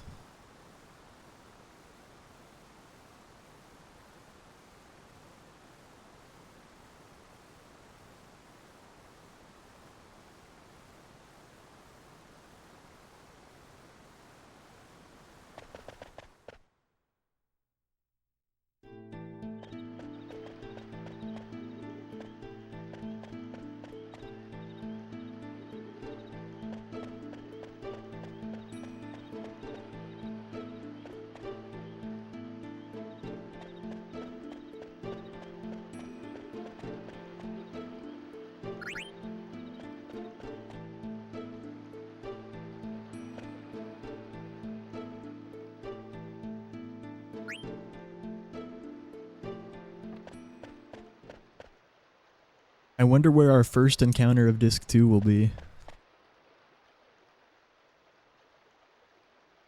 I'm guessing, like, the first hot screen in Fossil Rue, honestly. Like, the first 24% one. Where you hold left and get the flower and then call the Gargant. No encounter? Yeah, I am on Disc 2, and I haven't gotten an encounter in Disc 2 yet. That's why I'm wondering where the first one will be.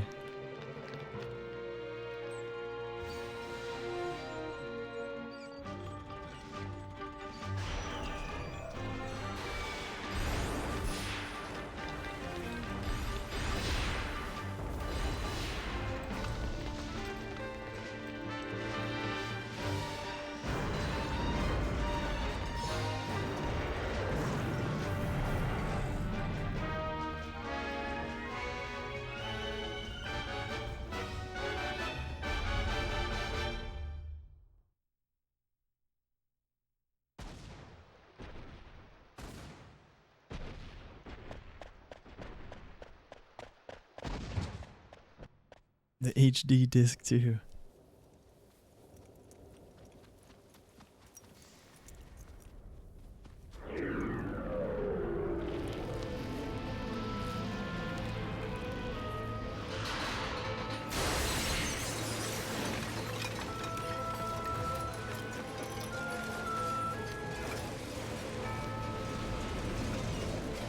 We had plenty of disc 1 encounters.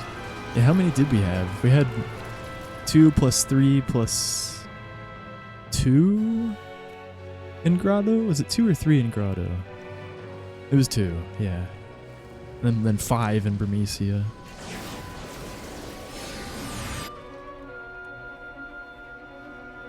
Then we had a 12 encounter disc 1. Which is, yeah, pretty not great. But it was still a 216 somehow. Yeah, none in disc 2 yet.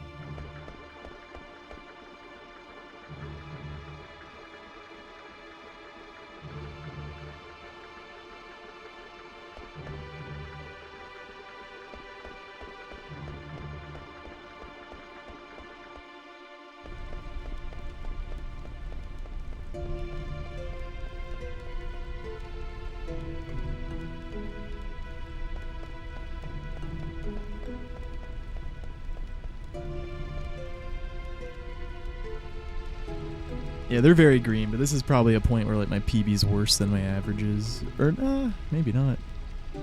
Oh no, definitely not. Yeah, here's the average splits.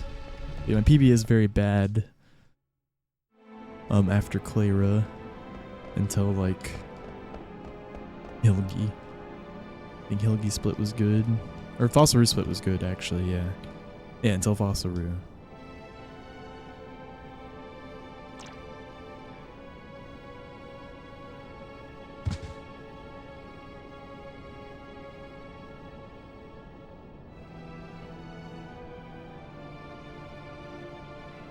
Two Aoife.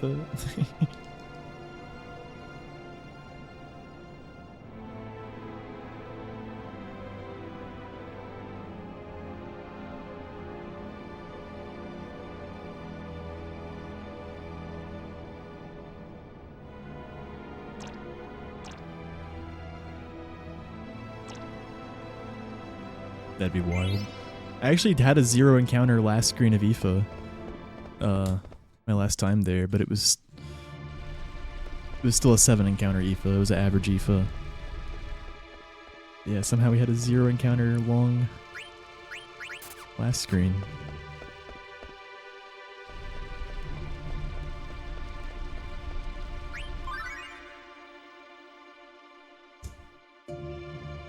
That's super rare. That's like 1 or 2% chance to get 0 on that screen. There's a few screens in the game that's insanely rare to get 0.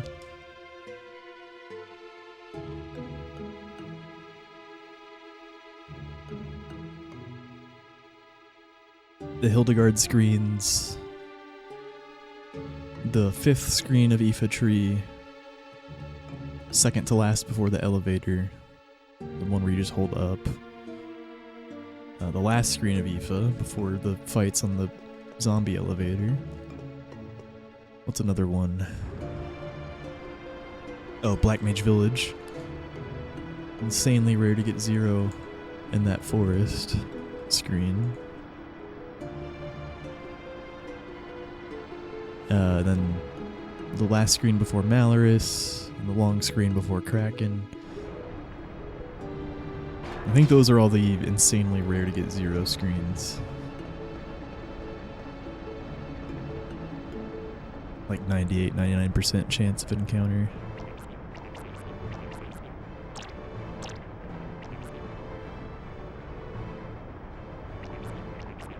Yeah, the 5th screen of Aoife is the worst of Aoife by a little bit, but the last screen's almost as bad.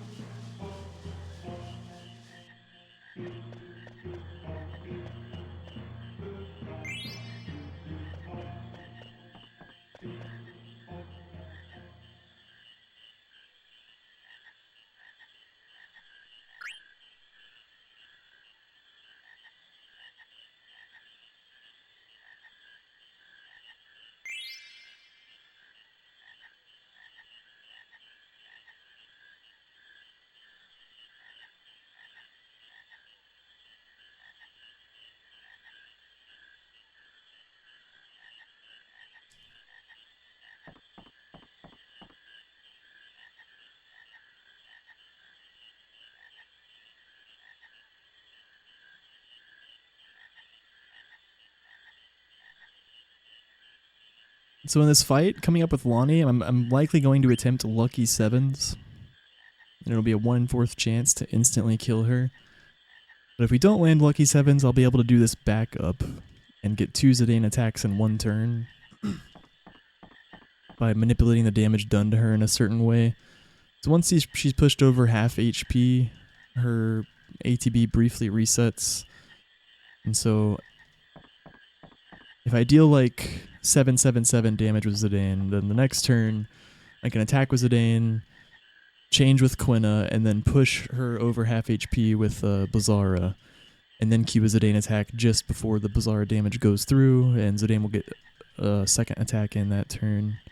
If he rolls 7 or 7/7, I do the same process, except I also Bizarra with Vivi on turn 1 as well. But there are situations where it's not worth it to go for lucky 7s if the backup's not going to work, like if Vivi's too slow or something.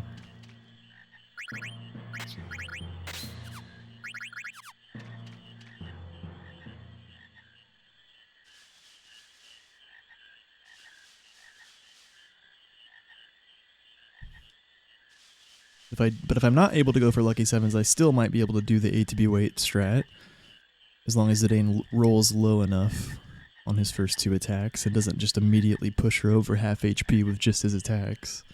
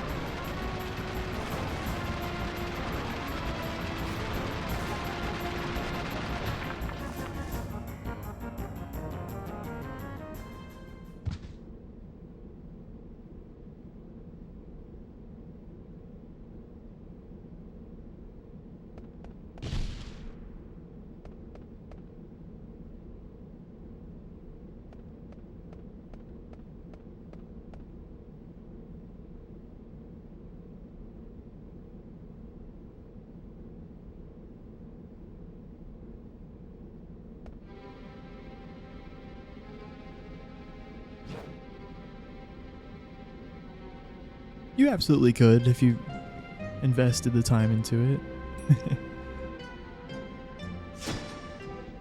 Yeah, it is a long run though. Very long run. Hard to make time for it, but there is a cutscene remover mod. Still a long run even with that though. Oh, nah. Vivi's too slow. Unfort. That's a low roll, that's good. Oh, wow. I can't do it, because,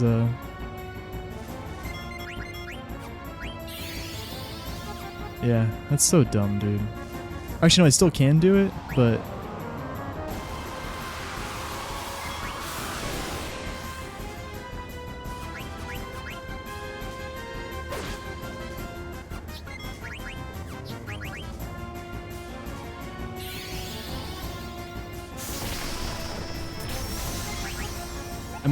I might die here, man.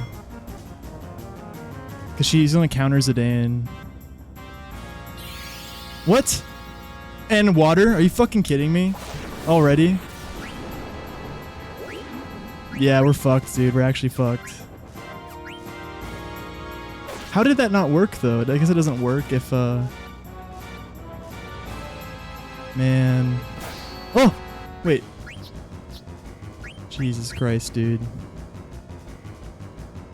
Should've let ATB flow. I was just panicked.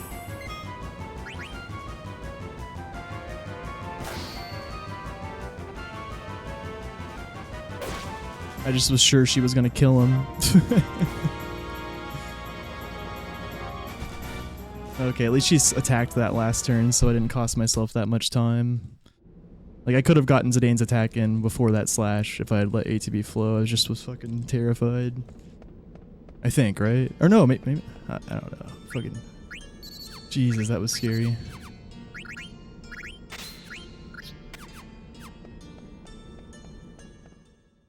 Yeah, horrible fight, man. The fact she kept quick slashing, there was nothing I could do. And like, yeah, I guess the ATB weight tech doesn't fucking work if she's already had 2 turns. That's interesting. I really thought it would still... I knew she would counterattack me. I knew that was going to happen, but I thought the ATB tech would still work. But clearly it didn't. Because I queued Zidane's second attack before the Bizarro damage pushed her over half HP, but yeah, apparently since she already had 2 turns, it doesn't work the same.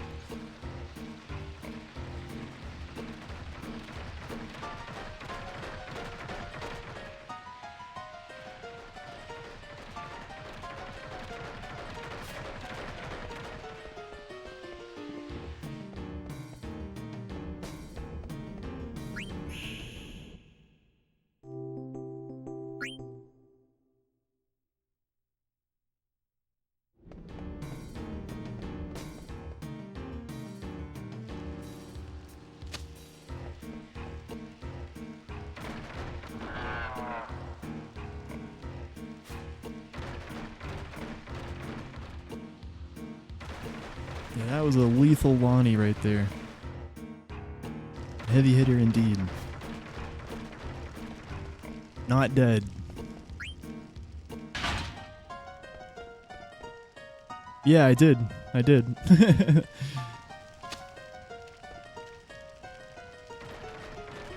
I didn't Bizarro super fast, but I mean, it still got in though. Yeah, I guess it could have been. I think it's more likely the fact she already took 2 turns though. Because like Vivi got in, and I queued Zidane's attack before the damage went through. Like I think you could be right, but I feel like it's more likely it's the 2 turns she already took. But, yeah, I don't know for sure. Because I mean, yeah, all the actions are still the same. Yeah.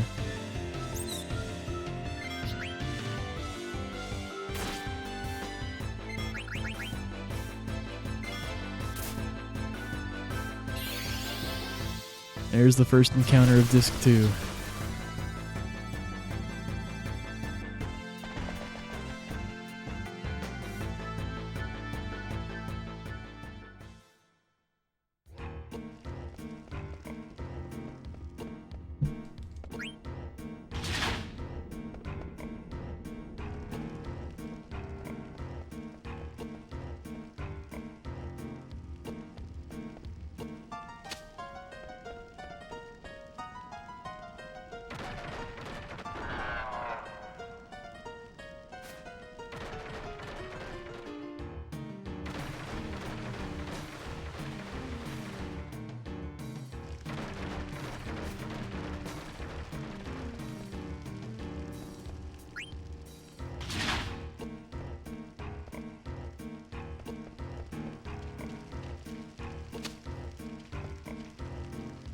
Okay.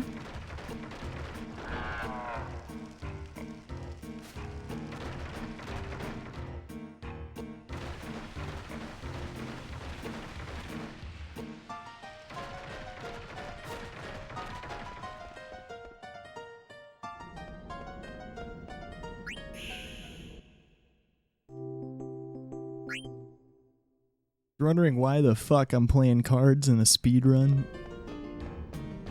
It's to reset the danger meter for random encounters on that screen. Makes it a lot safer.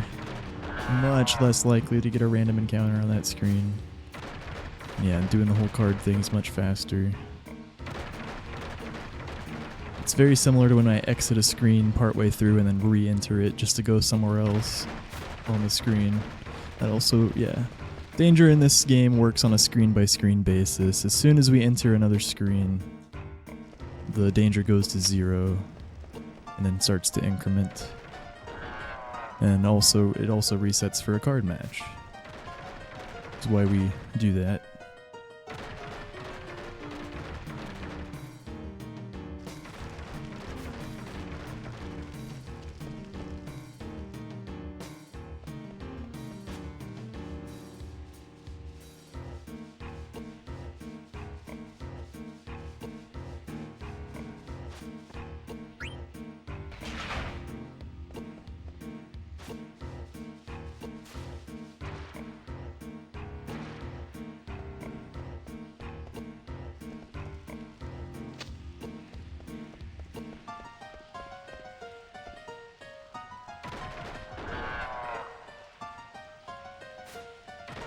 Yeah.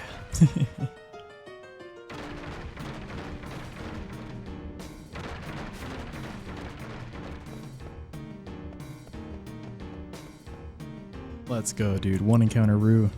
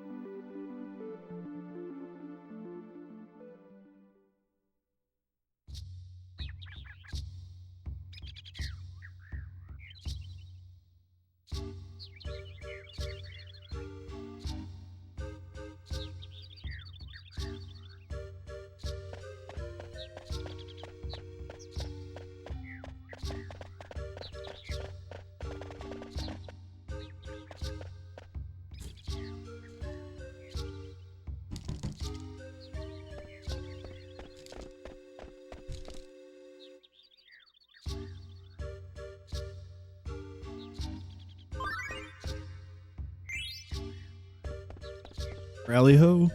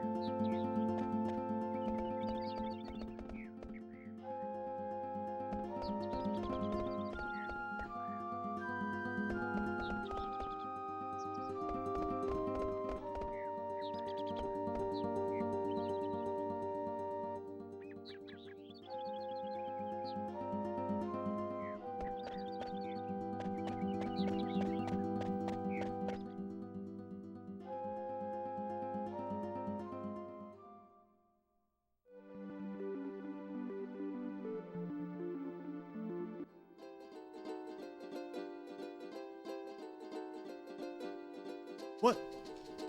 I don't know what's happening. Why is my... Okay, I bail immediately. Like, right as I was about to go for cliff fall, my camera just started fucking turning. I don't know.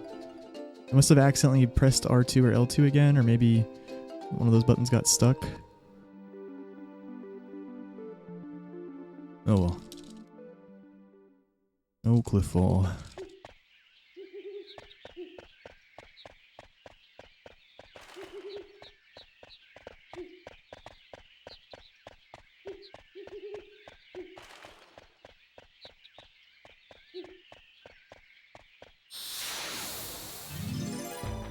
Okay, nice run.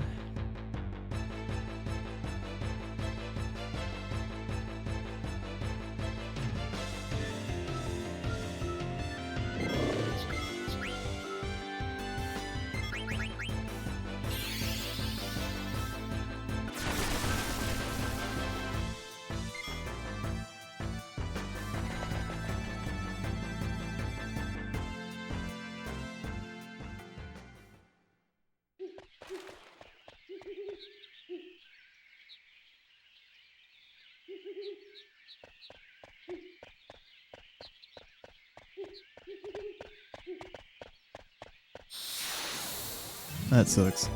2's the average though. Just we had a good chance of 1. How late the first one was.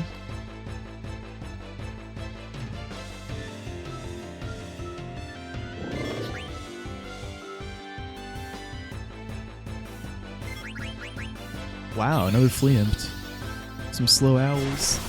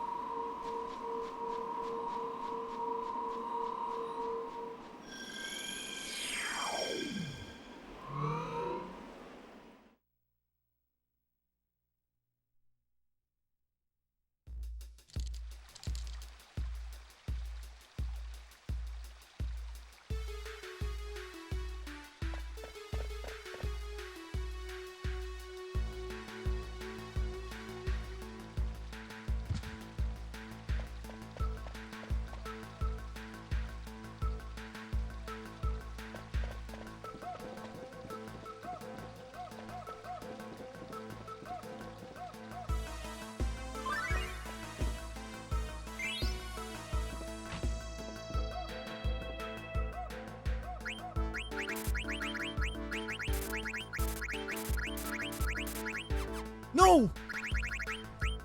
Sell it! Fuck.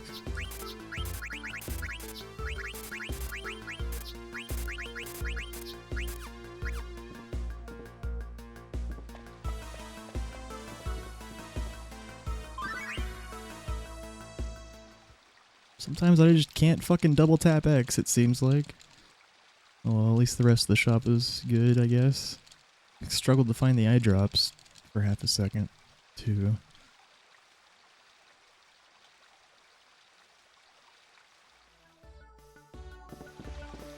Sometimes the game just drops inputs when you're double tapping X. You have to like rhythmically press it in a certain way.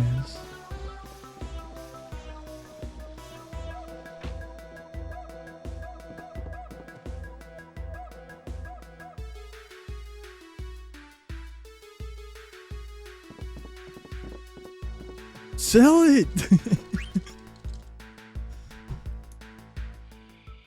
It's really just like double tapping X too fast, really, I think. When that happens, usually. Like you have to delay the second X tap press enough. You can do it pretty fast, but yeah, not too fast. Like selling any items or buying any items. The double X press.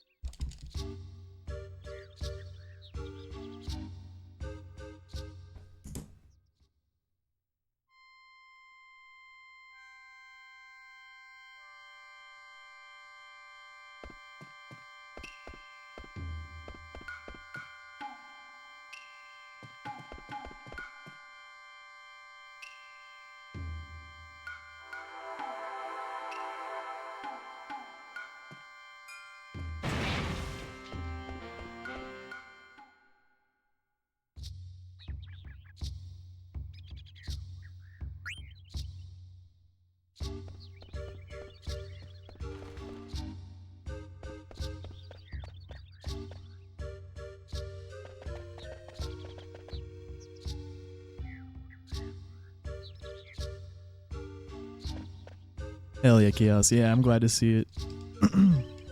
Always nice to get a good start.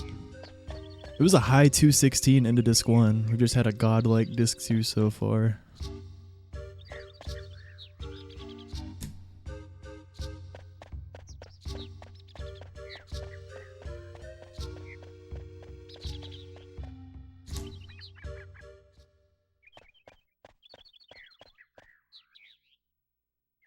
Hope your day's been good too.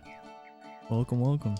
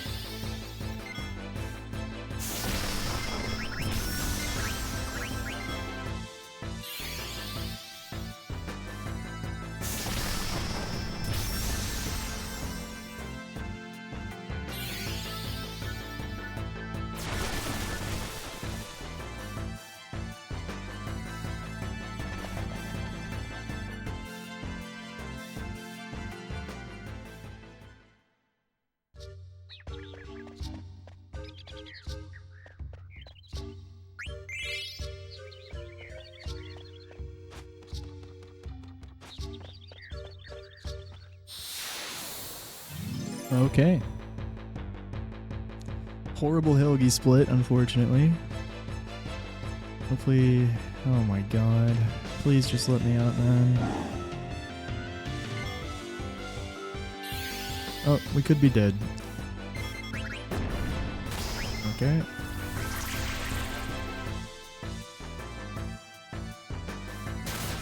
Okay.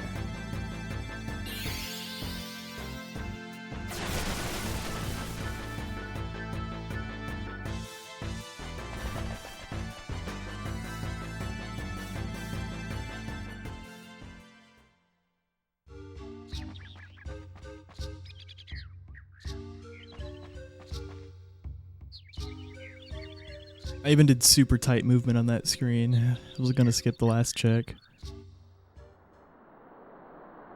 Doesn't matter if you land an early one though. Yeah, 4 encounter Hilgi. Hopefully the fight is okay.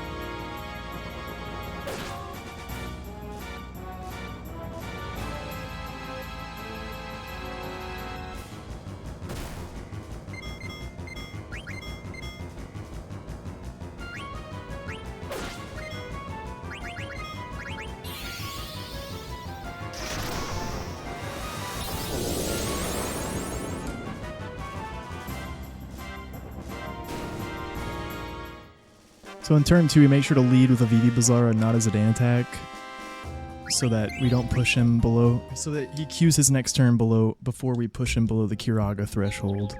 That's why on turn 3 he didn't Kiraga, even though we already pushed him low enough.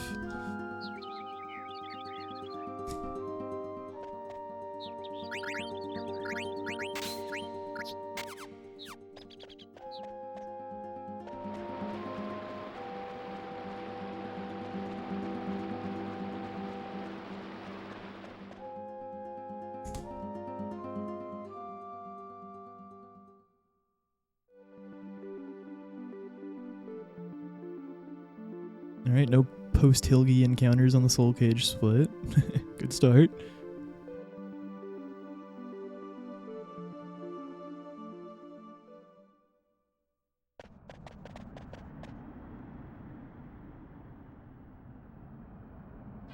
Or, yeah, really it's just that one screen you have to worry about after Hilgi, the last screen leaving. Then there's a lot of screens to worry about after all these text boxes here. Going back through Mountain Path and then the entirety of Aoife Tree. My PB had a very good Soul Cage split. So we'll almost certainly be in the red after this split. But it's okay. We do have time save on Amaranth, and Indidus 2 is kind of rough, but we do have time save there too technically.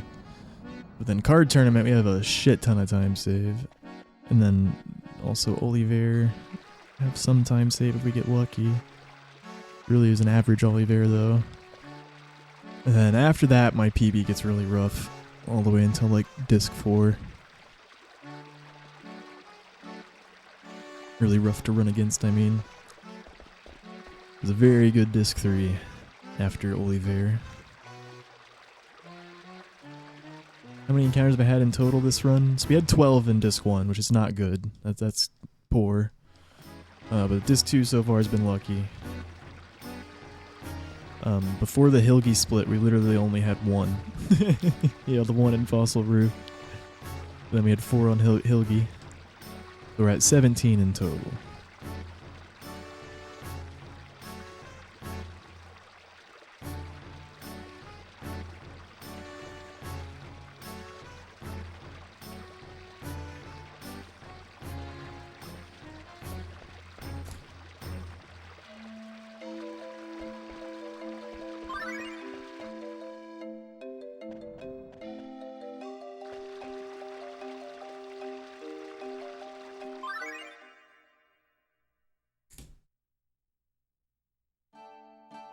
Yeah, going well.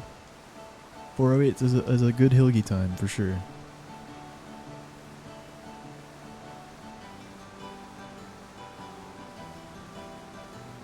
And even if we lose a couple minutes here, it's still a decent time. Like anything sub 430 for Soul Cage is good. Has potential at least.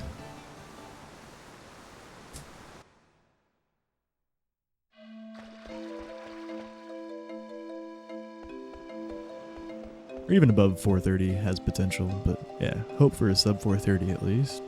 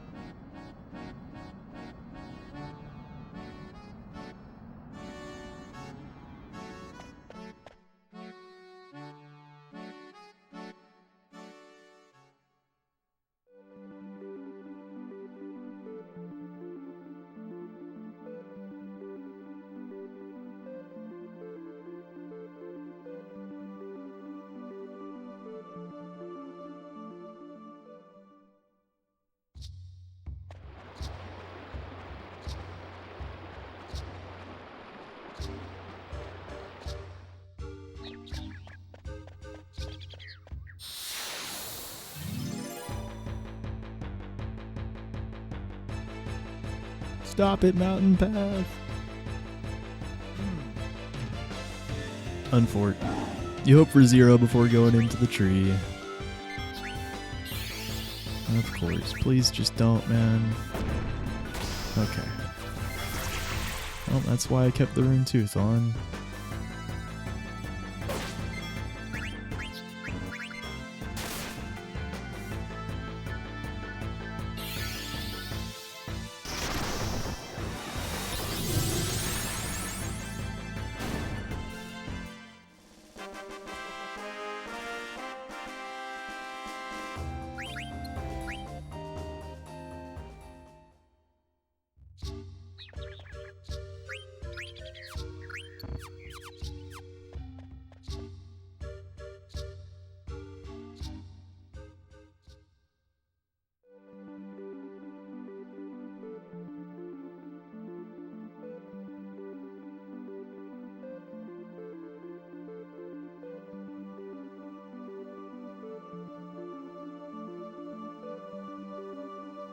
Well, I also keep the Rune Tooth on all the way through to the zombie fight. I like to be able to one-hit those zombies.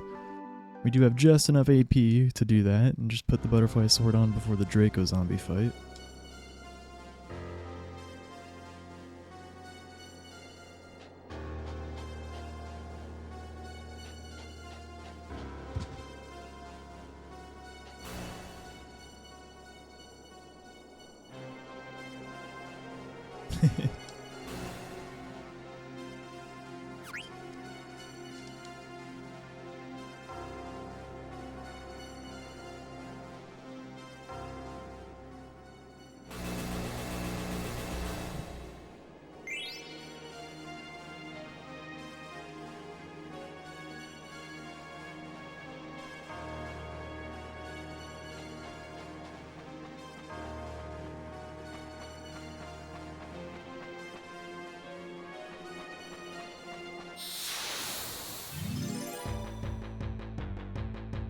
Well, not looking like it's gonna be good, man. We already had the slowest fucking counter.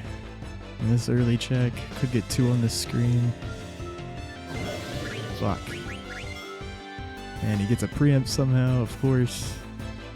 Yep, looking like a classic horrendous Aoife. Hopefully we lose less than, I don't know, 3 minutes. I was gonna say less than 2 minutes, but yeah, this is a horrible start, man. I hope it gets better.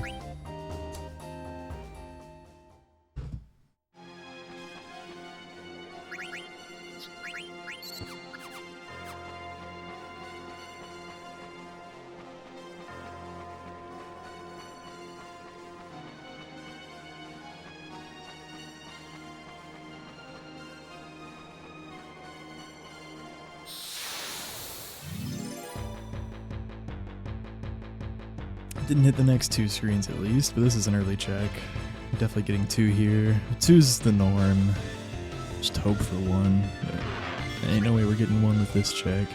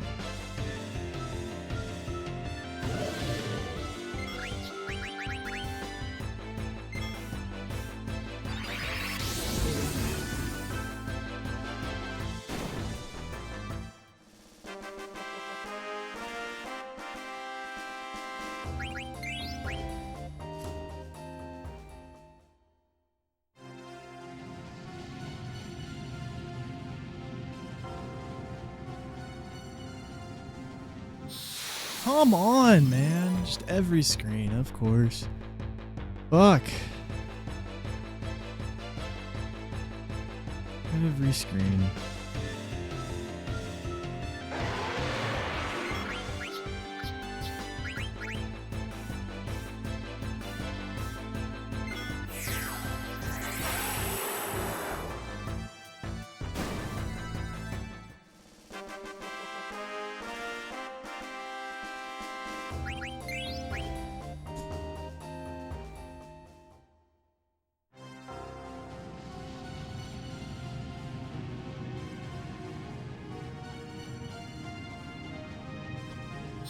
And we're getting 2 here. Of course. It's not a sub 430. We're losing 3+ minutes. Love to see it.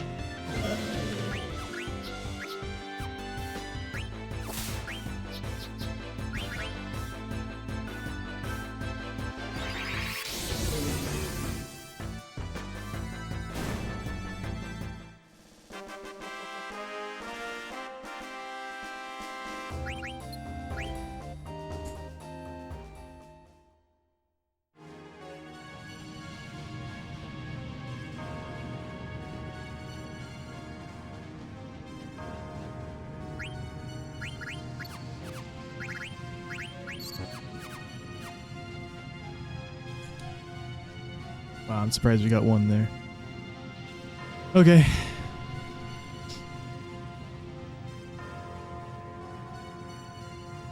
It was actually an 8 encounter IFA, but you know, the troll fight, 8 encounter soul cage split, but the troll fight basically counted as 2 encounters. Yeah, 7 to 8 is average, so I guess technically it was only slightly worse than average in terms of the number. But yeah, really bad quality. Just fucking, yeah. Wait, how many? 1, 2, 3, 4, 5, 6, 7, 8. Yeah, 8.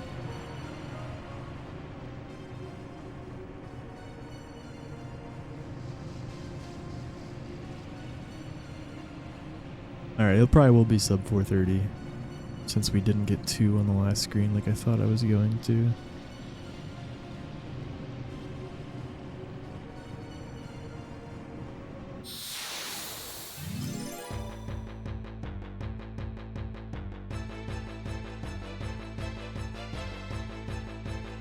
Two zombos, horribles at ATV.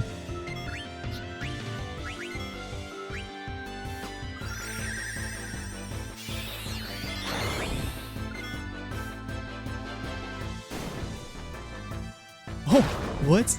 I'm so surprised you got the preempt. Wow, double preempt. That's crazy. I've never seen a zombie be that slow, I feel like.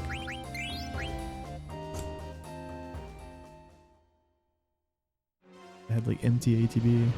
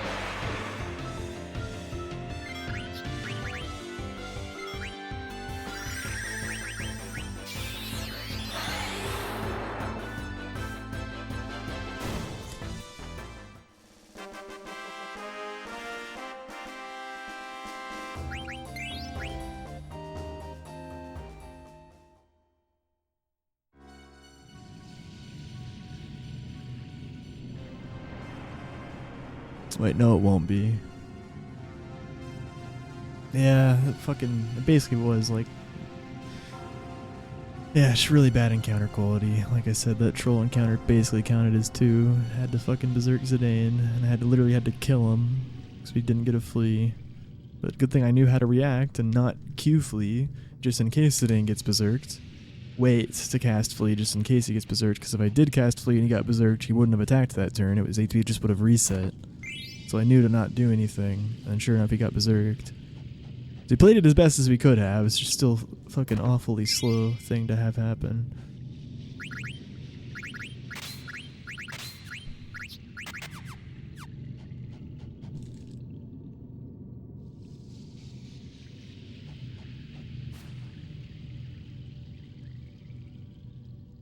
On the bright side, it looks like we're primed for Amaranth Trance. I wasn't saying anything until now because I didn't want to jinx it. I still could jinx it. You could trance on Mountain Path. Or here, even. Soul Cage Leaf Swirls, but pretty likely to make it to Amaranth now without trancing.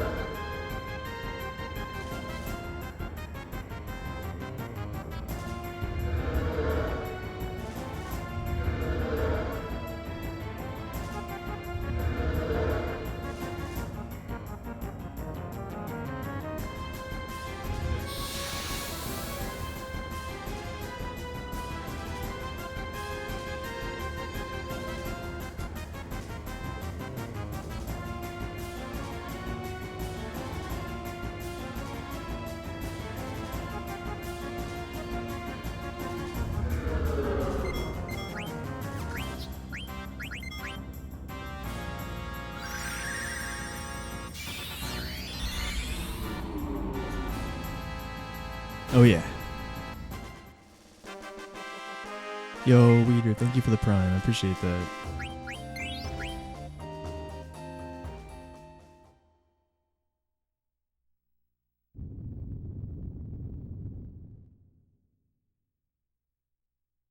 We had 8 encounters, which is only slightly worse than average, but we had a horrible encounter quality.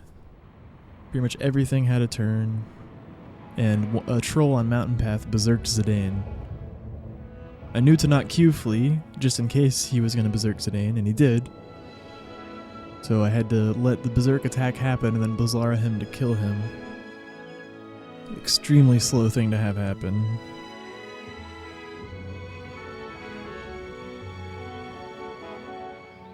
But yeah, just horrible encounter quality.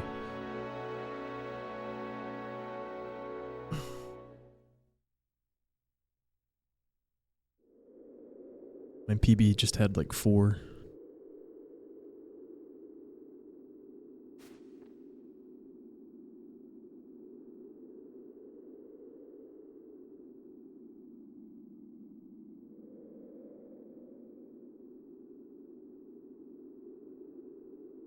Pete sus?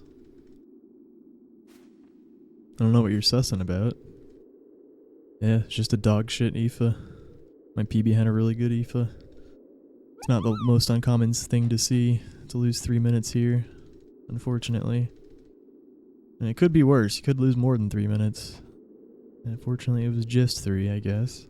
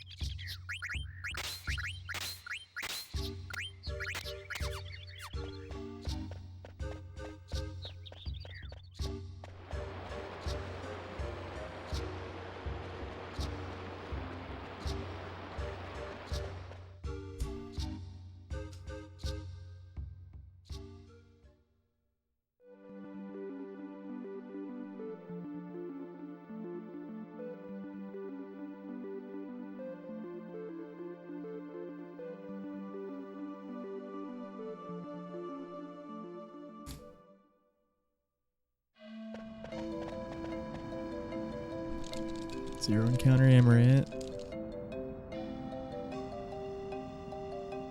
Yeah, Zidane's gonna trance pretty fast.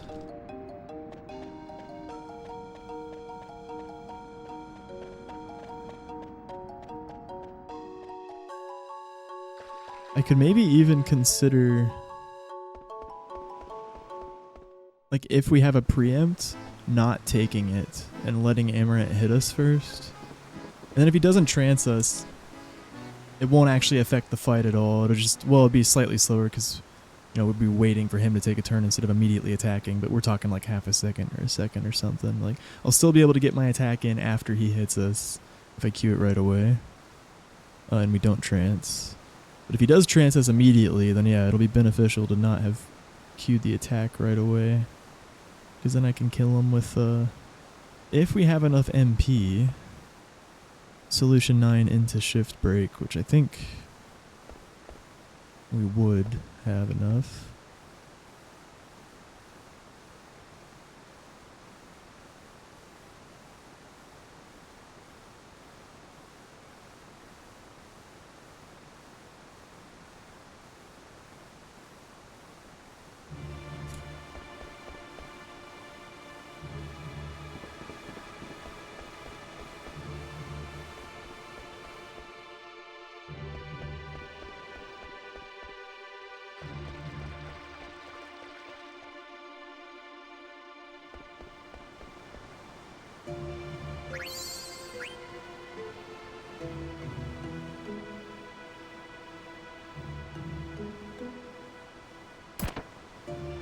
Yeah, Conductee already happened. What's his HP again? 8985.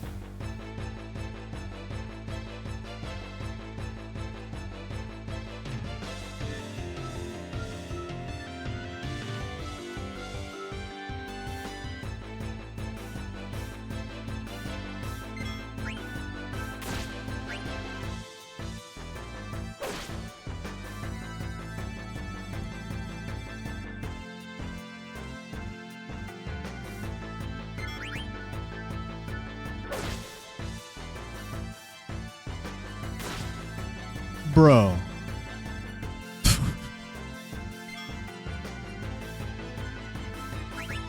Cool. Cool game, dude.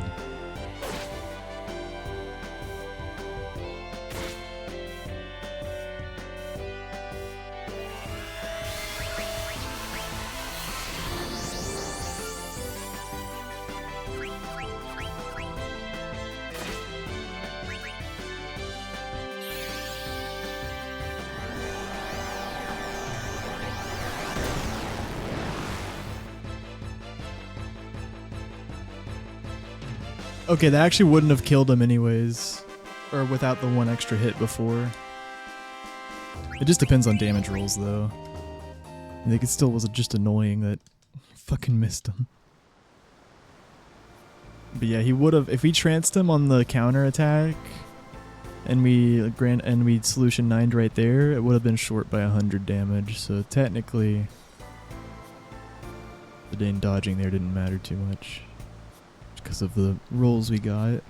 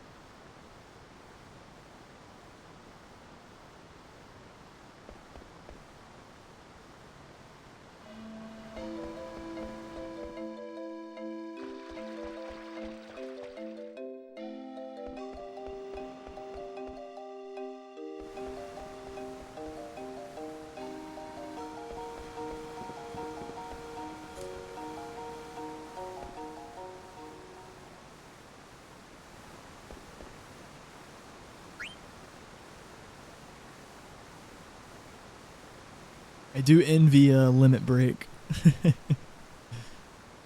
Yeah, FF7 will be nice, man. Not only do you get to manipulate all the encounters, you get to precisely utilize the limit breaks and make sure you have them when you need them. Can't do that with trance. You just have to praise, just like the encounters.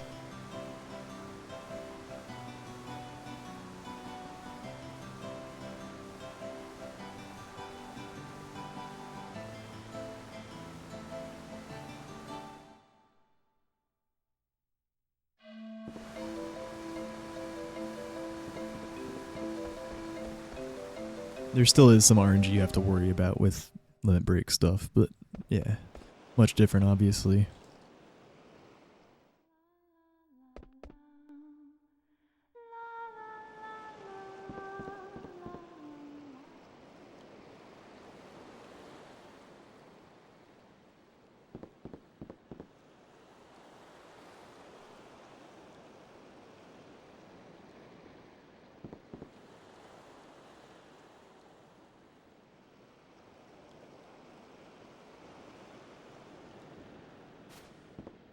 Well, hopefully our Inidus 2 split is somewhat decent.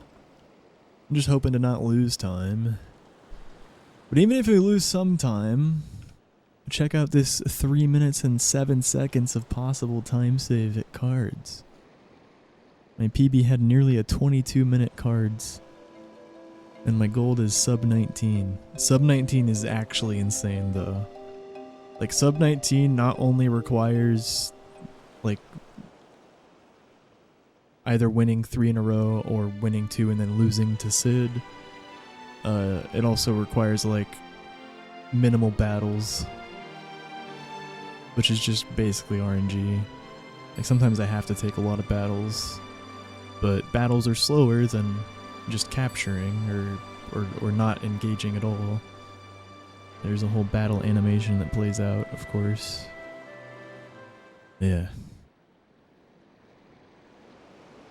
Thank you, Thyrith. Appreciate that. And there's also a lot of RNG on just how difficult a card match is. Like some card matches might be pretty straightforward what the right play is, or like there might be a lot of good plays and it doesn't matter too much and I can just put cards down really fast. But in other card games there might be like a real critical moment where I have to make a specific play. And I gotta like think about it for a couple seconds.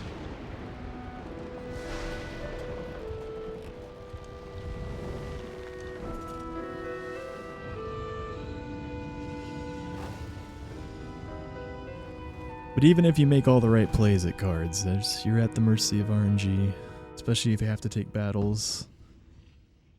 You can... Like the odds are worse than you'd think. Like even if you... I think there's some weird... I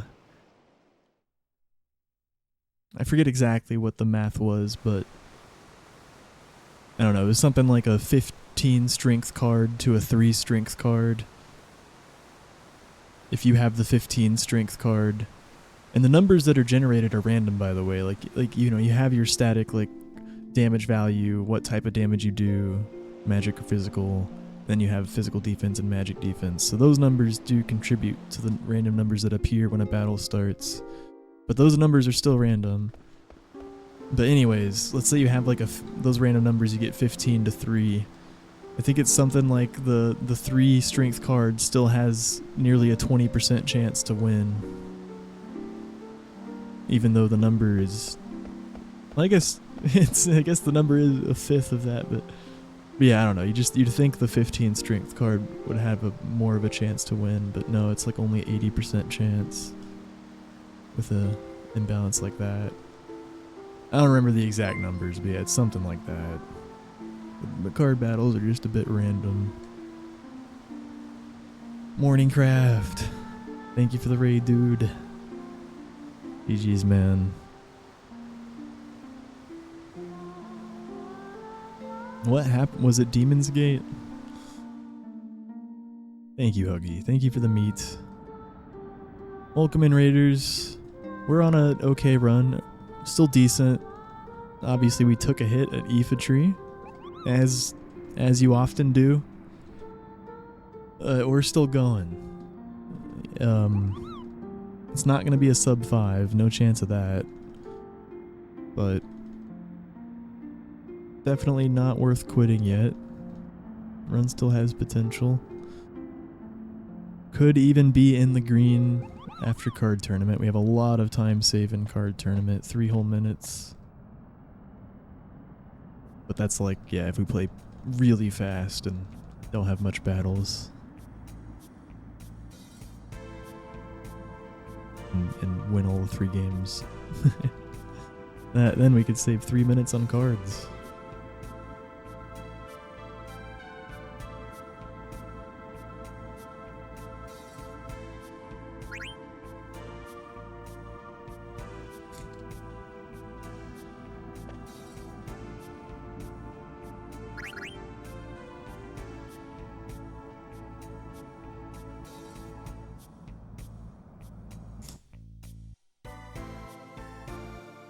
Just plus. Thank you though. Thanks. I appreciate it. Yeah, guys, if I hit the first month of Partner Plus requirements, 100 sub points, where tier 2s count as 2 points, tier 3s count as 6 points, and primes and gift subs stupidly don't count. If I hit that first month, so not even... One sec. Help? Okay. Jesus. That was a bit slow. And unfortunate immediate encounter to start the split. Mountain Path has really not been kind today. It was a nice run until Mountain Path started going downhill. As often happens.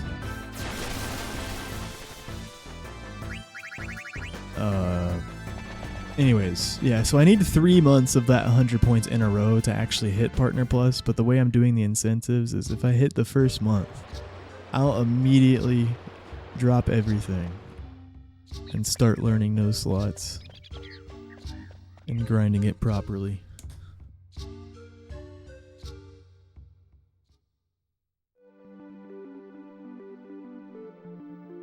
And then the second month, I will eventually do Stardew Perfection. That probably won't be immediate though. And then FF9 Hundo is the final incentive. If we actually get the Partner Plus, we will figure out how to perform eventually an FF9 Hundo run, which will involve getting all the missable things that we deem necessary in the Hundo requirements before Excalibur 2. But then obviously doing anything that we can do Excalibur 2 after Excalibur 2. But yeah. If you're curious about what we'll do for that, we gotta figure it out. For cards, for instance, I'm thinking of just one unique card. One of each card. Like not max Tetramaster rank. But I am thinking like max level, maybe. All abilities learned, maybe. On everyone. All Chocographs, all Magnet, all Stelasios, jump rope at the start,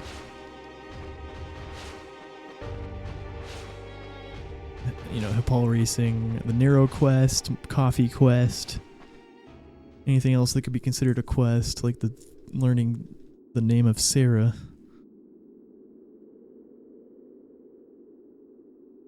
And one of every item, at least. Yeah, and all bosses, yeah. So of course we'd get 99 frogs and Ozma, but we have to get all Chocographs anyways. Yep. Yeah, learn all abilities. I'm not sure exactly how we'll do that, because yeah, the two main things I'm not sure about is do we care about max level? And yes, we're going to do some version of learn all abilities, but is it just learn every ability at least once? Which is kind of like how the FF7 Hundo works with Materia, although the system's obviously just a bit different. Or is it learn all available abilities on all characters? That's the question. Yeah, and FF7 also ignores max level, yeah.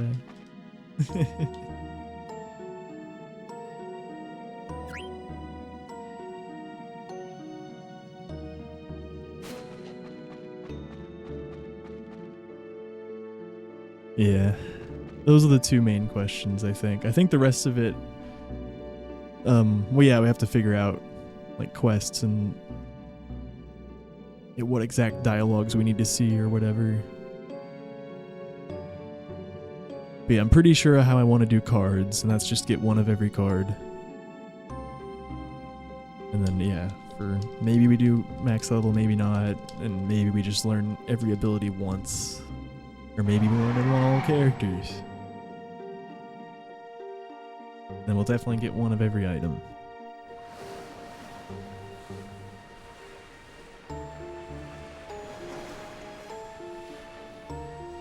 So I guess like, we probably won't have to work about like getting every chest or whatever. Just one of every item. That's also how FF7 Hundo works, right? It's just one of every item. But yeah, every chocograph though, yeah. I do want to complete that. Because that's like a, whole cute little menu you get with all the chests opened. Yeah, we gotta do that.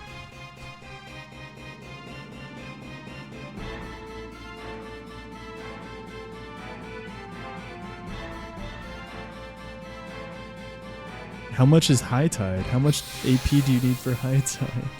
Peak level 99? I don't know. I don't know.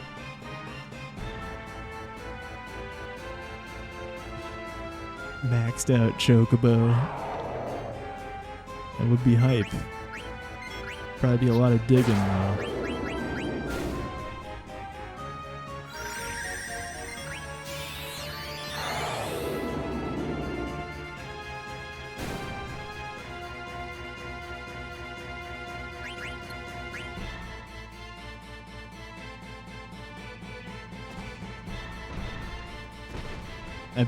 I bet it takes horrendously long to get 99 peak level. Yeah, honestly, the more I think about it, like we probably won't worry about max levels because FF7 Hundo doesn't, which means we also won't worry about. I'm really not sure about that. I've really wavered back and forth. Like I don't know, because if we're just doing a one and done, like maybe we do max it out. But we're already not gonna max out card rank because fuck that. Like that actually will just take too long. Like everything else is within the realm of feasibility. If we like go all out and max it. Yeah, cards definitely just doing one of each card.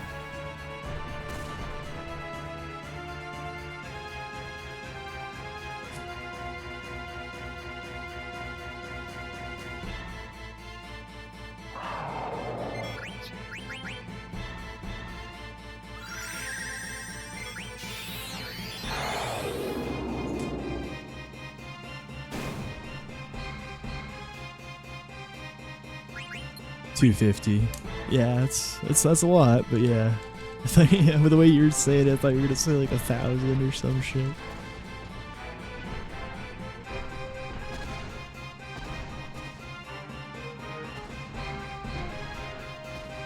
Normal and others.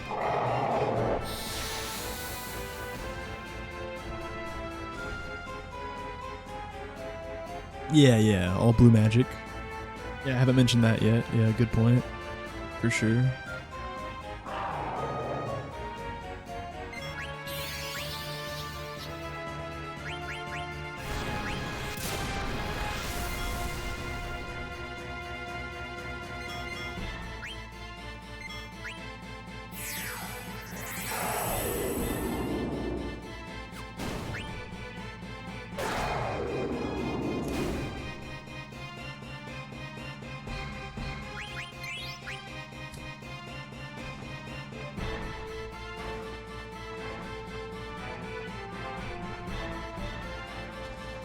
Synthing, well, yeah, that'd just be encompassed by one of every item. Getting one of every item, so yeah, we'd have to probably synth everything unless we can get something elsewhere. And most of the synthable items you have to synth. Except like, yeah, Rebirth Ring. There's a lot of exceptions, but yeah. Well, I already have experience with 99 Frogs because of all bosses speedruns. So frogs will actually not be a concern for me much at all because I understand how they work well enough to try to optimize them for all bosses speedruns. In a hundo run, there's so many more things we have to do that, yeah, frogs, we'll easily get 99 frogs before we'll ever have to wait for them. Just because I'm already used to doing them for all bosses. And they are a huge concern in all bosses. There's a lot of RNG. But yeah, in a hundo run, there's not as many. There's a lot more things we'll need to do outside of frogs. So yeah, we won't have to wait for them.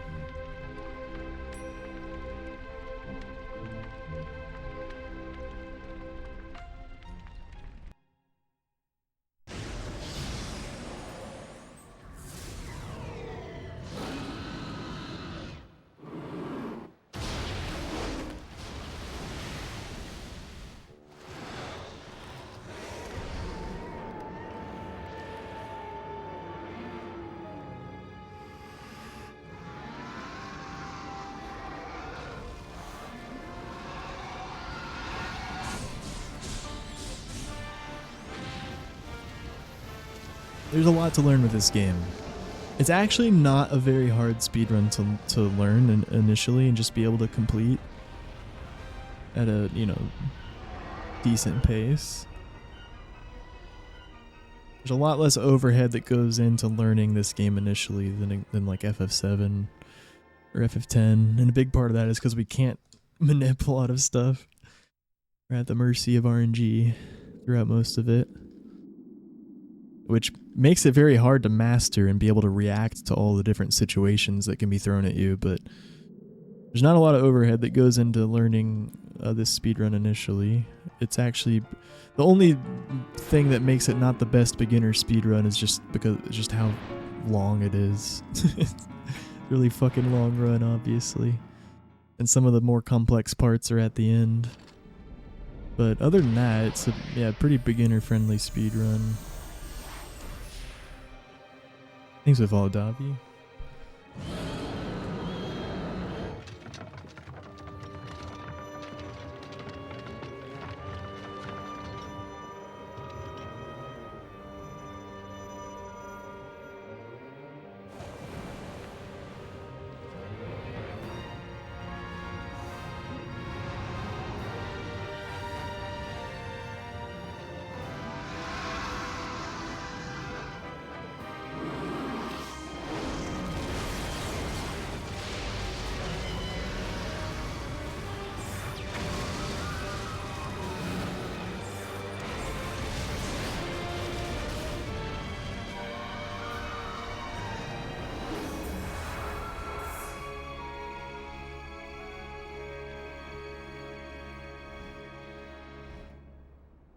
Yeah, we got no Ralph, right? We didn't get Ralph, right? I don't think we did. Yeah, one encounter in Inidus too. Yeah, we didn't get Ralph. I mean, if we got Ralph, there's no way I wouldn't remember it, so yeah, surely we didn't get him. But yeah, it was an early Mistodon though, so I was kind of expecting it, but then I was talking and we just kept running, we didn't get him. That's nice. Yeah, for sure. Slay, Bahamut, slay.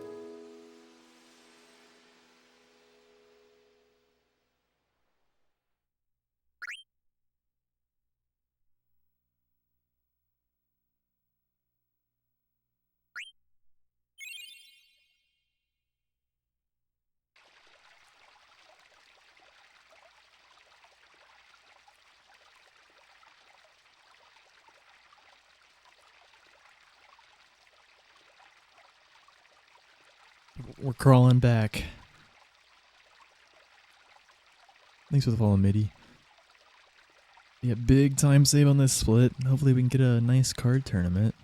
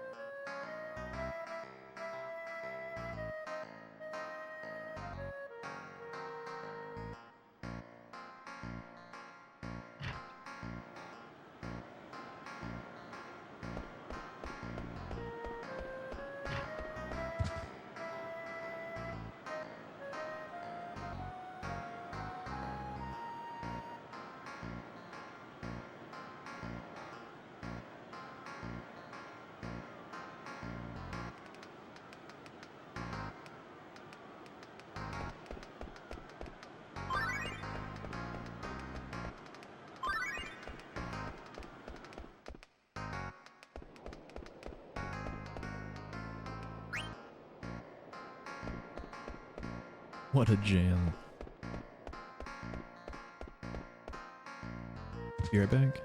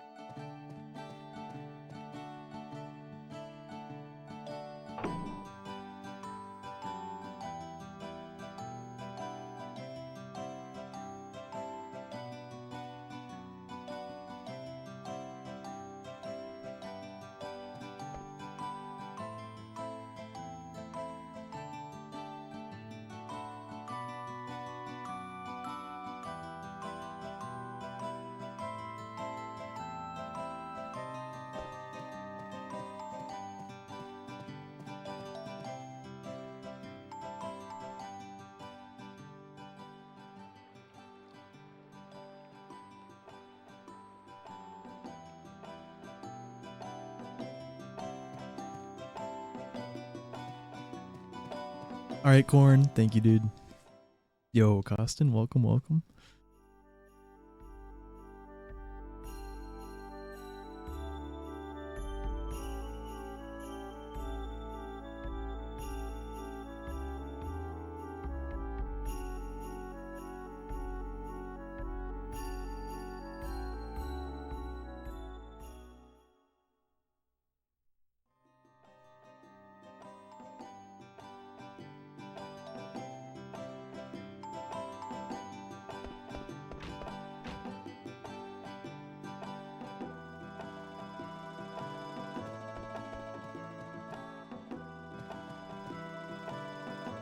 This melody?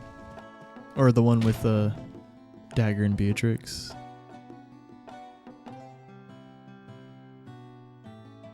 This one? Nice. Yeah.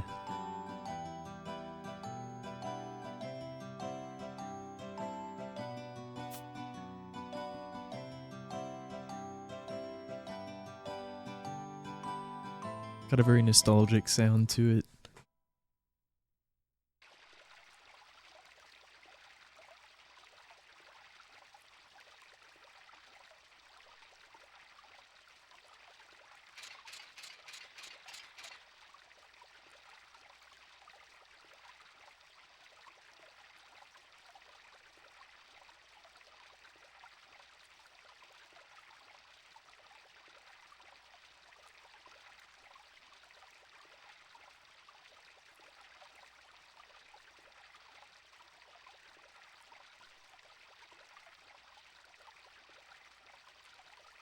I hope we get the rebirth ring, and I hope we have a fast tourney.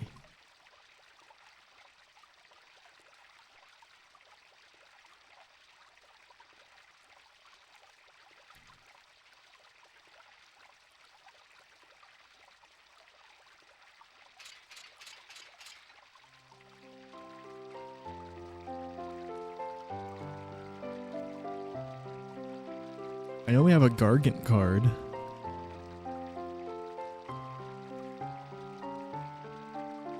I usually don't pick up the Gargant card though and use it because it's all the way on the right side of the cards.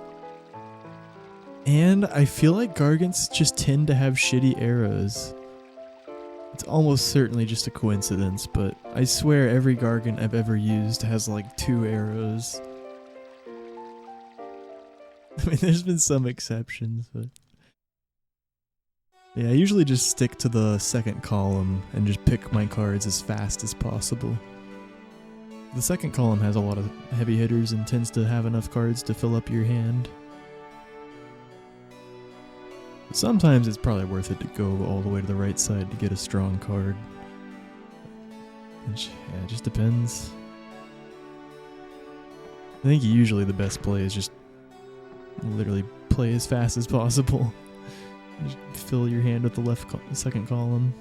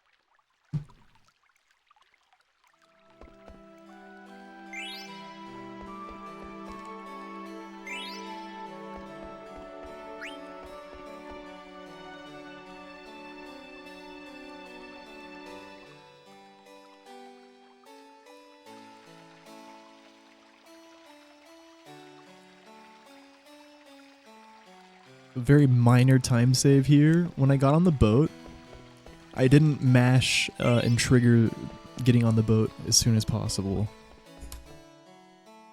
I waited briefly and made sure Zidane ran all the way against the boat and then triggered it. A very brief delay. But there's a lot of places where you can avoid like a walking animation and run instead. And there it's you just run all the way against the boat before you trigger it, so you just have a shorter walk onto the boat.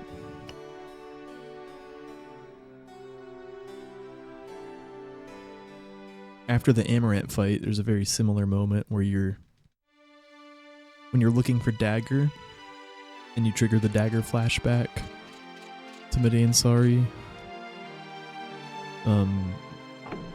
You leave Aiko's room and then you go over to the corner by the railing and you trigger some dialogue there. You want to like go all the way into the corner and squeeze up against it and then trigger the dialogue so Zidane doesn't walk. But you have to do it really fast still for it to be worth it, because yeah, we're talking just a little walk animation you're cutting out. An even more common circumstance in this run is the turn skips. There's a lot of places where you want to stop a turn animation from happening. Like when you're picking up flowers in Fossil Rue, or lighting candles in Desert Palace. You can turn and face the thing you're going to interact with before interacting with it.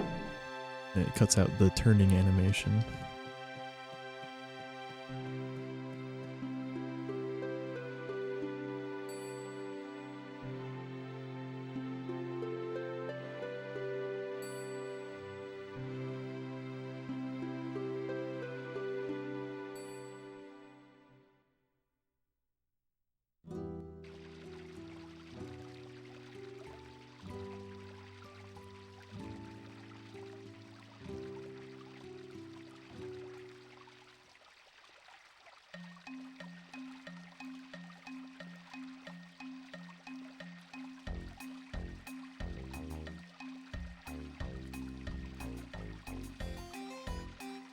I believe so.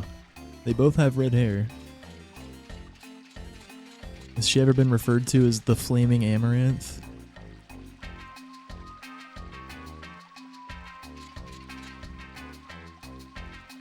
Yeah, surely.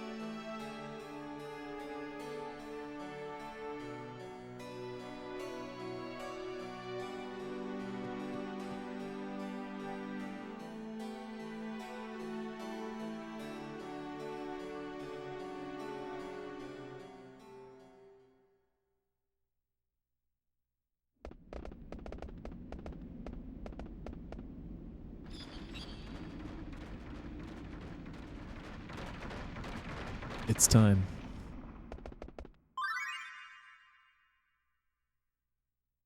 Dun dun dun.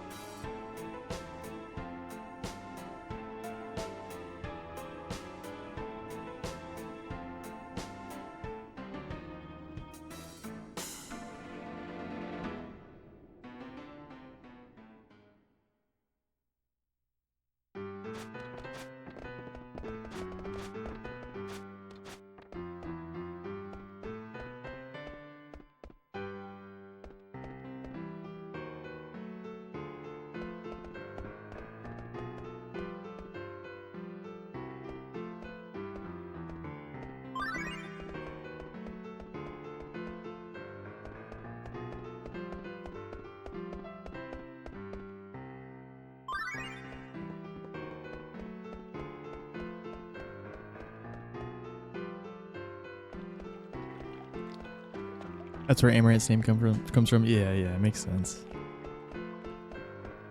Probably Amaranth too.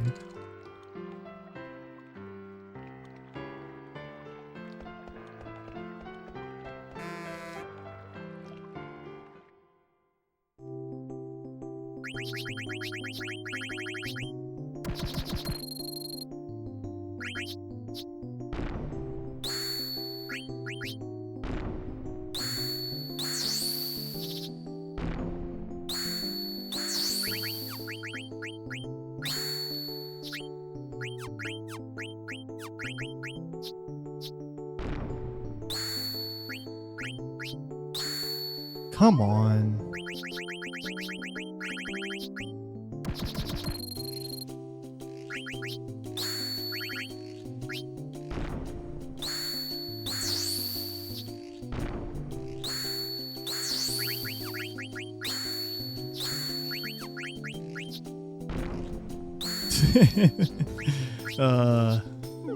Okay, the Guardian has magic defense. I mean, I guess I had to go for that though at that point in that match.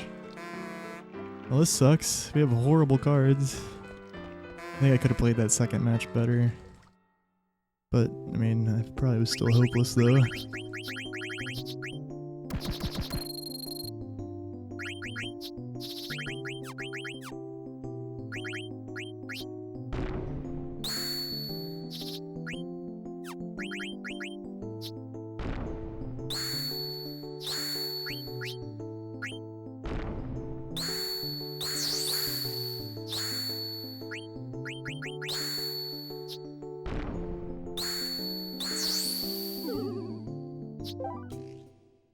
I'm going first every match. Yeah, first every match. Nothing we could have done there. I played that match well. I even left a arrow of attack for the nymph if that other card got captured. Well, he filled that spot that turn, but yeah, there's nothing I could have done differently there. Another first turn. That's 4 in a row.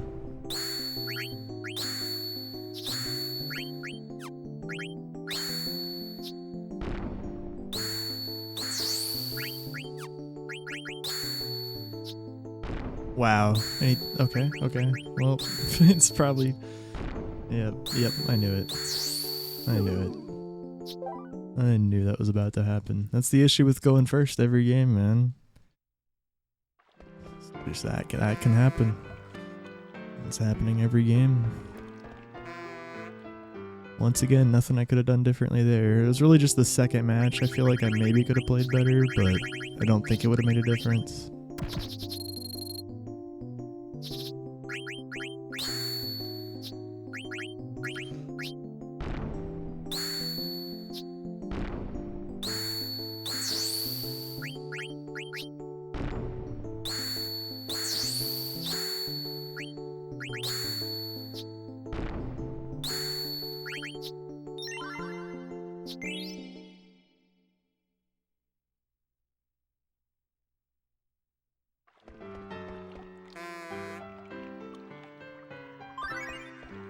This could be worse than my PB, man. Well, at least we got that badass nymph card.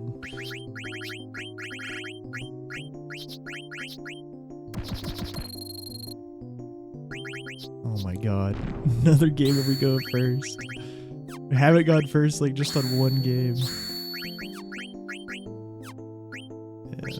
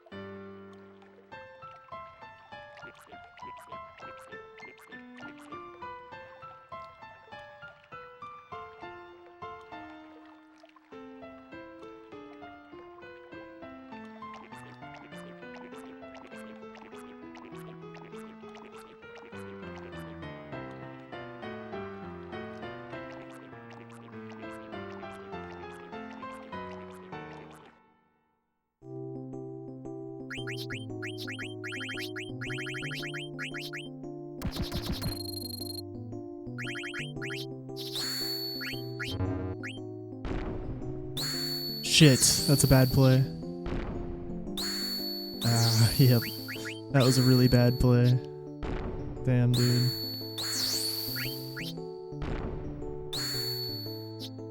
Wait. Ah! Okay. Looks like it didn't matter. What the fuck? No, it did matter. But I mean, if it probably, you know, it would have ended up losing anyways, but not getting perfected. Like, the issue was, like, cut myself off there. Like, I didn't have a bottom left arrow on that card that I placed down. Like, what I should have done, playing there was fine, honestly, but I specifically needed to play the Mimic there and not the Carrion Worm, because then I would have had an angle of attack to recapture all those cards. It actually would have been a really good play. But I fucking used the Carrion Worm, which didn't have a bottom left arrow. And so when he filled that last spot in those 4 spots, I wasn't able to, like, do a battle and recapture them all. I should have put the Mimic down there, and then the Nymph would have had high advantage over the Mimic, or the Worm attacking upright.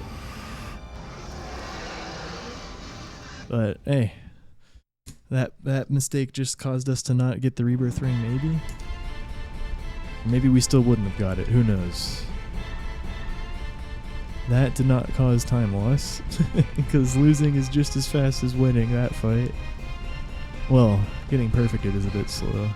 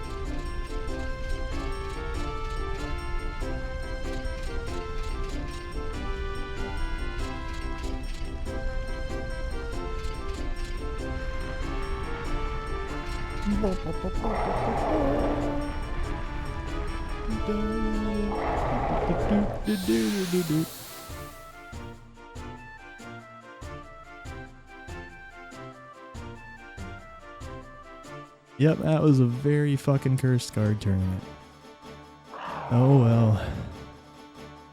Run goes on.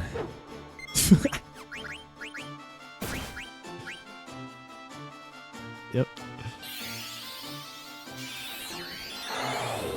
Please, Steiner. Nice.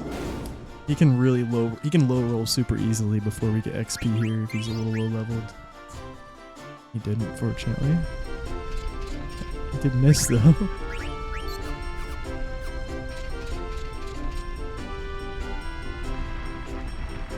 Thanks for the follow, Galva.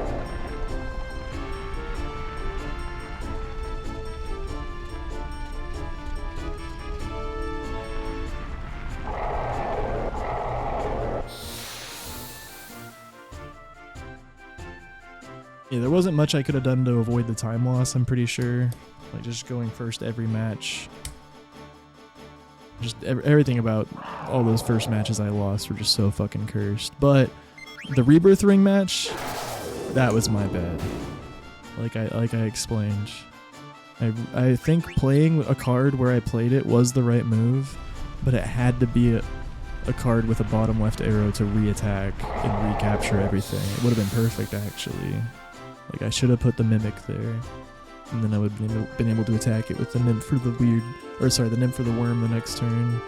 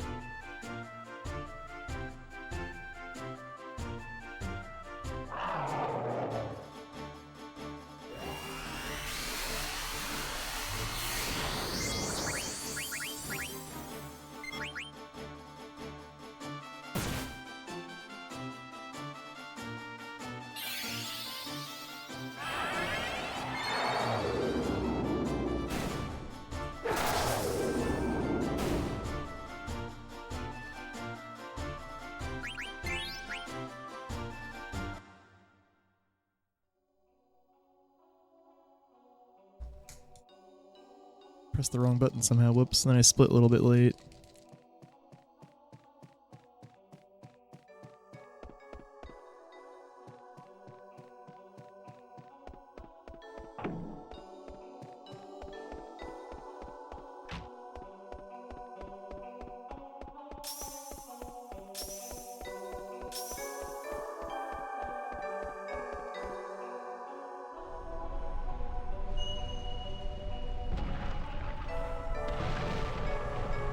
I feel like I'll probably finish this run. I feel like I have high energy right now. It helps I didn't have to reset it all. I mean, it's still runnable, but yeah, 601 sand's not good. Gonna need a miracle of a disc 3. We pretty much always need a miracle of a disc 3 though. For world record, that's like bare minimum for world record. Your disc 3 has to be fucking cracked. Like no exceptions. Every single world record has had a bad disc, but it's never been disc 3. Yeah.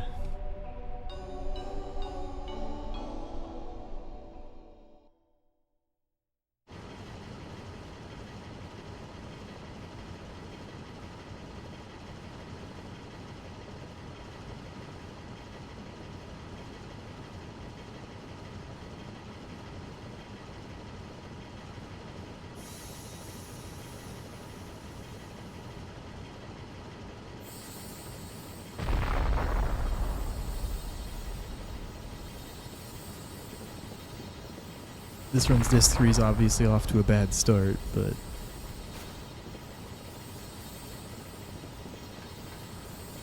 yeah. Yeah, I don't have high hopes. All I'm saying is it's always, you always need a miracle to have a pace past disc 3 in this game. But yeah, 5 hour flat into disc 2 is decent. Just, yeah, Card Hermit could have been 3 minutes faster. That first opponent fucking sucked. And there wasn't really much we could do. We finally got a nice card, the Nymph card, after beating him. And then finally stopped having to go first every match. But yeah, I do wish I made the right play on the Sid match. I realized my mistake as soon as I played. I honestly thought the worm had a bottom left arrow.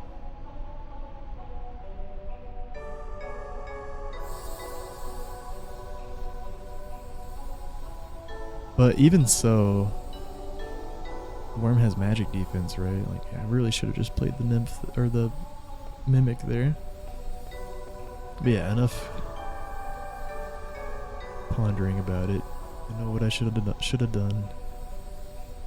And we still could have drawn or lost the match after that, but assuming we won that battle, we would have had those 4 cards, or well, 3 of those cards locked up. The Nymph could still have been battled, and he could have captured the Mimic that way.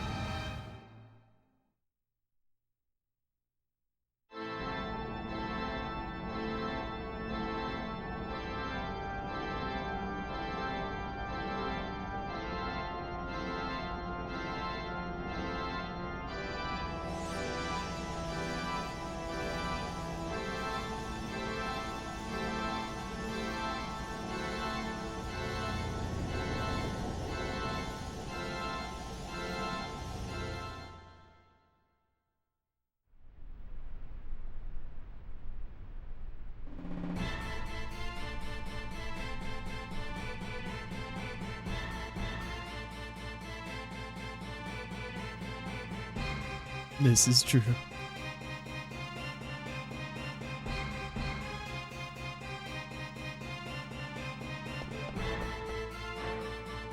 Yeah, I'm excited to finish this run out. I mean, record hopes aren't dead, but yeah, it's not looking good. Just looking forward to this. Yeah, getting through the run.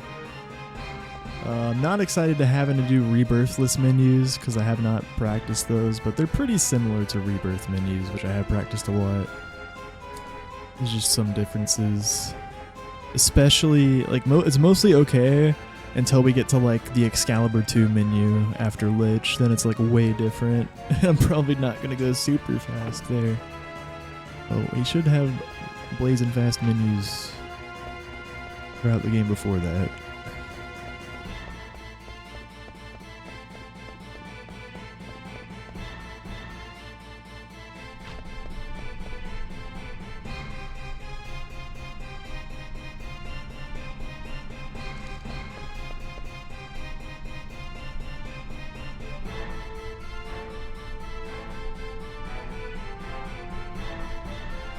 Yeah, and that's really just the very end of the run. There's only really minor differences before then. But yeah, the pre-Death Guys menu is very different. Yeah, it's really just one menu, basically.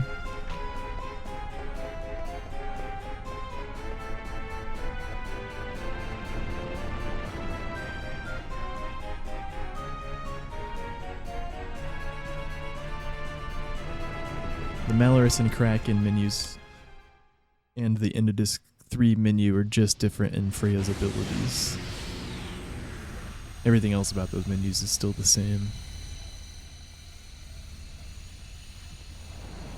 And then Disc 3 is basically unaffected. Only a couple differences without the Rebirth Ring in Disc 3. Yeah, I guess I just mentioned the Freya abilities at the end of Disc 3. But also, you gotta take the power belt off a dagger before Valia Pyrrha when you optimize her. With the Rebirth Ring, you don't have to do that. And then at Hildegard 1, with the Rebirth Ring, we usually optimize Freya first, and then optimize everyone else to just get the Rebirth Ring on her out of the way. And then we actually take it off of her, but we optimize her first with the Rebirth Ring. Without the Rebirth Ring, we optimize Quina first.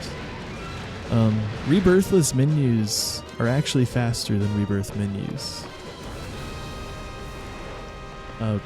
But getting the Rebirth Ring tends to be faster than not getting the Rebirth Ring, just because as soon as you benefit from auto life in a boss fight, like if Garland kills Freya and then you don't have to Phoenix down her because you have auto life, then Rebirth Ring's already saving you time. Probably. At least if that happens twice. But yeah, Rebirthless menus are actually faster, there's less you have to do. But not that much. I guess there's one other way Rebirthless can save time, and that's if Freya gets killed in random encounters. Or whoever has auto life on. I guess just Freya, yeah. Because you never really want Zidane to get killed in a random encounter, because that's how you flee. But if Freya gets killed in a random encounter with auto life on, it's pretty annoying because you have to watch the auto life animation.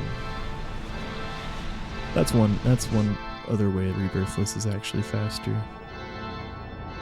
But usually overall, Rebirth Ring winning the card tournament is faster, just because of benefiting from auto life and boss fights and not having to use someone's action to Phoenix down.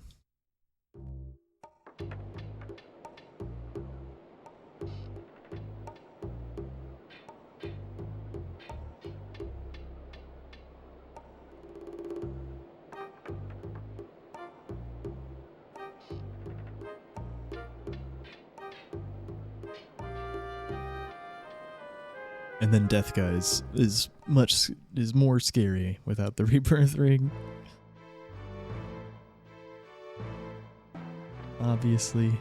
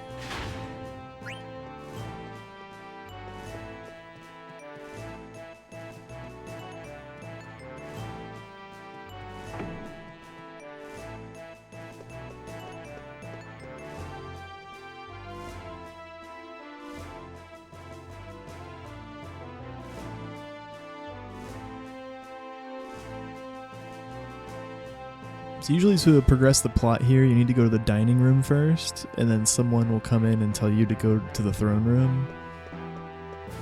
But here you notice we went straight to the throne room, and you're only able to do that for some reason if you talk to that random guard we talked to. Right after Blank talked to us, we ran down the stairs and talked to the guard that's by the airship corridor. You talk to him and then talk to the guard outside the throne room. You can just go straight into the throne room and skip the cutscene that usually plays in the dining room before.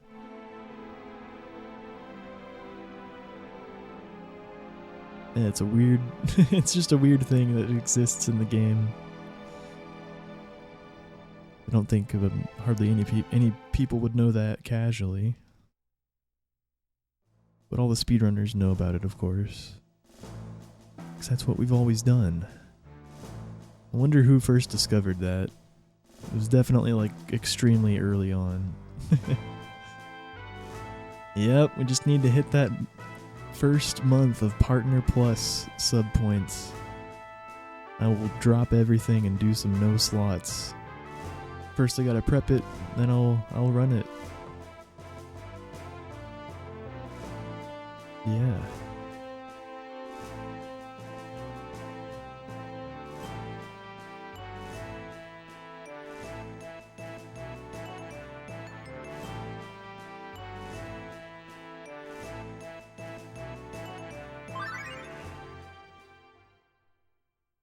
Probably just try to do everything right away like Brutals did. I mean, the only thing, yeah, I would just... I mean, yeah, fuck it. I don't, because if you don't do elevator, the step route changes, right? Yeah, I think I would want to start with elevator right away, but I would just expect it to go horribly wrong at first.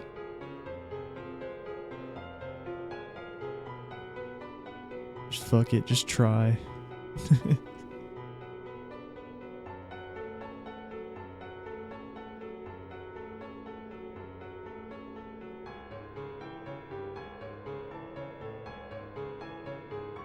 Oh, really? Okay. Okay, maybe I do start with stairs then. Okay, that actually makes sense. So you can just do the same step route, but yeah, since you travel less distance through danger, it's more lenient. I guess whenever you travel less distance than another route, you can always just adjust to that step route. Because you have more leeway to work with, yeah.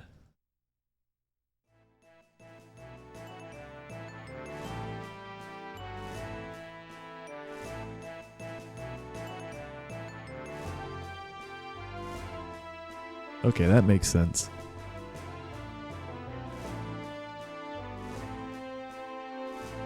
Yeah, I'll start with stairs then.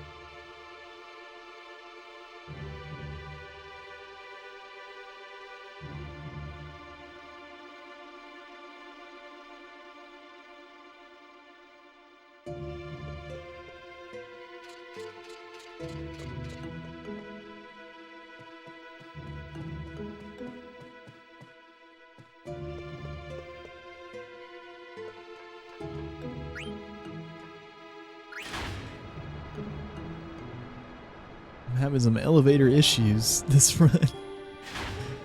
What the heck?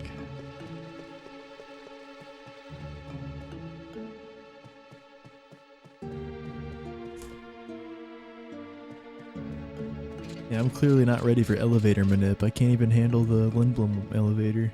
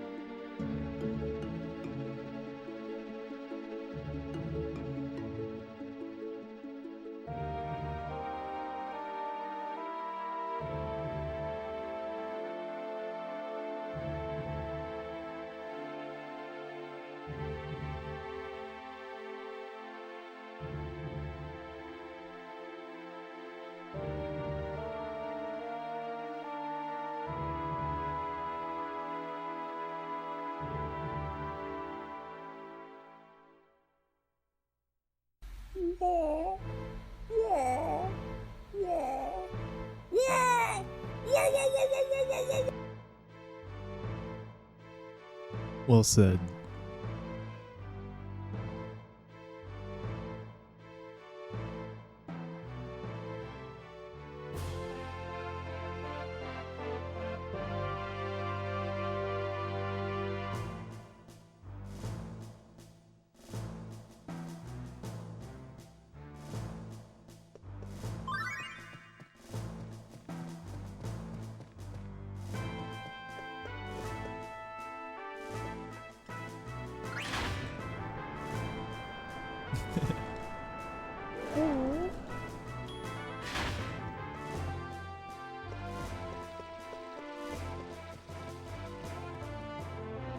So here's a little tech you can do. You can go to the theater district first instead of the business district first.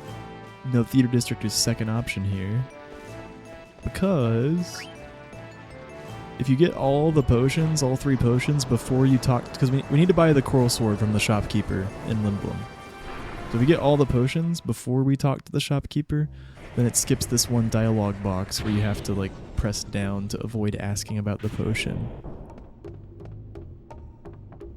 It's, yeah. It actually saves like 2 seconds, I think. At least 1 whole second. But yeah, you gotta go to the theater district first to get these 2 potions, and then go to the business district and get the 1 potion from the beautiful girl before you buy the coral sword.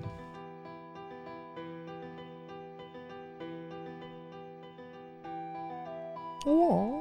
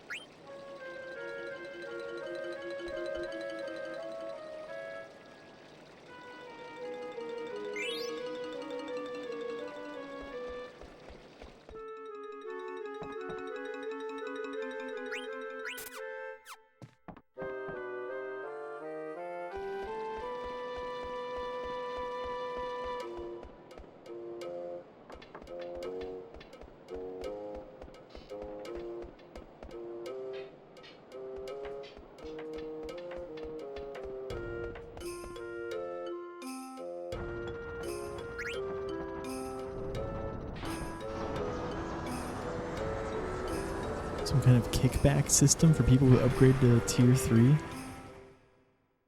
What does that mean?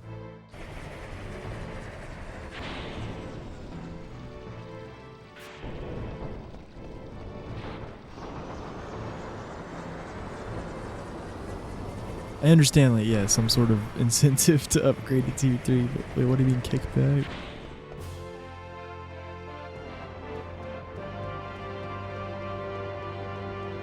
Yeah, if you don't know, I get 6 points towards the 100 points I need for Partner Plus if someone tier 3s. 2 for a tier 2. That's why Chums is saying this.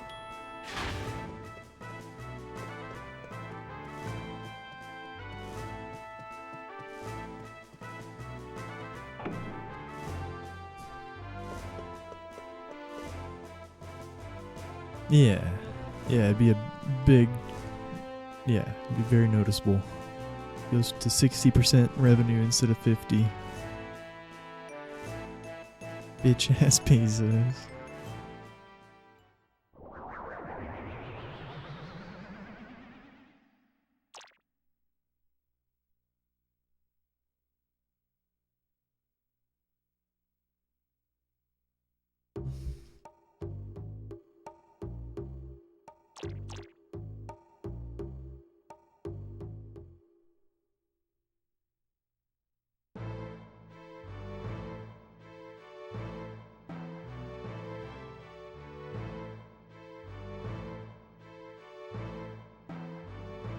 I pay them back the difference.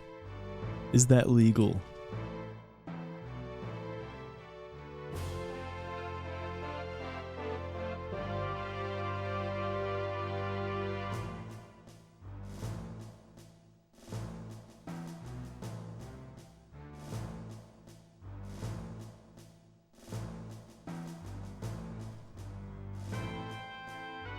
Not a bad idea if so. Actually, but interesting idea.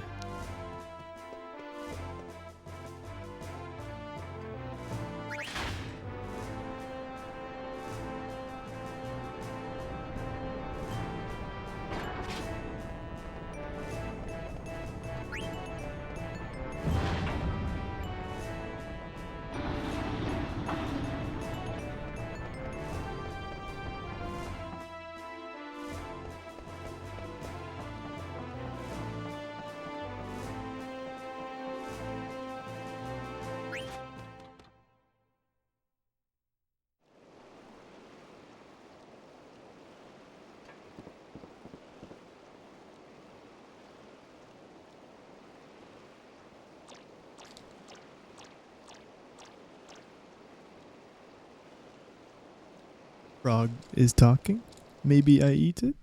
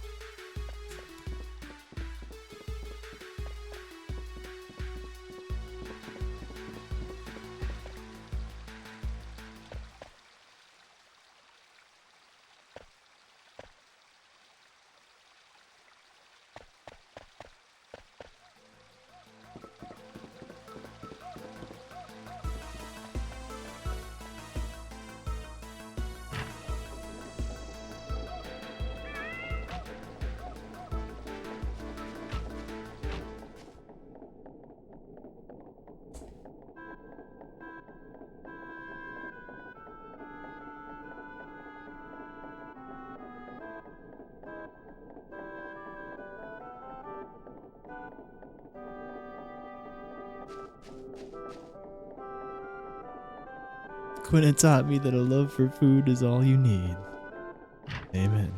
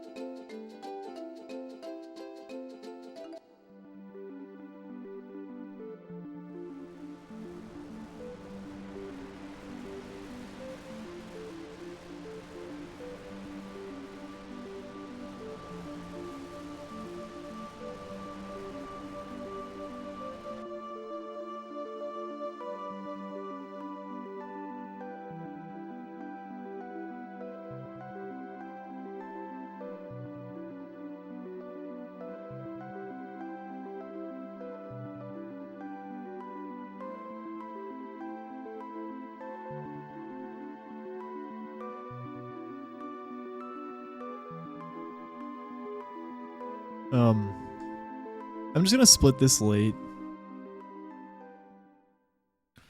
Because we probably were gonna get a fake gold. Because how, like, something weird happened with the light. Oh, well, I accidentally pressed the wrong button. Yeah, I pressed the change split comparison button instead of split. So yeah, I'm just gonna delay, because no way we get a gold here, so it's fine if we split sand late. Like, I just don't want to have empty splits. Just whatever.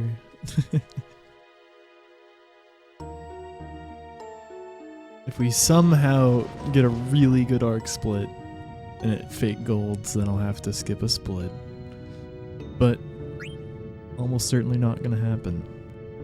That would take some crazy luck. All my golds are really good. This is a high RNG segment.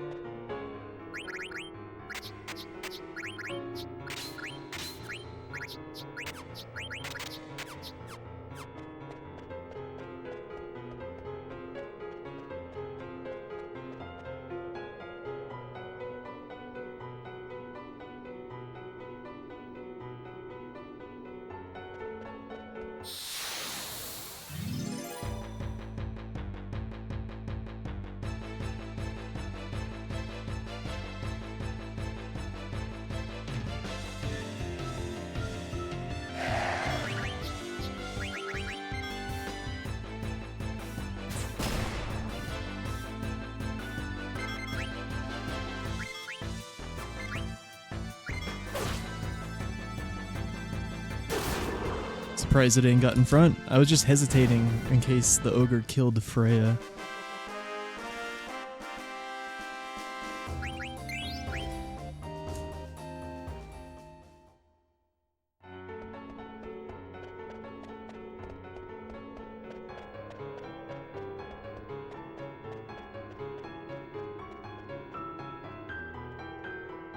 Oh, nice.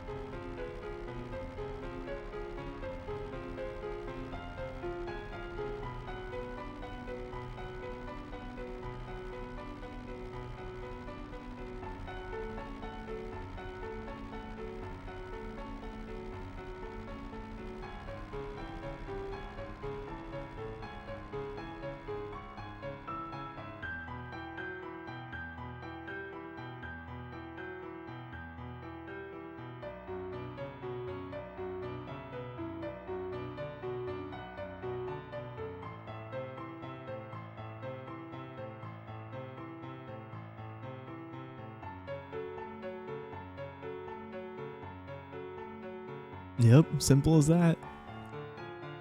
Big menu coming up. The Olivier shop and menu.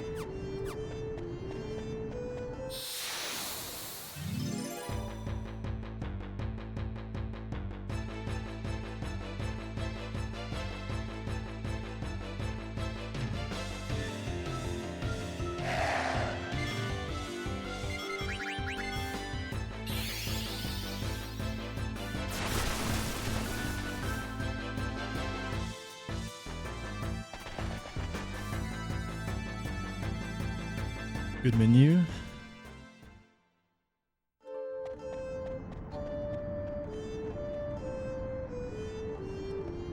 Praise Oliver. Please don't troll.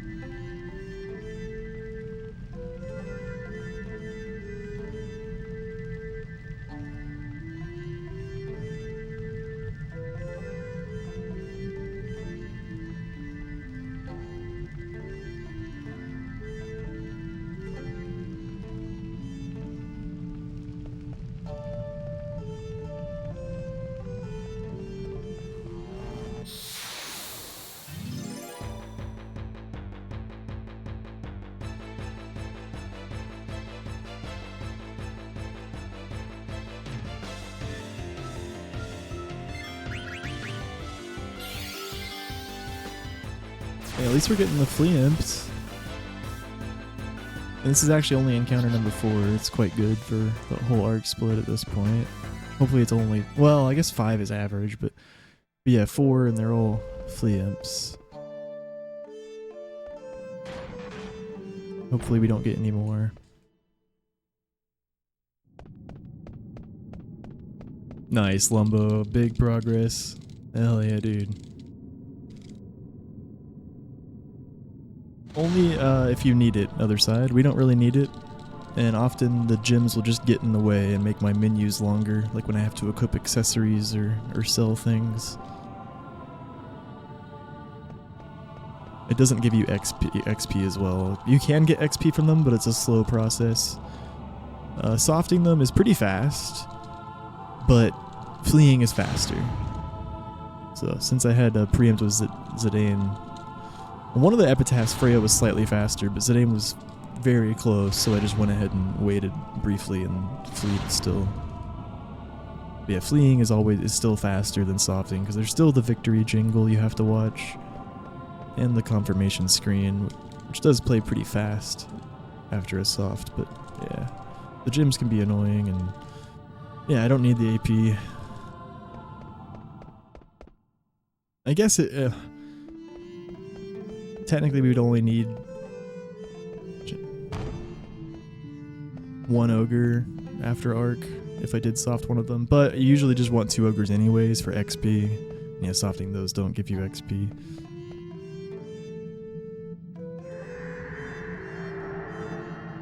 Yeah, I tend to just flee from them if I can.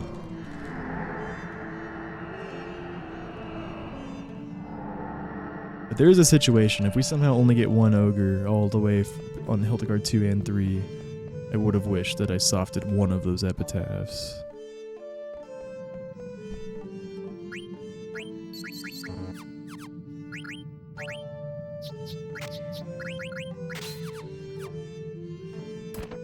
Forgot who to do first for a second there. All good. Okay, yep, 4 encounter arc, quite good.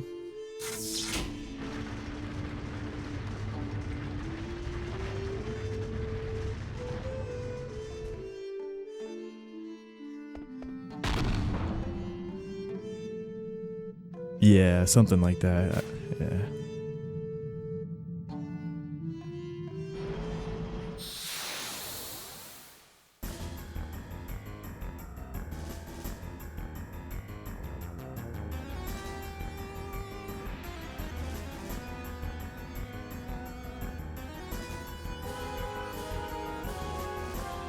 Yeah, you don't get those too often, man. Okay. Double preempt.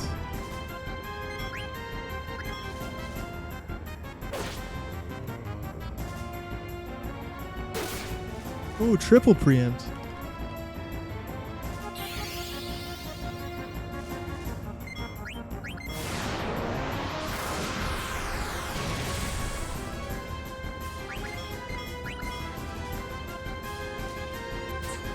Let's go.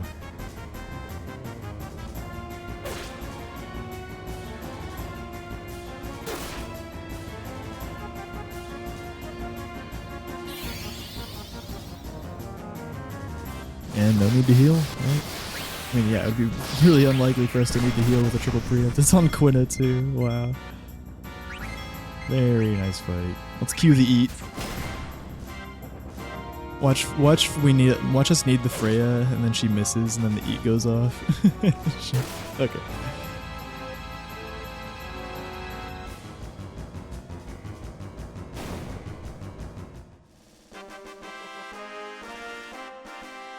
Yeah, Zidane has accuracy plus here, but Freya actually doesn't, so she could miss. Pretty rare though.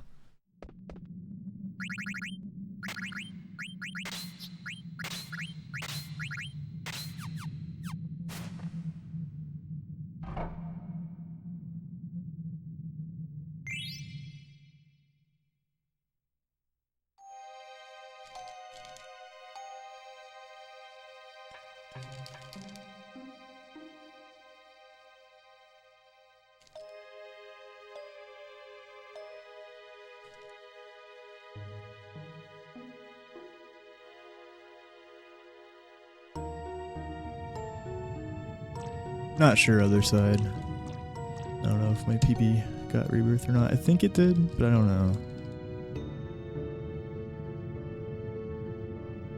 It also had a really bad tournament, but I think it got the ring.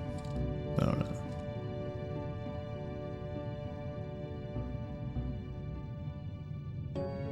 Arc Rangers.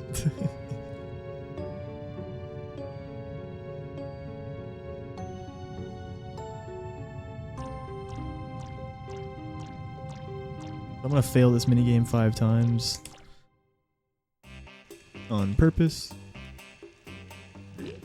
so we won't do any fast turns, any turns less.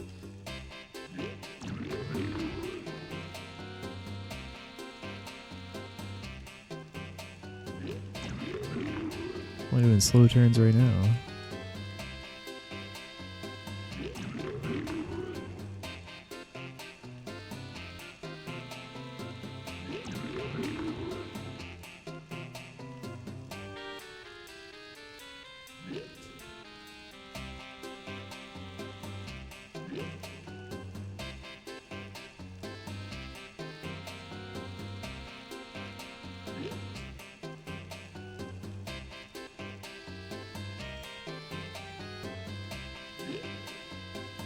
Man. Oof. A little risky there. Yeah, unlucky Hedgehog Pie though. He kept staring at us.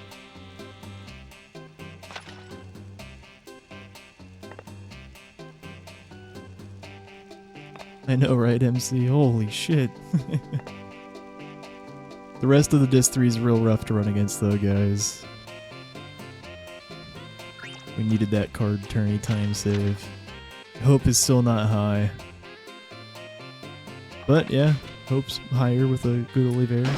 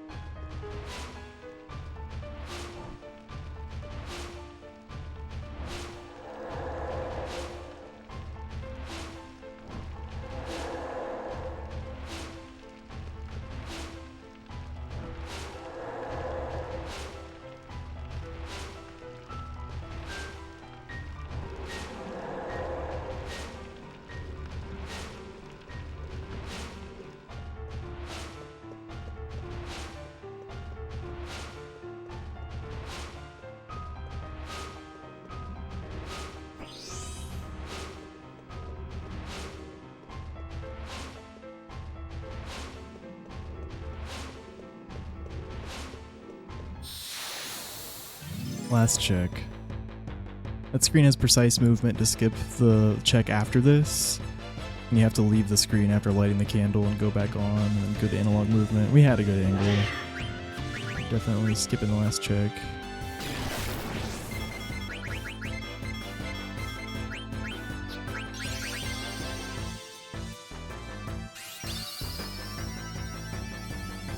I queued off that Bazaar as fast as possible so I can hold Flea. And this carbuncle animation, we have a lot of chance to get a quick Flea here. But I need to not be in a sub-menu. But if we don't get a quick Flea, then Vivi will kill this thing. Okay.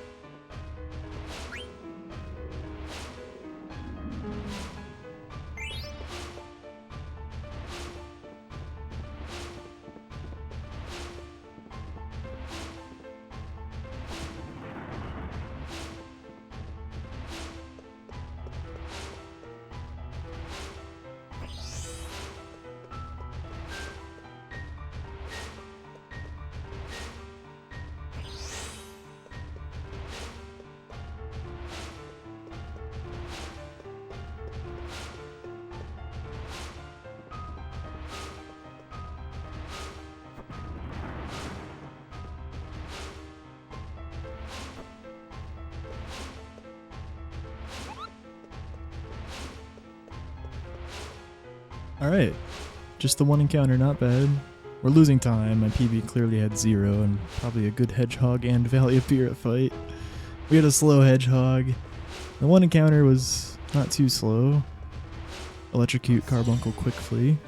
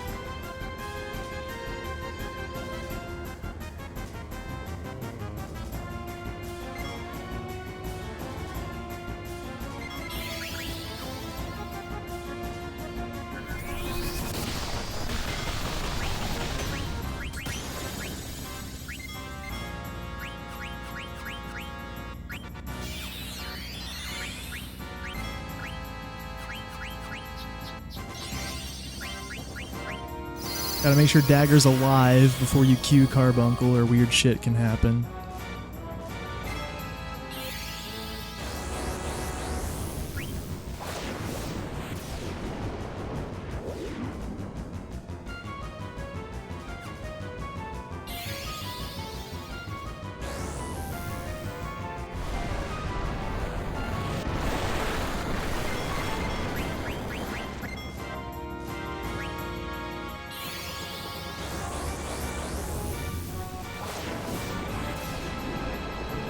Yeah, it sucks he got a turn and killed someone, but of all the people he could have killed, Dagger's the best.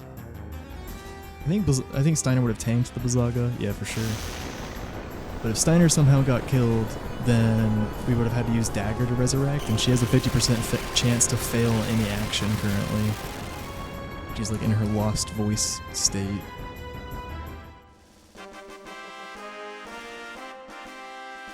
And then, yeah, if Aiko dies, it sucks because you can get looped. There's no reflect then. If Vivi dies, then yeah, you lose one turn because no water that turn then.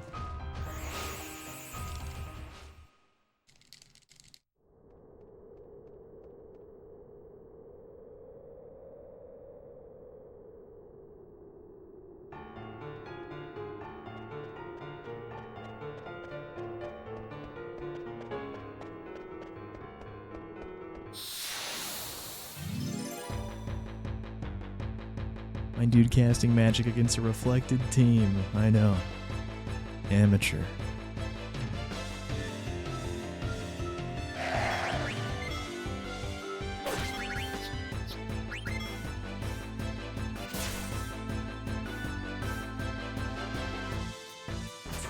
Thank you for not killing Freya before Amarant threw that, Sir Ogre.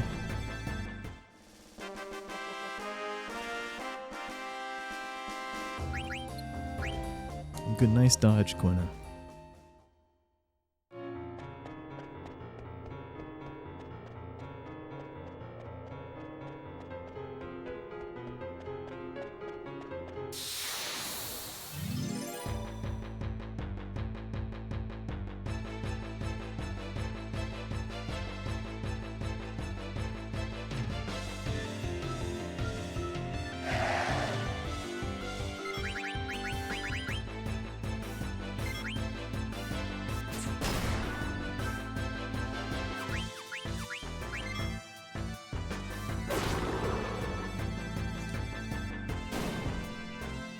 Checking to make sure he didn't kill Freya. I should have done that with the Amaret throw. I was just confident he would get in front. So it ain't got in front here, though.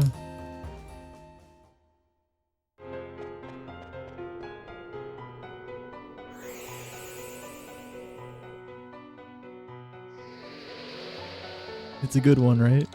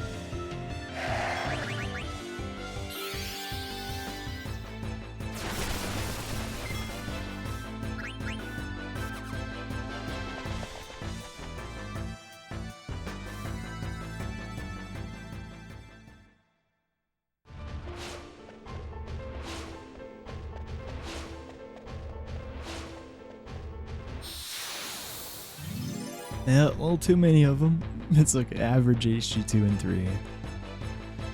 2 each. Yeah, we are gonna... My PB clearly had a very good split.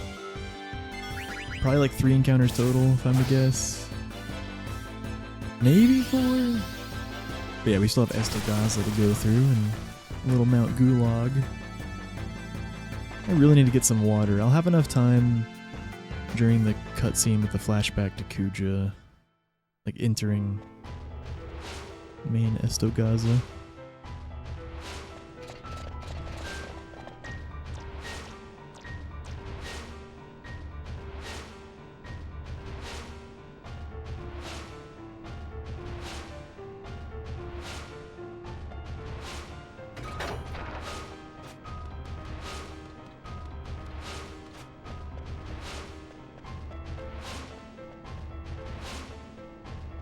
Maybe right here, but I don't know. I feel like this isn't that long of a cutscene.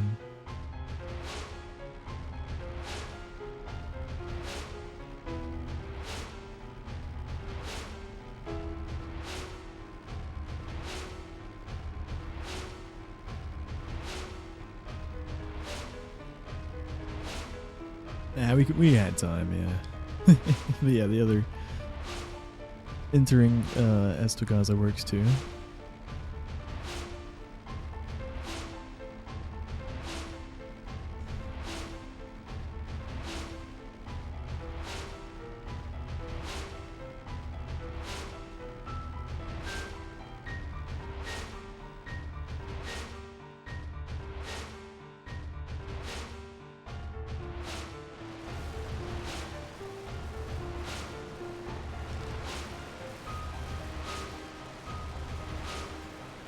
Yeah, stay hydrated.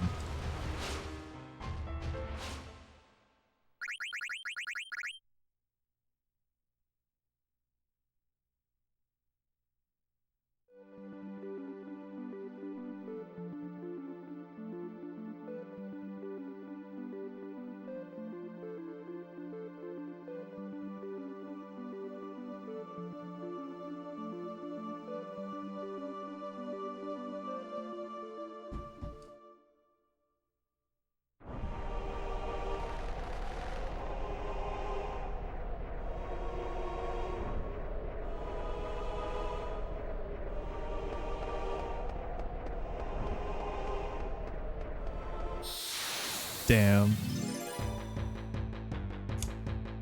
Shit.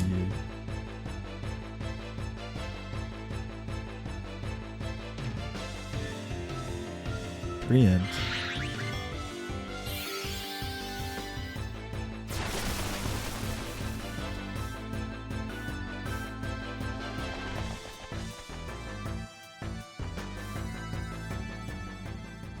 Alright, getting some water.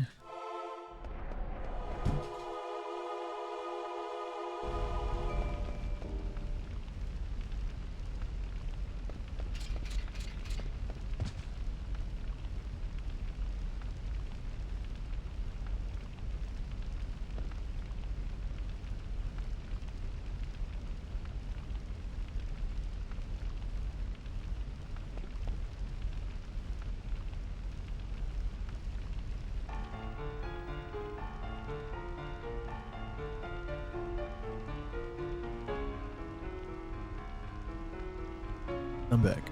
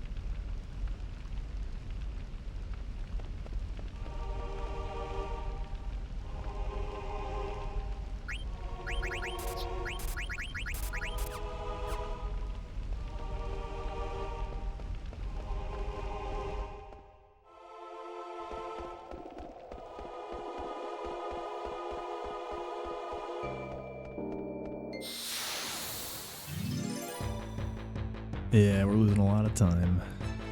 It might be almost time to switch to averages.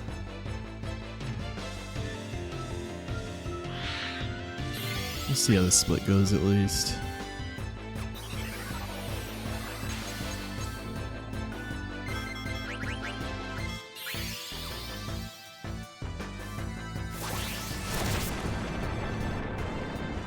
Thank you, other side. Appreciate it.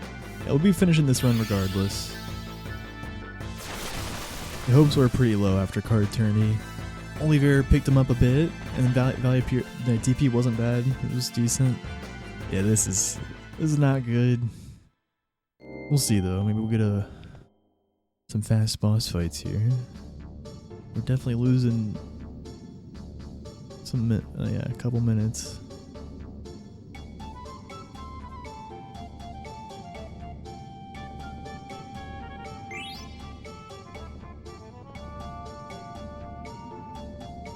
Big menu coming up.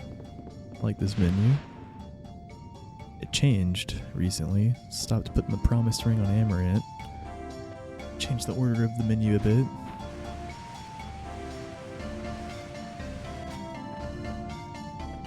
Also, don't back rows it in anymore.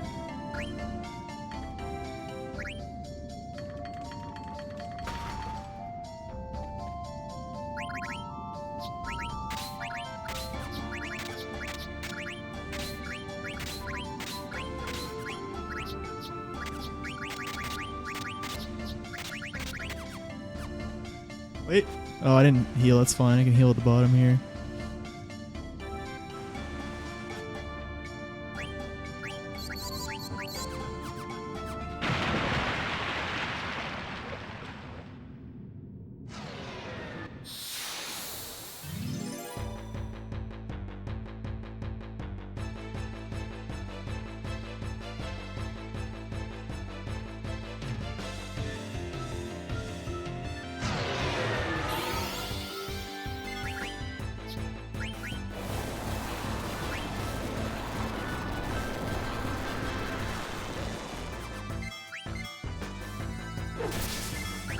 Oh wait, why'd I do that? Oh my god. Oh, that was so stupid. God damn it, man. That's so stupid of me. If Amaret survived, it would have been fine. Yeah, absolutely should have attacked the one that already went. Well, I guess we're killing this one now and praying. Can't kill that one, just BB right now. At least the pace is already dead. That was silly.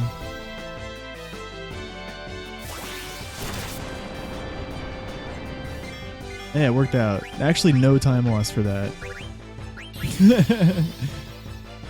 Actually, no time loss for that, thankfully. That's funny. Alright. Unless Steiner misses. He didn't miss.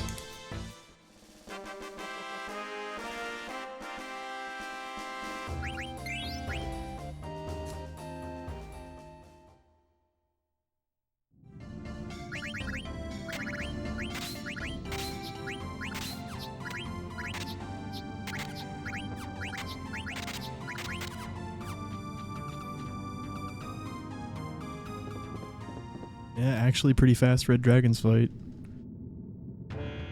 I just shouldn't have Soul Bladed. The Soul Blade is just a waste. That was the only time waste. But I should have Soul Bladed the one that already went, or I should have had Steiner attack the one that already went. Like Zidane Soul Bladed the right one, but yeah, Steiner did not attack the right one. Not having a foresight there.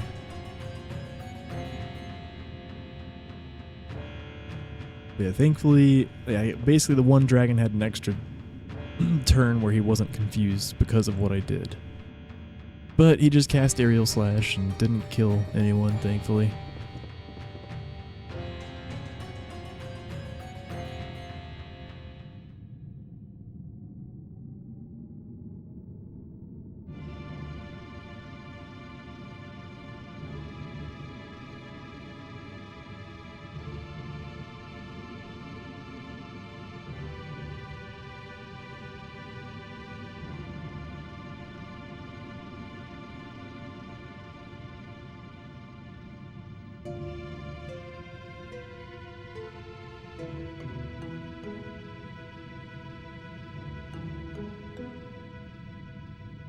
Yeah, we'll probably be switching to the average comparison after this split. I'll let you guys see how much time we bleed at least, though. Like, yeah, Red Dragons was pretty fast, but yeah, 6 encounters. I mean, 5 is the average for this split. It's just my PB definitely had less than average. Yeah. Probably had like 3.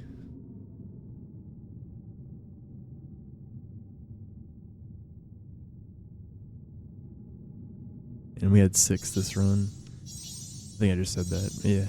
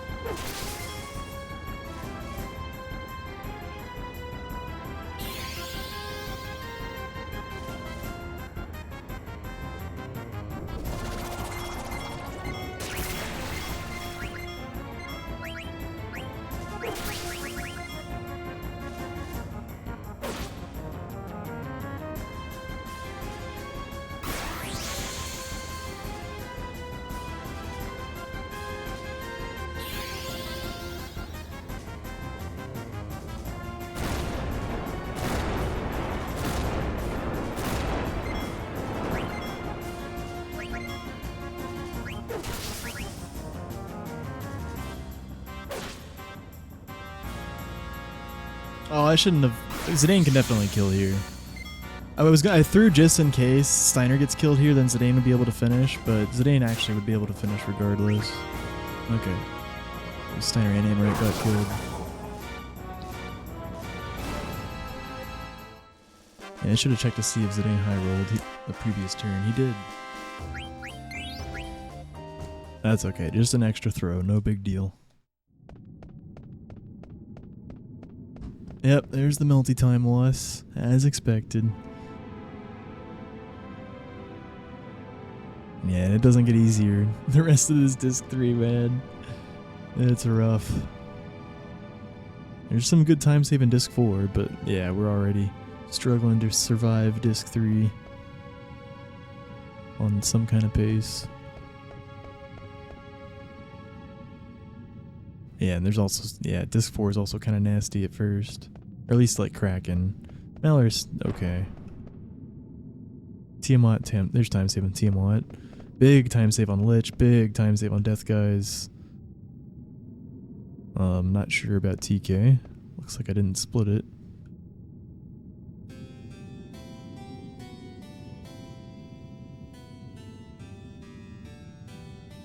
So, we just got through the Disc 3 Gauntlet. Almost got through it on pace, but Melty Split didn't go our way. Good boss fights, just slow encounters. 6 of them. Now we're at the last big break of the run. There are some more text boxes after the Melty Mash, as we call it, but none of them are that long. Mostly gameplay from after this section. But yeah, in a second I'm gonna run to the dining room, and then it's like 7 minutes of text boxes. It's a long one. At least 6.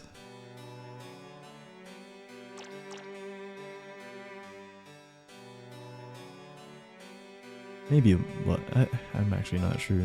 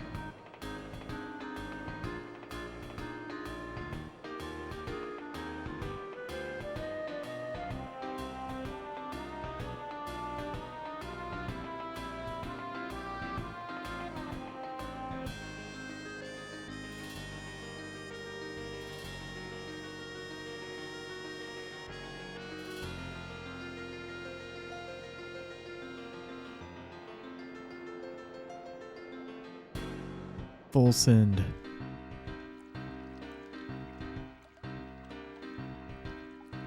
No holding back. No fear. No hesitation.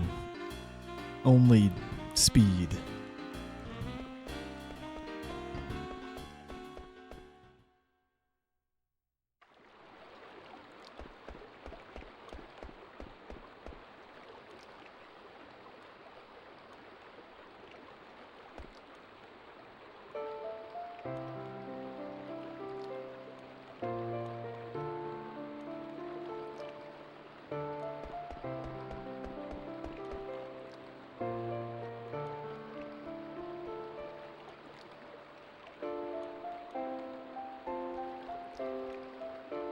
Roses of May. Do do do do. Do do do.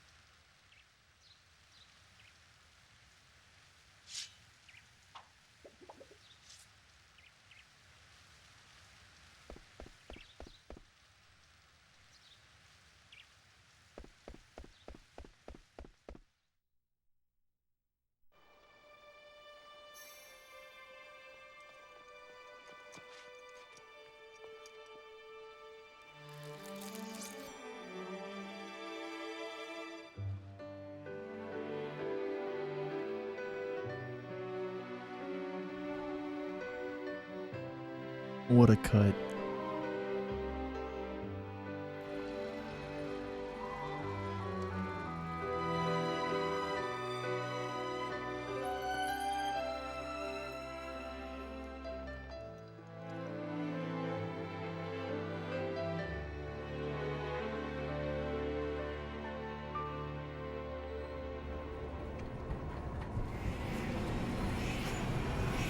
Such a beautiful cinematic.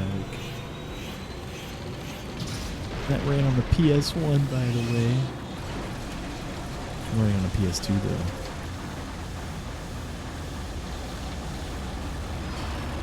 It's time for Ibsen's. Also, an ad break was about to come in right before that cutscene. I snoozed it. I actually double snoozed it, because then it was going to come right before Taharka. Now it'll probably happen, like, right after Taharka. Before EG.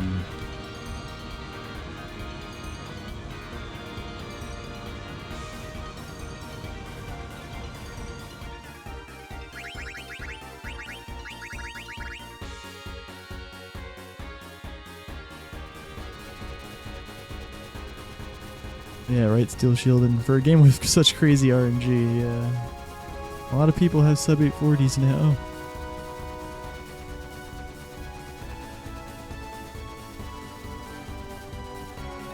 Well, not a lot, but yeah. Sub 830 one day. Surely. Oh.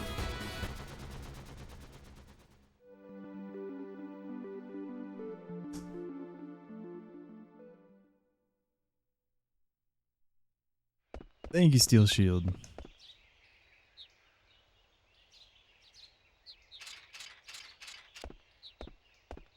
Yeah, I was pretty fortunate to get that run. I didn't have to grind cutscene remover as long as I felt like I should have had to get that. It was such a crazy run, luck-wise, that Death Guys killed us twice, and we still got the sub 4. Death Guy's deaths don't take as long on cutscene remover because you don't have to listen to the whole dialogue with Kuja before the fight every time, but still, each one is probably like a minute.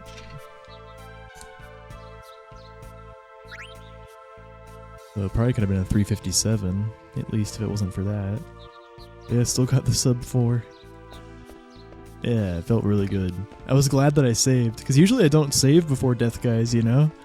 Usually I just don't want the time loss. Like, fuck it, if we die, we die. Like, that's what most runners do. But I knew that I could afford a death or two and still get the first sub 4. So I was like, alright, I'm saving. And I'm glad I did. he killed us twice. Still got the sub 4. What the? Why'd he go so far? Oh my god.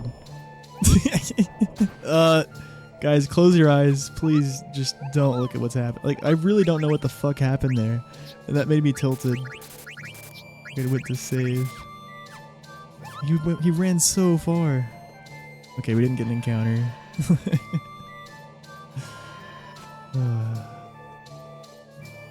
Like, I took my thumb off the D-pad, man. I hate when that happens.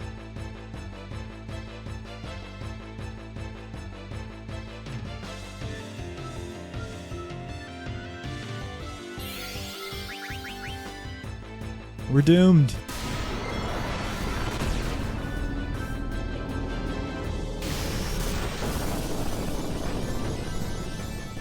Never mind.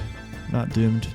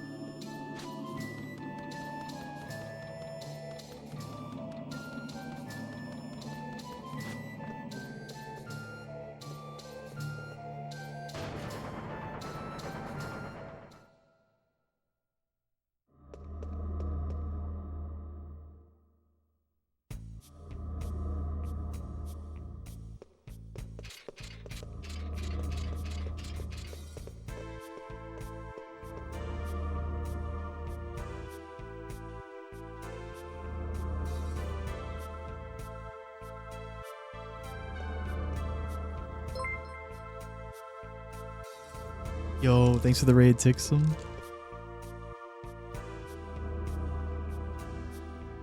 Legendary 120 SM64 runner. Hello.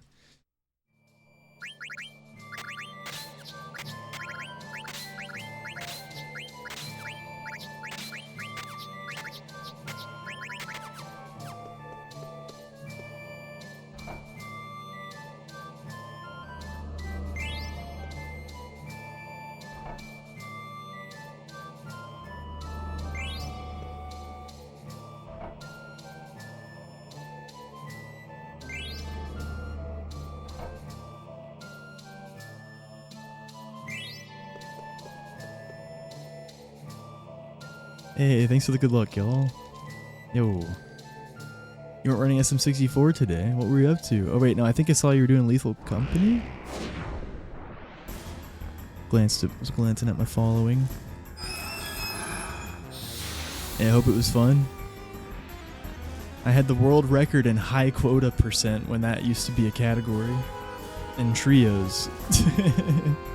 It was just a meme though. There's no competition. And now it's not even a board anymore because high quota was just kind of pointless. I should have focused. Oh well. Doesn't matter. Should probably heal Vivi here. But, yeah, let's just play it smart. Whatever. Yeah, we're gonna go ahead and switch to averages. Get the red out. Record's pretty much, yeah, dead. PB's dead. RNG's brutal in this game. I'm attacking with Steiner and he's not dealing much damage at all because there's a 10% chance I'll instantly kill the boss if I inflict the heat status effect. So I put add status on in the menu.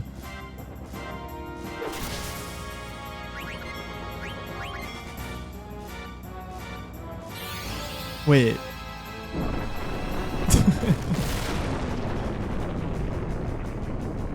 I'm stupid.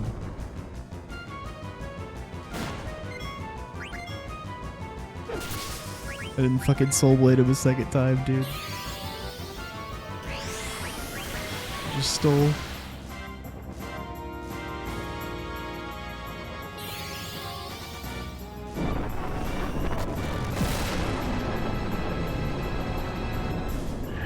Nice. Doesn't matter.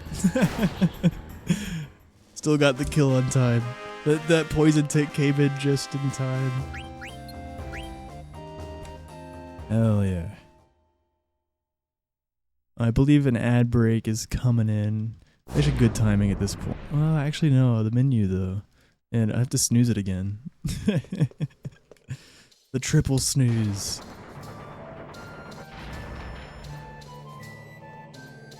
This guy knows ball. You're struck by lightning as you're entering the ship on the final day of a 10 quota run. Oh my god. Literally 1 second away from being in the ship. I'm so sorry. That's ridiculous.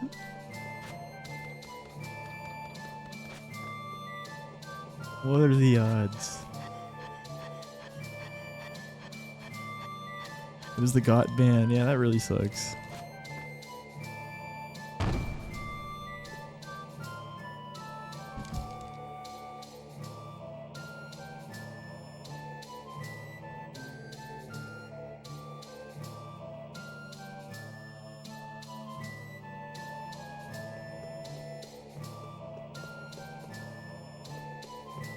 This is a cool menu.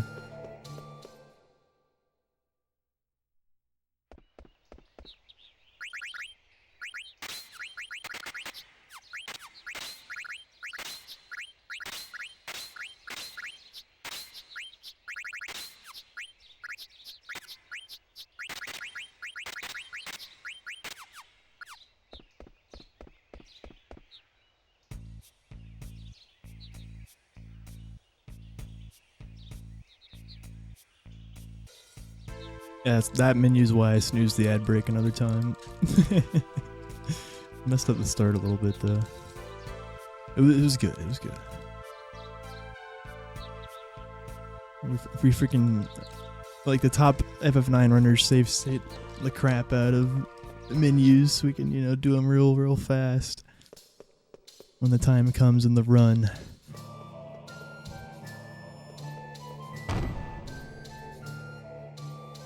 But mostly this game is just a freaking lotto. Because we can't manipulate the random encounter. Oh my god, I went really far here.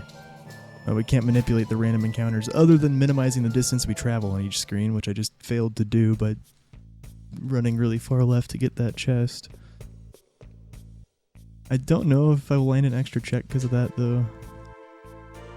But yeah, encounters are entirely random. We can just minimize the number of encounter checks we get. It's not like FF7 or FF10 where you can manipulate what you encounter. How do I learn that? Yeah, I mean, a lot of stuff in FF9 you just need to learn through practice. Doing boss fights over and over, and then menus, just doing them over and over until you can do them fast, and it's all muscle memory. But there are some things that no, I think this is the check we get regardless when we have to get the Maiden's Prayer.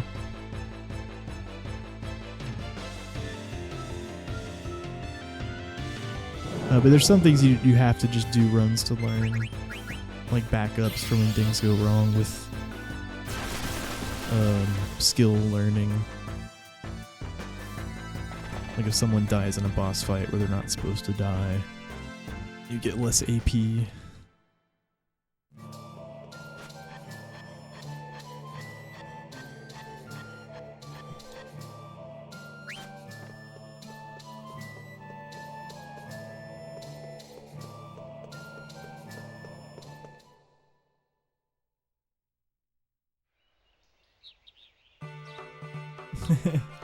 Thanks, chums. Yeah, I'd really like to have Partner Plus.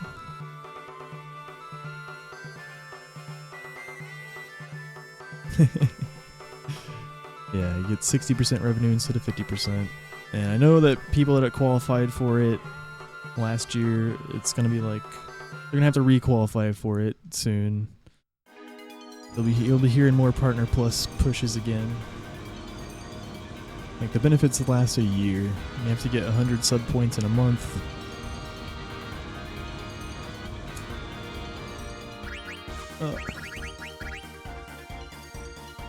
Gift subs and Prime subs don't count, which is dumb.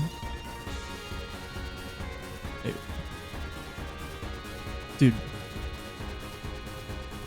I'm like tripping right now. Wait.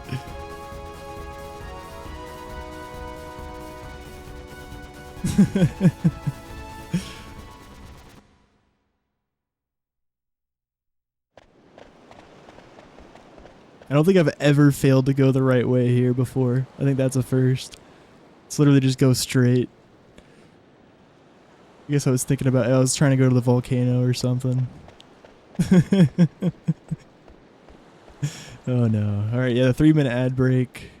Once per hour, all at once, coming in right now. Thanks for watching. Oh yeah, tier 2 counts as 2 points, tier 3 counts as 6 points. I need to hit 100 points for 3 months in a row.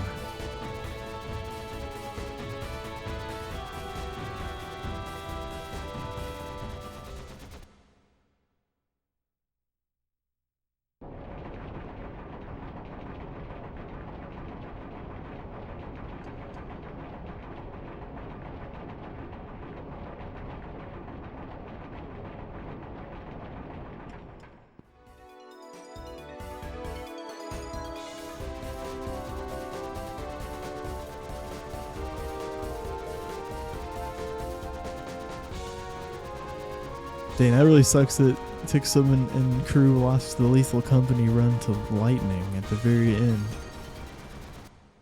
That's fucked up. Thanks, Lumbo. It's averages now, man.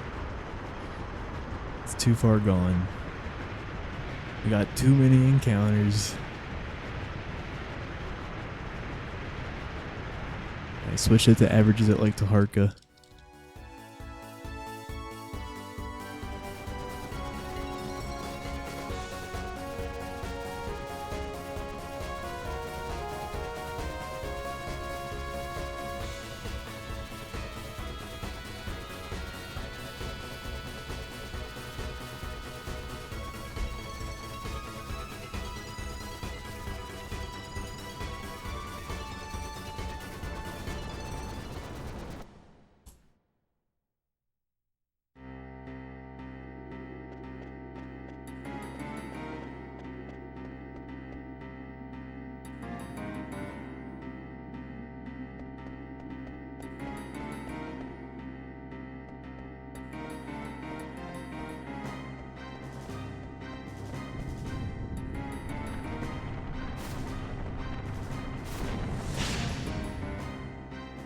Lethal giveth and lethal taketh. That's what we say for FF9. Yeah, it's a long run. We have a cutscene remover mod now, though. It's been around for a while at this point. For the HD version and for this version. And I have the world record in that. Sub 4. 3:59. It's crazy how much shorter the game is when you take out all the text boxes and the FMVs. And yeah, I think he also took out all the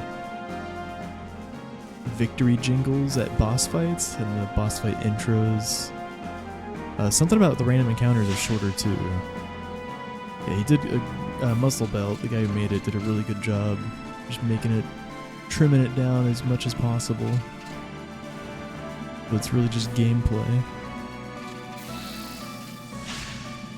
Yeah, the record for that is sub 4. And the record for the full run is 8:33. It was a recent record a couple months ago. For the past few years, it's been 8:34. Not really costing, no.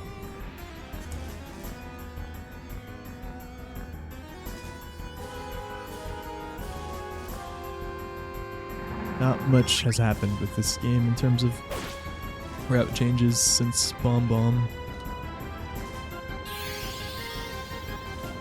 There's been some stuff, but yeah, nothing really major. Still Petra route.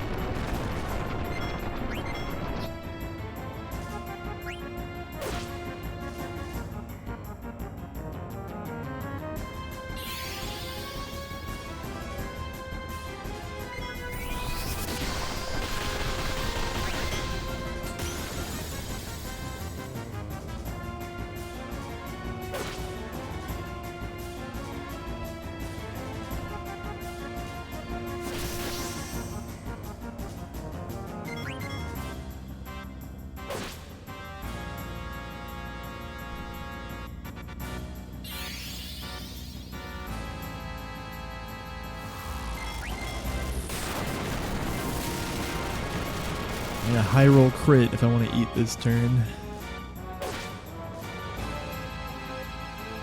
There is 2, 6, 4, 7 left, man.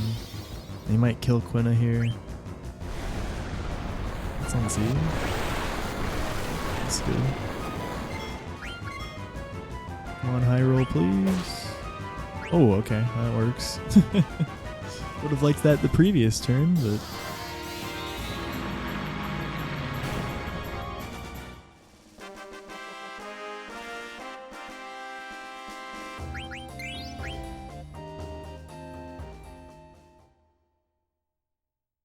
That was best segments I accidentally just switched to.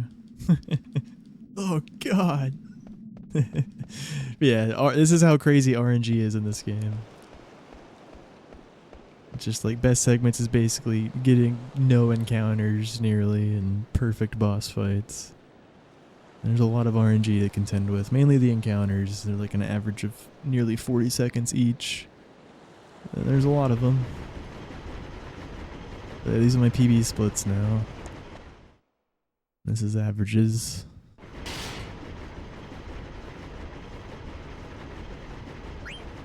Oops.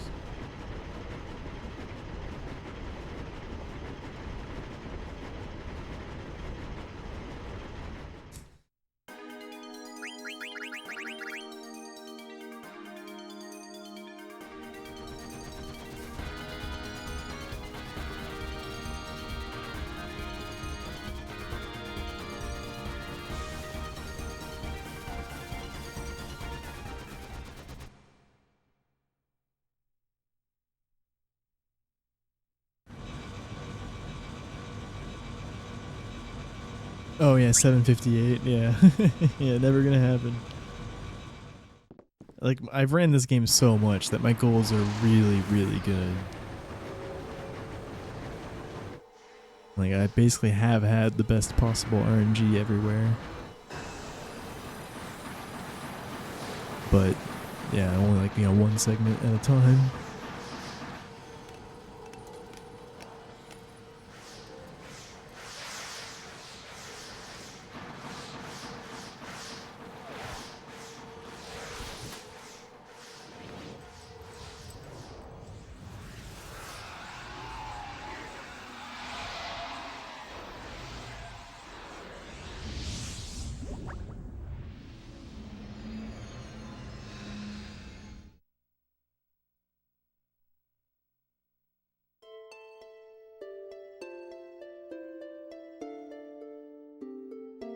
Let the red flow through you.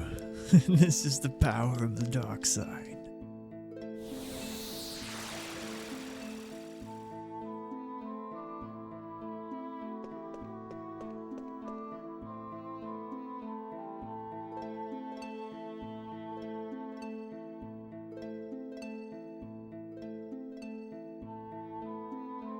What's the best trance save?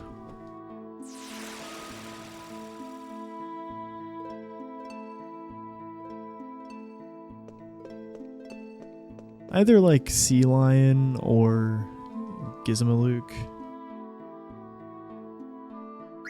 Probably Sea Lion. Like if you get like a freaking crazy early trance, it never really happens, but like right after the Bazaar counter, that would save so much time.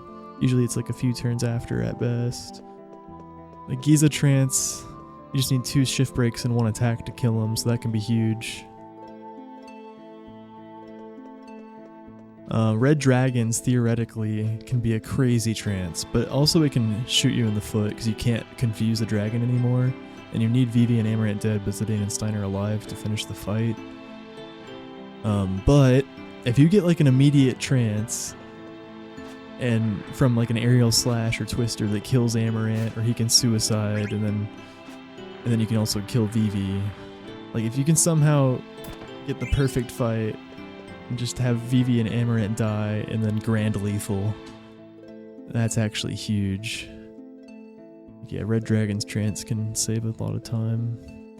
Amarant trance can be nice, but it's not as crazy as those other 3 I mentioned. Yeah.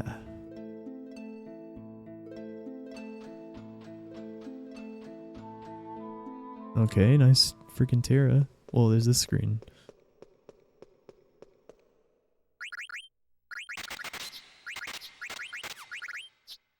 What? Where's my feather boots? There they are.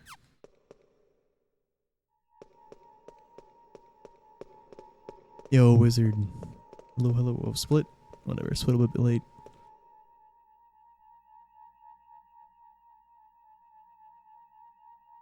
Save some time against the PB, look at that.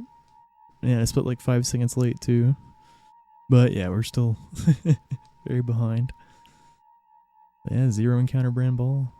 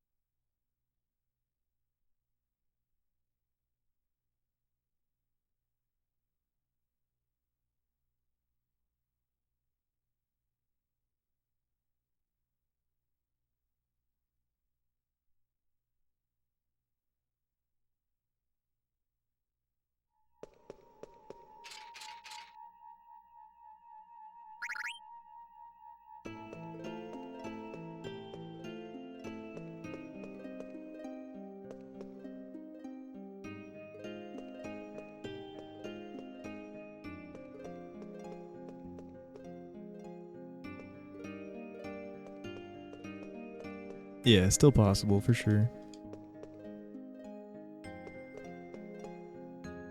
But unrealistic at this point.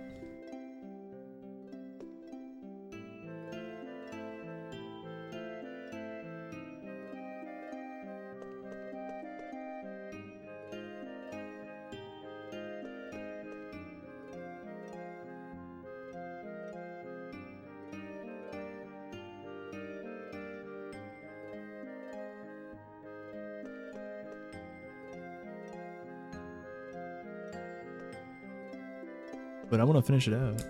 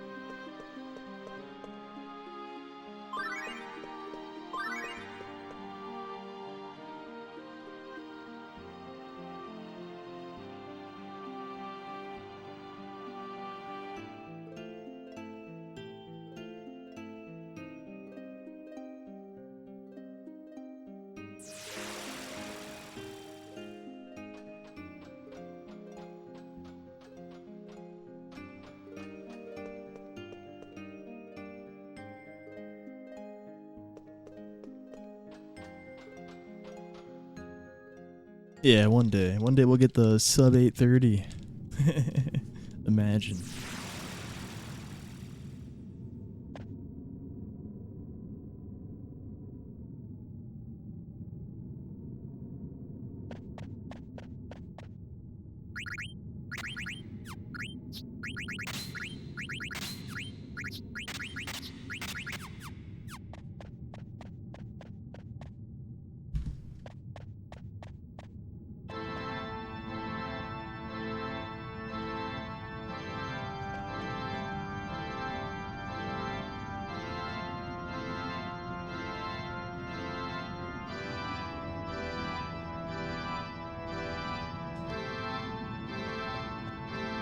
Yeah, I mean, you're probably not wrong if I just didn't have a bad split anywhere.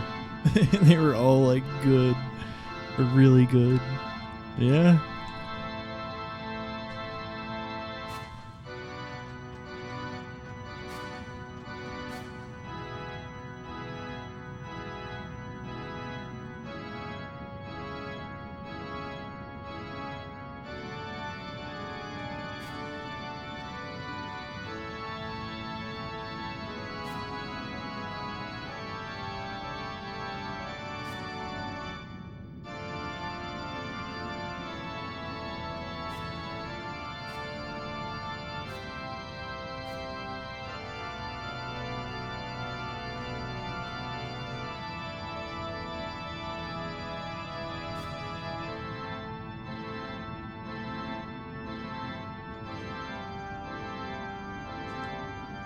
Alright, it's time for Yana.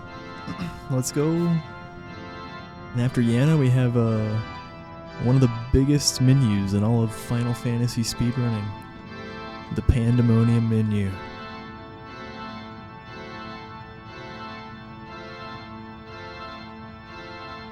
Hell yeah.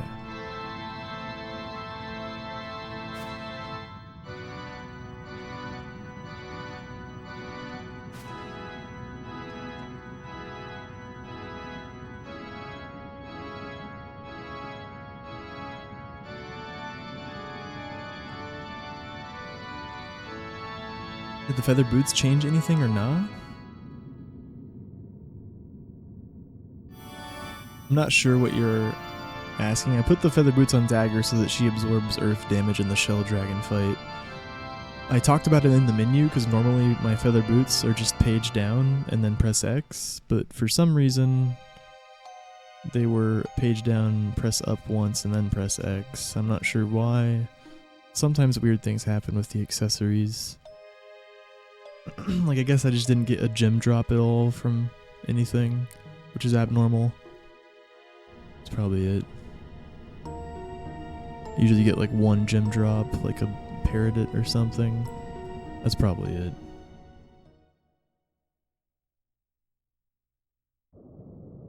Or a Sapphire. Yeah, the Lapis on Melty for Steiner was also only down 1. Usually it's like down 2 or down 3. Yeah, due to gem drops, accessories aren't always the same with where they're gonna be, even if you do the run correctly.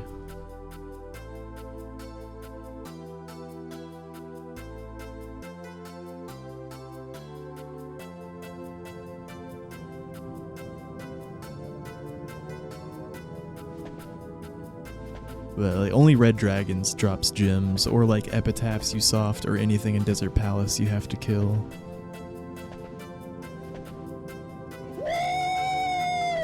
Yeah, baby! That's what I've been waiting for. That's what it's all about. And it's just random. If and which gems they drop. You're not alone, Zidane. Keep your head up, man.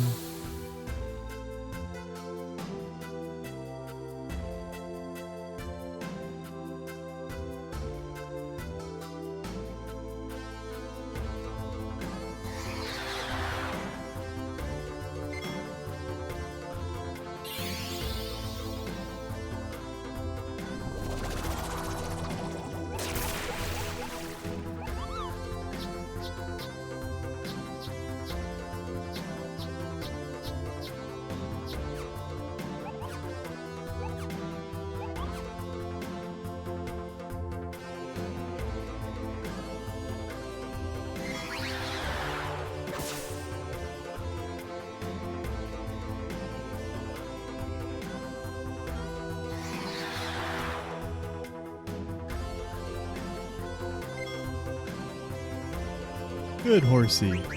Very nice horsey.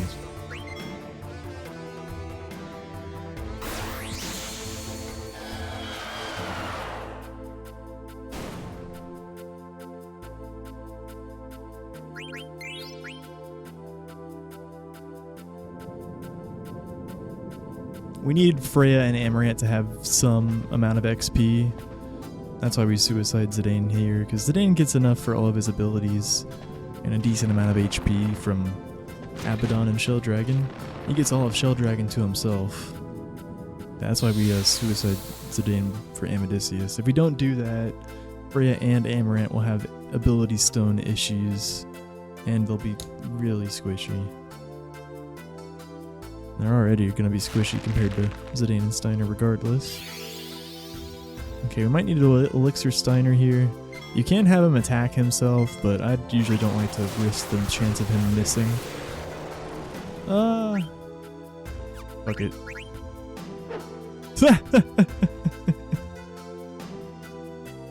Wait, does he have Distract on? I'm dead. Oh, thank God. Holy shit. Does he have Distract on here? Is attacking actually really stupid? I mean, it's actually like, people do it all the time, man. I don't think missing is that common. It's funny how it's like, oh my God. I swear to God, I usually Elixir there. I literally said it. I actually fucking missed. No, Zidane doesn't get the preempt here. He's too slow. Steiner absorbs Thundaga. Yeah, I shouldn't have. Yeah, he has Distract on. That was stupid, man. Well, it was a good run to learn that lesson on. Like, that's why I always Elixir.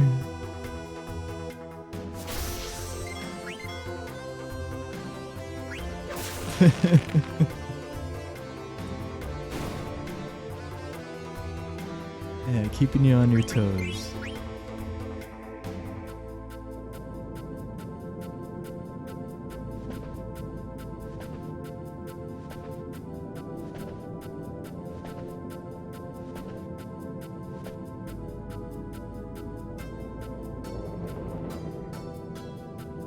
Yeah, he would heal himself if that attack connected, but distract is stronger than accuracy plus.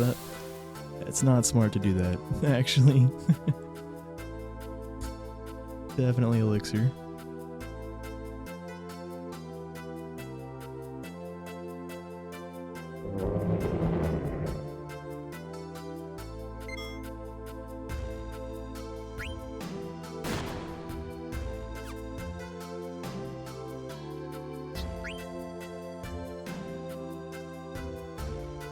This is a bit risky.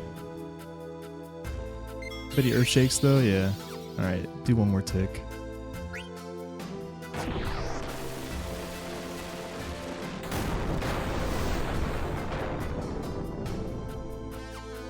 Well played. Okay, Gar, I'm feeling alright. These are just averages.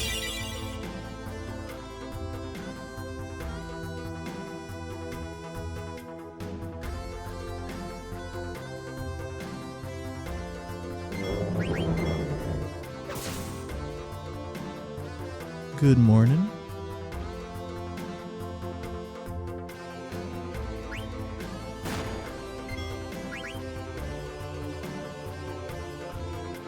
So you're saying there's a chance? Not really. I don't think anyone's ever had anything under a 37-minute disc 4.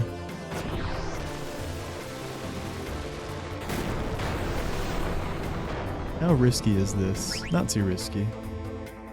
Kinda risky. We're definitely risking it. No, we get one more tick, right? We get one more tick. Right? Yeah, no, not risky. Not risky.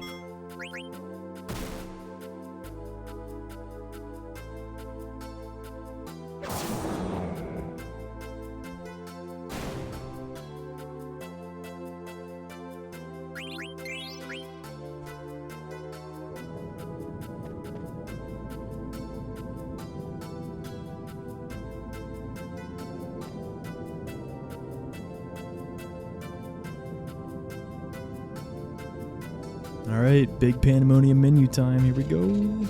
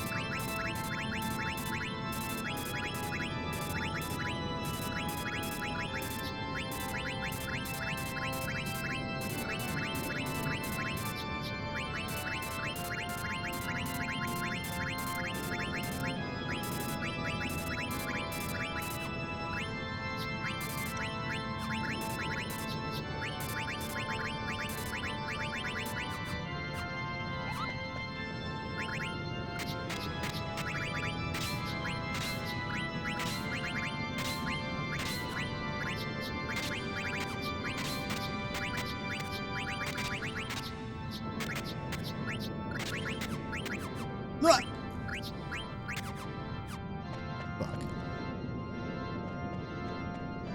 It was almost perfect until the end. Except I was having some issues selling things quickly, double tapping X in the right rhythm. It's always tricky.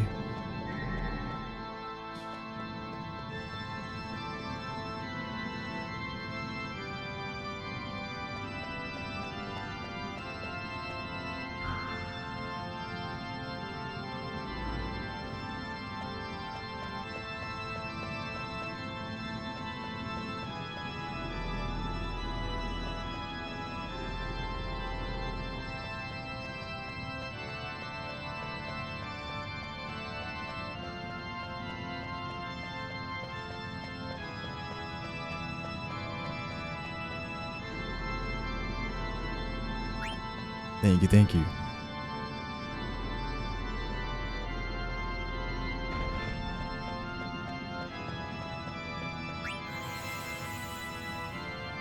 The streak lives. You can always watch the VOD. It's not my fault anymore. I can't kill your streak. I can make it harder. Yeah, because sometimes you have to watch it a really long time or something, right?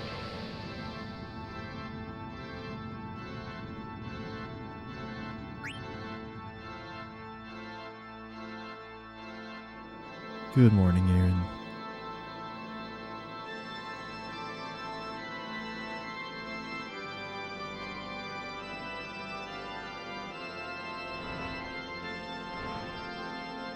Yo, Pampa Pepe D.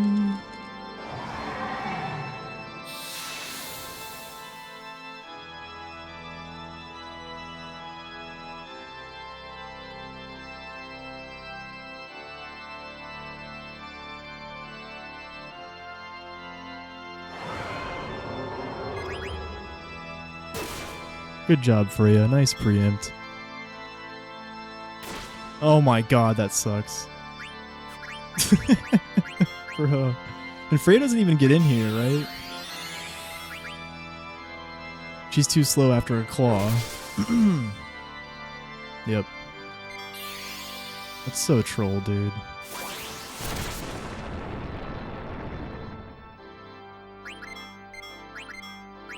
Alright, at least he didn't shockwave after that.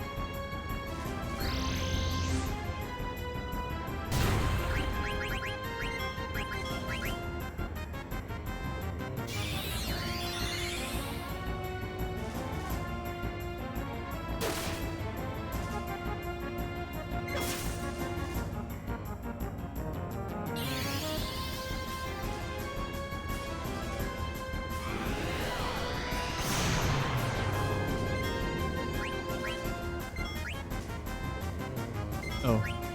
Dude. I hope charge wouldn't have killed a turn early. I don't think it will. I meant to like not attack with Steiner first so I could calculate and figure it out.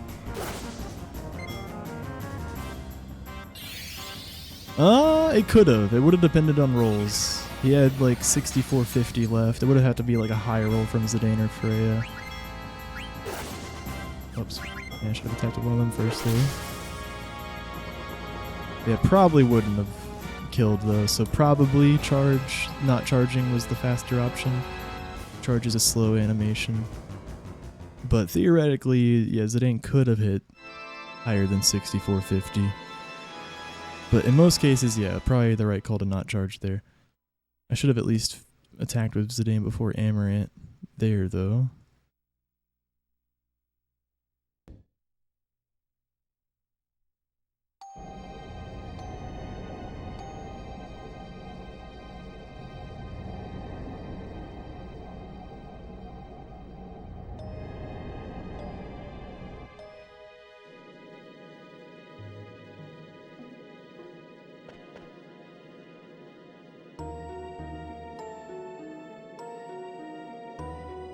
Gee, I wonder if Luna is a good strat for Kuja? It's a lovely strat for Kuja.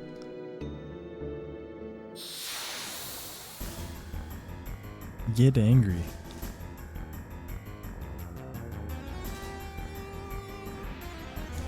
Go berserk.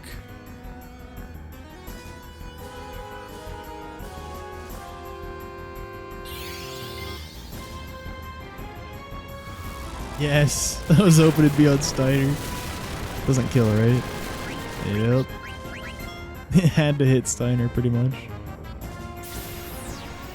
Luna!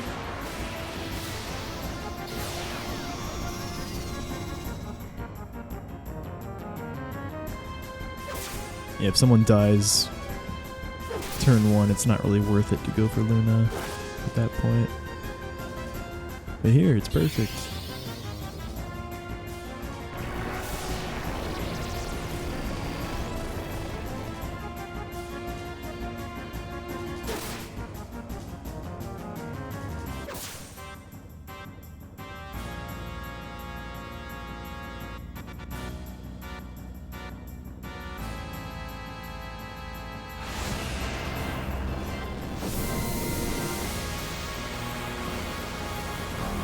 I'll show you my true power.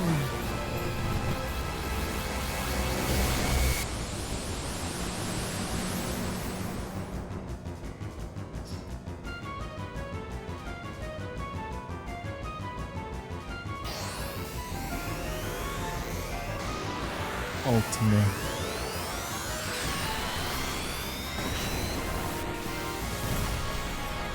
So does Kuja like create the Ultima weapon here?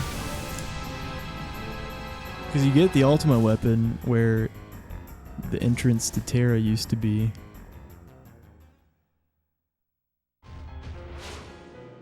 In Disc 4.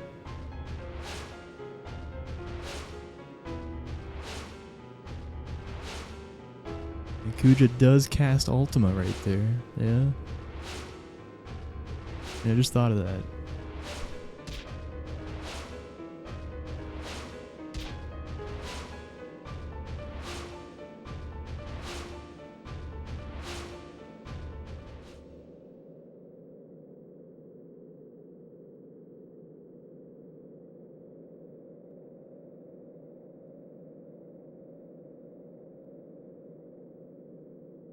I always think, how does a monkey get feathers? Good question.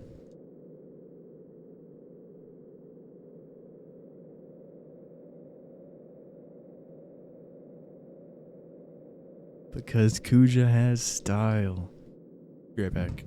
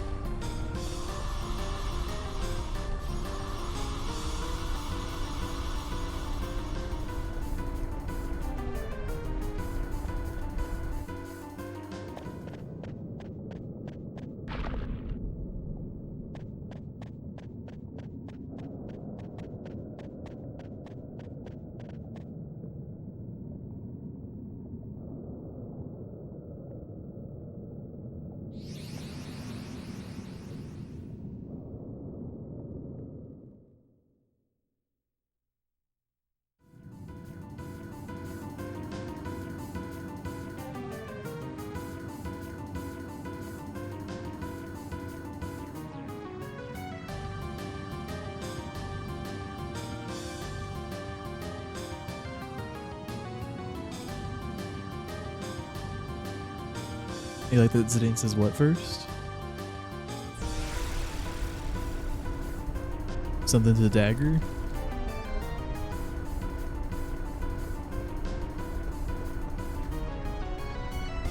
Oh, does he say I love you there? Aww.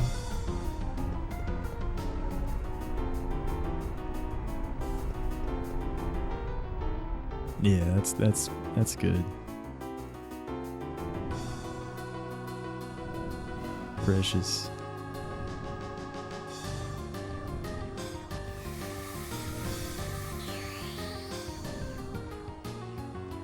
She goes full Han Solo. What did she say? What does that mean?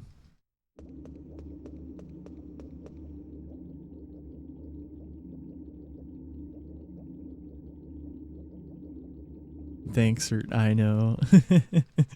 Wow. Oh, Dagger.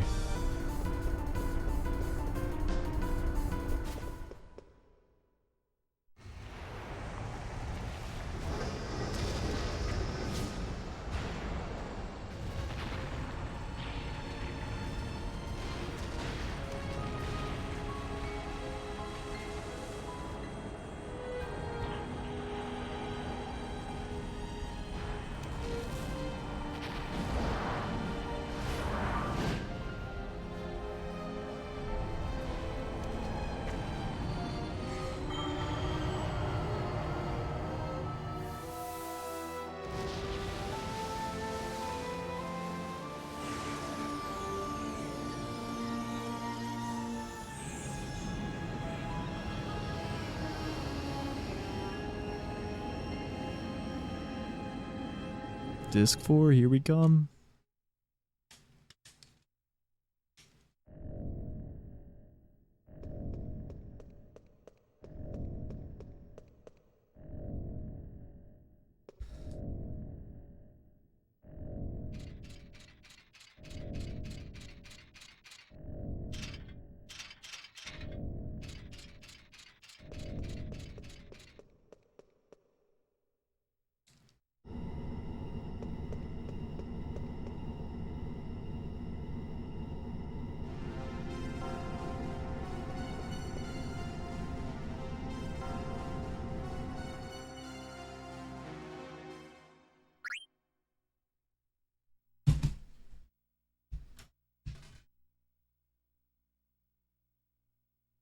Okay, that was slow. That wasn't ready.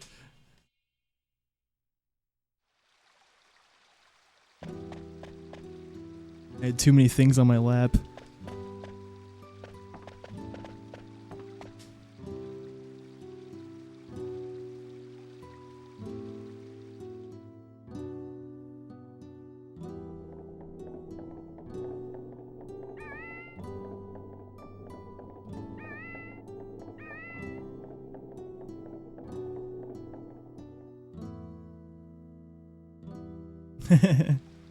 Chat. No worries. Hello.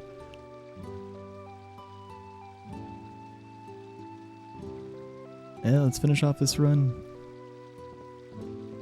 It is almost certainly not record or PB pace, guys. No one's ever had a disc 4 under 37 minutes, maybe even under 38 minutes. I don't know. Obviously, it's possible if we just gold or match our gold so we could get it 8:30.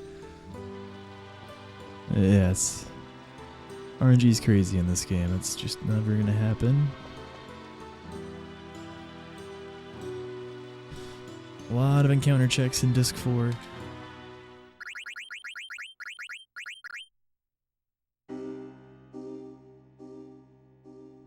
We are comparing to average splits. That's why I'm saying we're not going to PB. My PB's an 8:35. If you get lucky, though, we could get a sub 8:40. We need basically a 39-minute flat Disc 4 or lower, which is a pretty tall ask, but we could do it. Definitely on pace to beat the averages, at least. Oh, wait, sorry.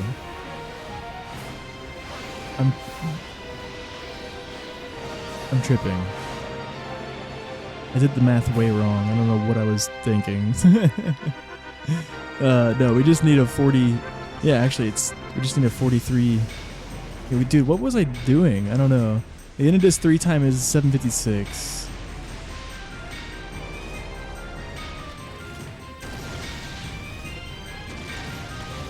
Okay, so a 37-minute disc 4 actually would be close to record.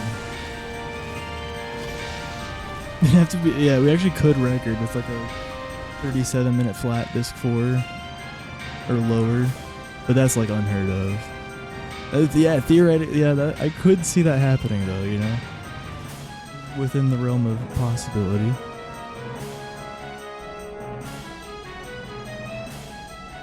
Need some damn good splits though.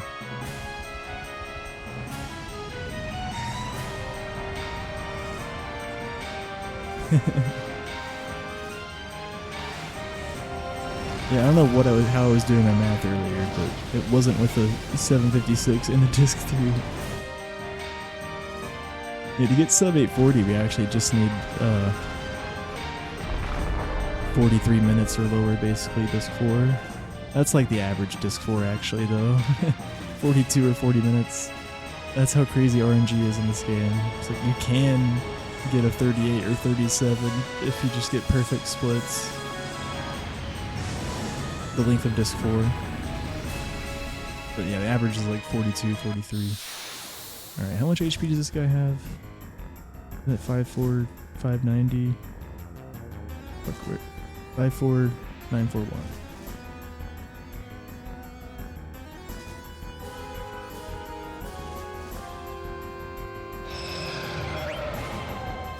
Uh-oh.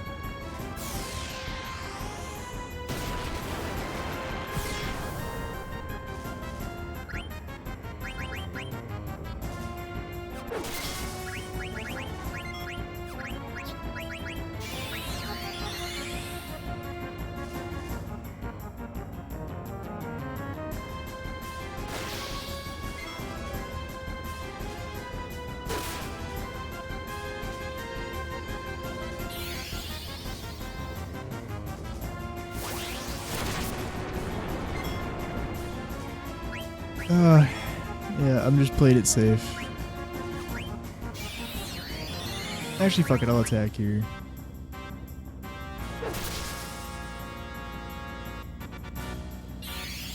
No counter, nice.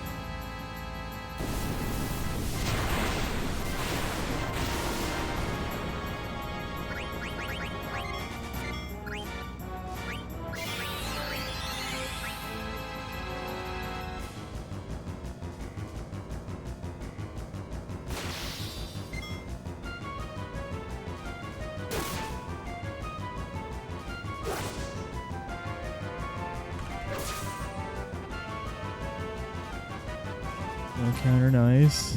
Probably should have attacked with Freya instead of Zidane, a little safer.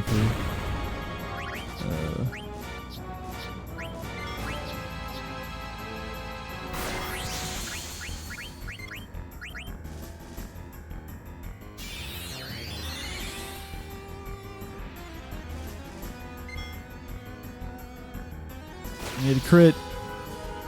Come on, crit. No. Alright, well, he's dead, at least. A very slow Nova. At least we didn't die. Glad we still get to finish the run. Oh, I'm surprised that... Oh, yeah. Wow. He had 4,400 left. I didn't even realize Amaranth could hit 4,300. I should have attacked with Zidane. I thought Amaranth would kill, for sure.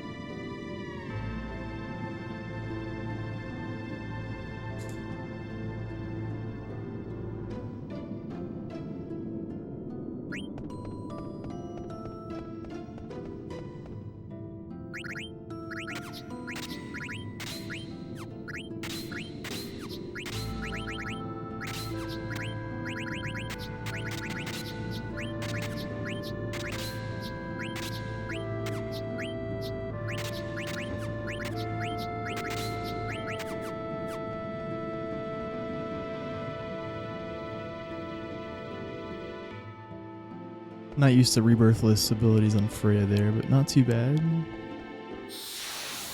Shit, last check.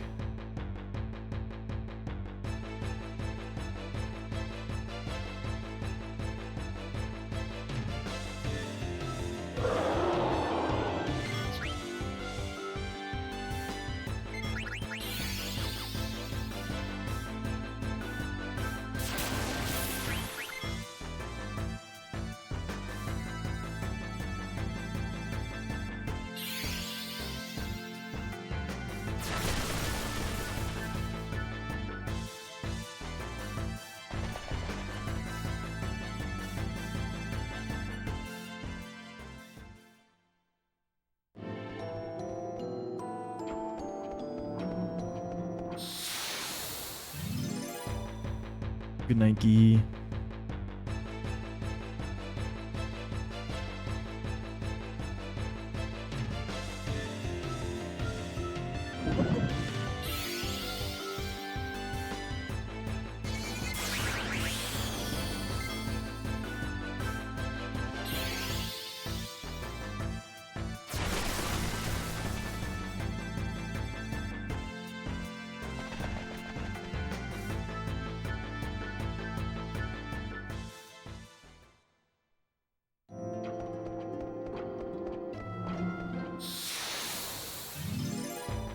Funnily enough, I think if I Suicide Steiner here for charge strats, he won't even have enough MP for 2 charges, like with him attacking with one of them. So there's kind of no point. Well, I could ether him. Might as well just fucking do it still. I was just sure he was going to take a turn. Maybe I could have gotten a fleet. I don't think so. No way. The game was way too slow. He was just taking a delayed turn. Uh-oh, that fucking sucks. Classic. Well, our XP's fucked.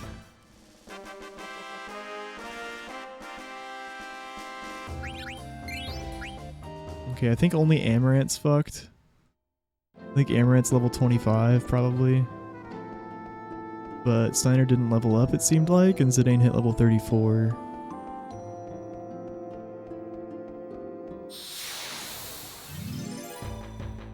We'll see in the menu here in a second.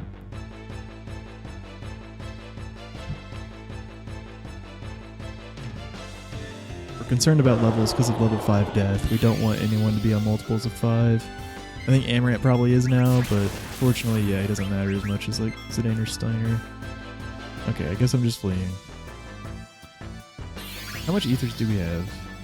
Yeah, I should have gone for charge strats, man. Oh well, I just like autopilot fleed. Technically not doing crit HP Steiner's more consistent, but you need like a really good fight for charge strats to pay off. Yeah, he's 25.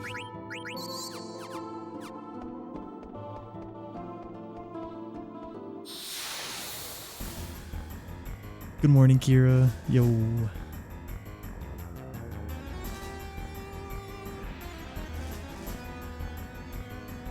Sorry, crit HP charge. Crit HP Steiner strats is what I meant to say.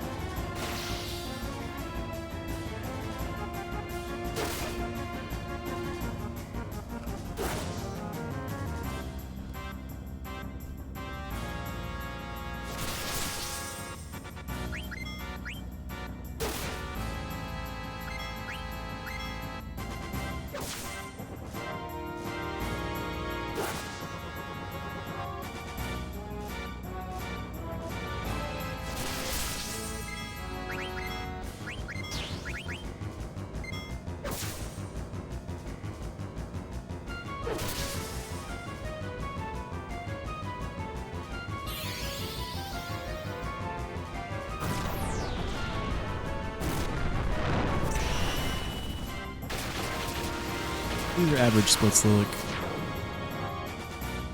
Good morning, dude. World record's a big ask in this game, man. You have to basically win the lottery with encounter luck and boss luck. We're finishing it out.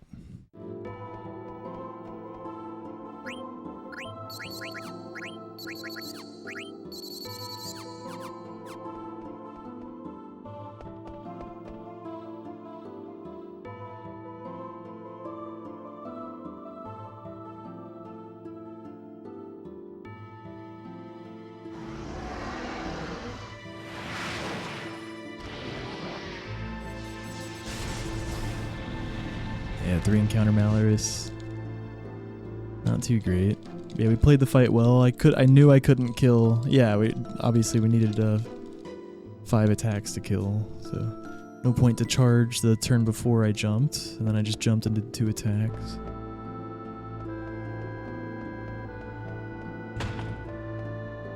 Yeah, she had like 7,400 left whenever I jumped.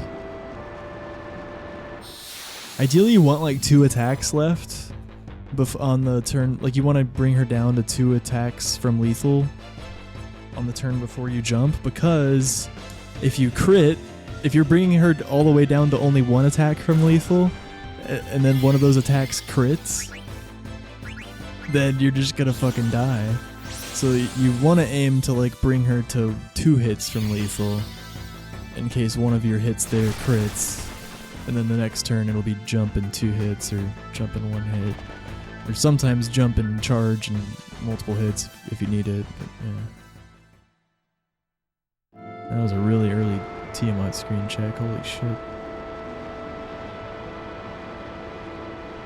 When one falls, not if.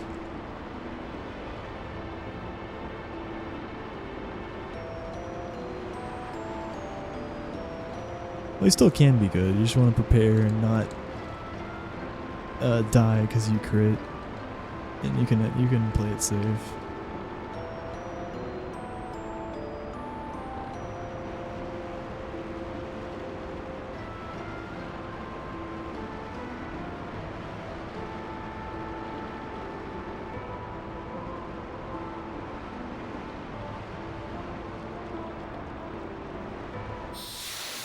Yep, I had a feeling.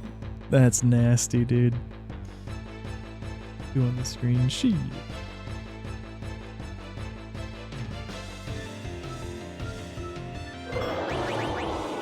The Fleet.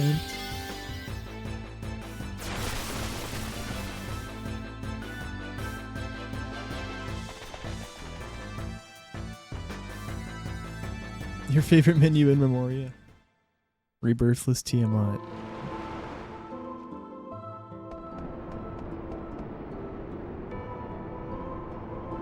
It's just very complicated. Steel Shield depends on how the fight goes. Often Rebirth Ring can save you time because you have more. You don't have to jump with Freya. You get to attack with her on the last turn.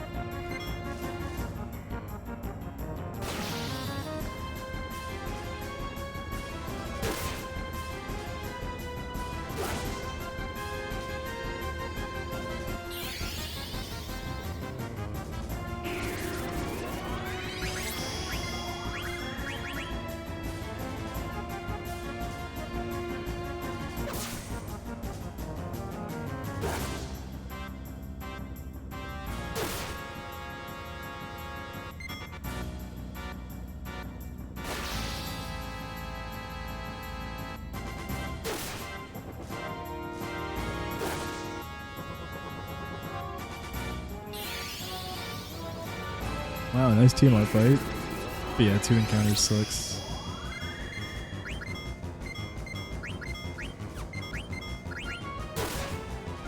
Wow. That actually almost killed him. He had just over 10k.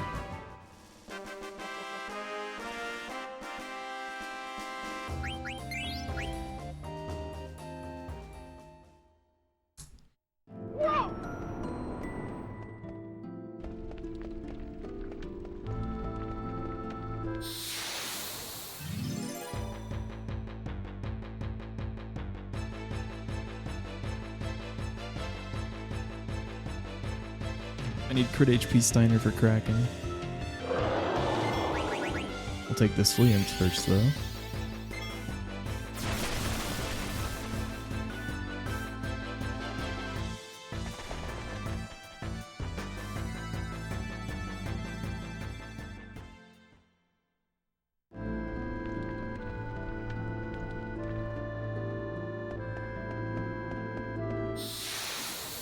Yeah, I did not mean to go that wide, dude. Fucking buffered input. I guess you can walk to be careful. Doesn't matter. Whatever.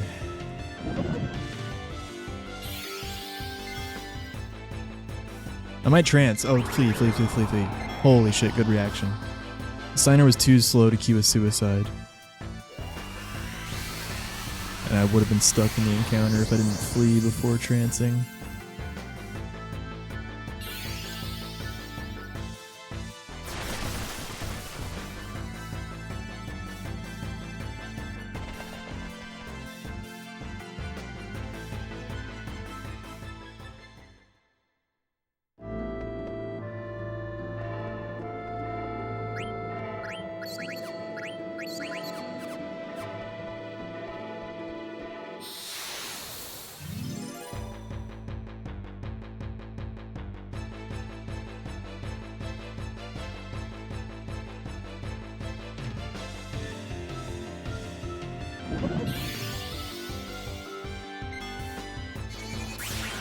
I'm gonna have Freya kill Steiner just so Steiner doesn't drop below 65 MP here. I guess she could have missed.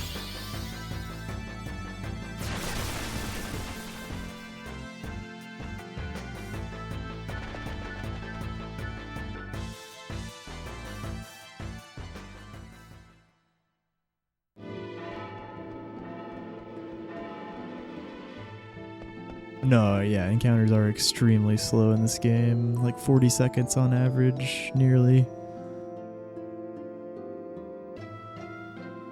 The loads take so long, and the intro and the... yeah. The turns that the enemies often take.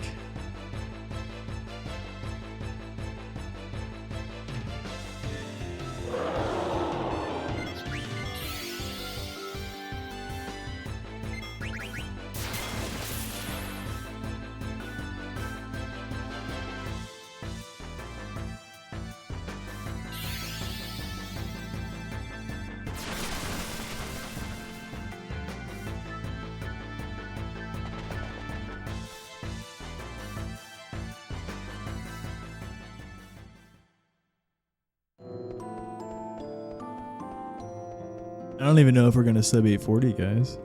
I mean, sub 840s are pretty rare.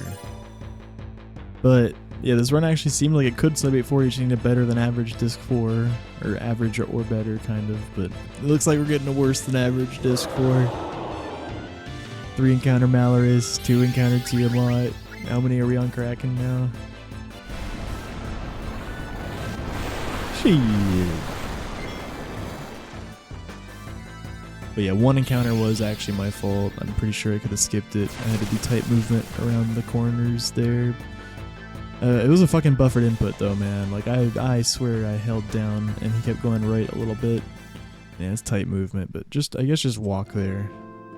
But, you know, PB was already more than dead, so it's fine. But even without that, it's a nasty split so far already. Or kind of, I guess we're just at 5 on the split with that even. It's like 4 or 5 is like average. Wait, yeah, we had 1 on the first screen, right? 1, 2, 3, 4, 5. Yeah, I think we're at 5 on this split. But yeah, 3 Malaris, 2 Tiamat. Really slow Nova Dragon fight. Yeah, that was slow as hell. Makes sense if we're not going to get below average or better than average disc 4 here.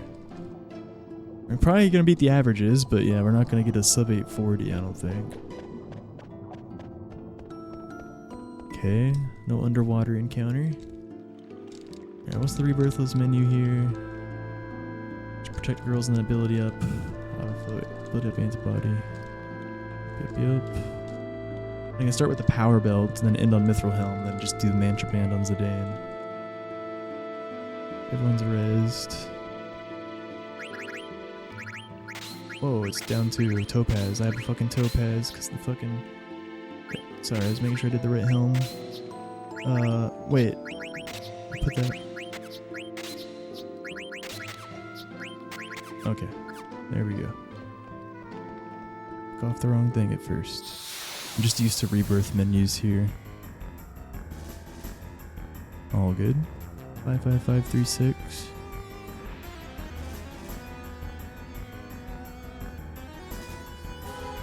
I have an 835. The world record is at 833.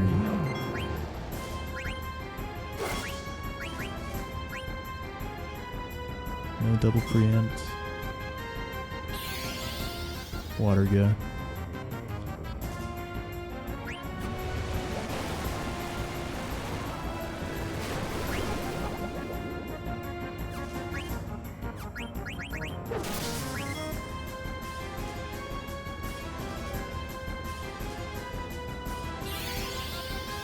Wait, are you fucking kidding me? God damn it, dude. Somehow I just didn't get a fucking turn in. Stupid.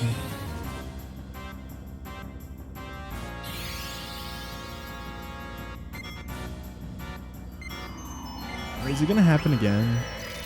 I'm being really dumb right now.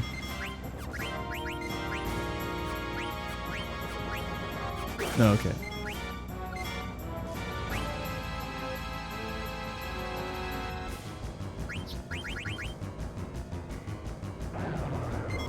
Just wasted one turn.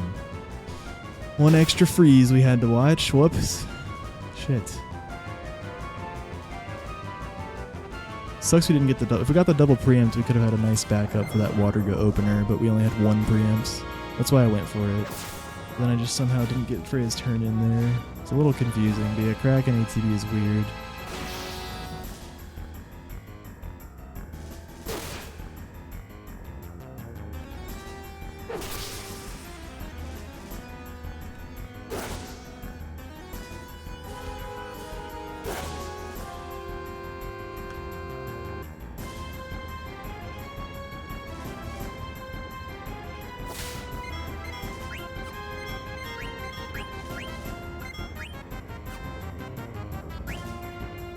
Oh my god, I'm stupid.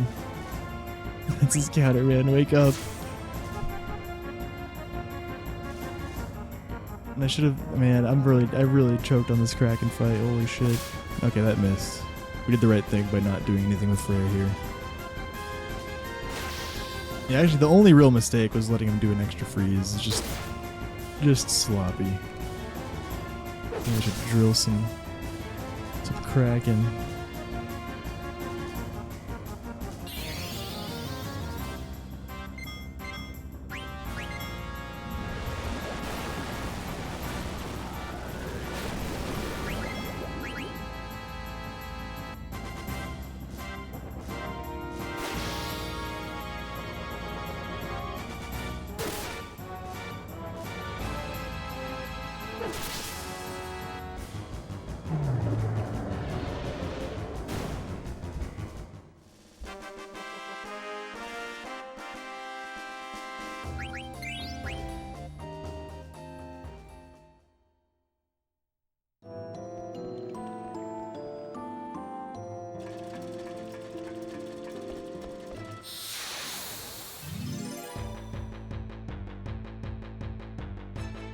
And the Lich encounter.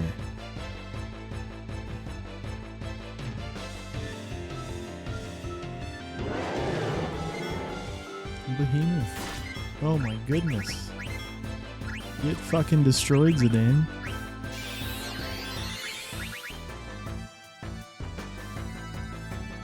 Yeah, we're probably not even gonna... we'll probably still beat the averages. This is just a fucking horrible Discord though, Jesus.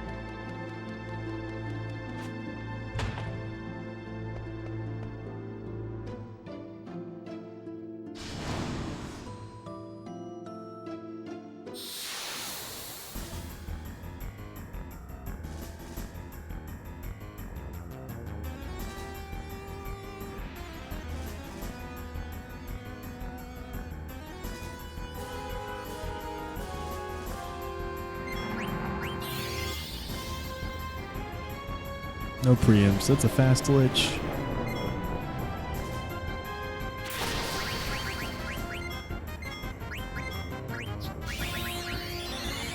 I could just, I don't know if resing... I think you're supposed to actually just not res Amaranth here. Just attack with Zidane. Oh well.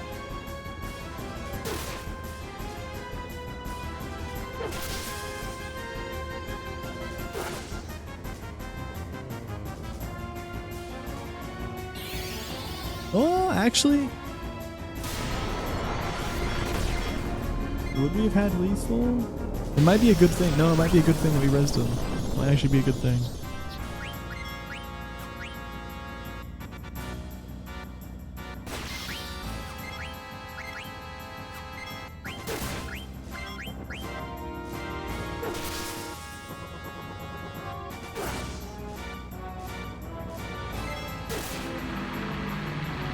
No, we would have had lethal. Yeah, we didn't need to. That's right. That is what I remember about this fight. Forgot about that. Amaranth goes down, even without preamps. Just leave him there. You do so much damage to that boss.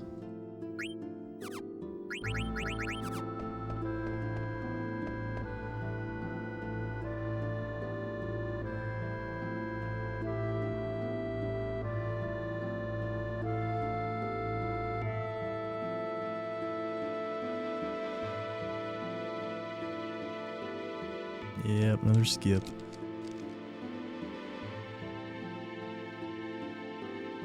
Alright, here's the menu I'm really not ready for. Rebirthless Death, guys. It's very different.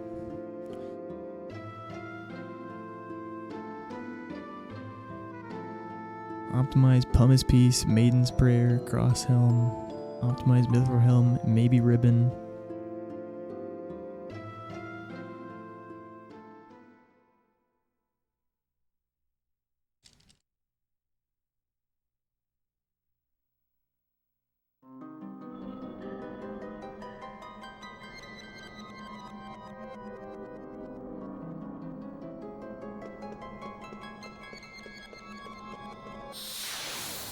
Zidane's abilities is ability up alert, body temp, yep, and then just bird killer, HP 20.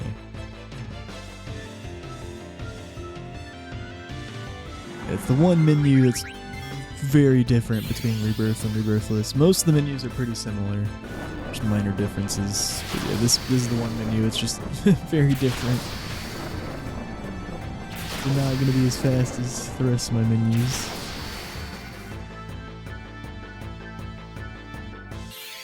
Yep, Amaranth's going down. He's level 25 because we got roulette XP from the veteran.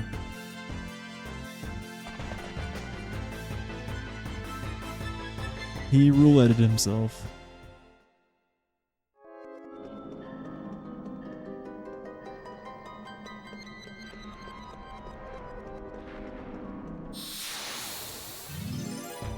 Fucking disc 4. I know, right, man? I hope we at least beat the averages.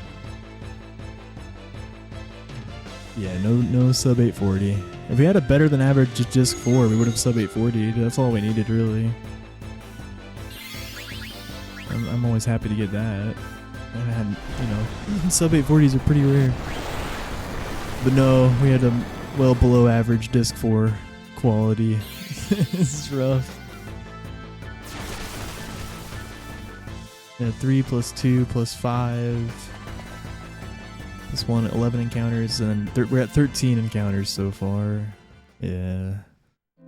Pretty nasty for disc 4.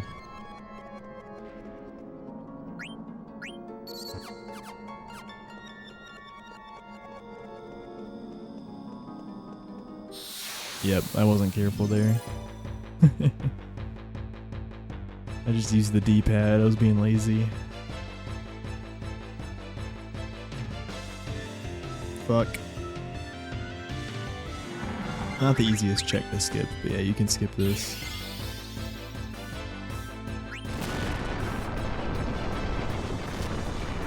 Oh my god!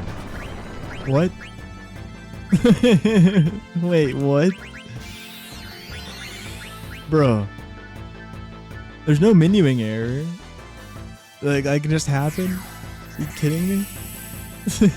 Wait.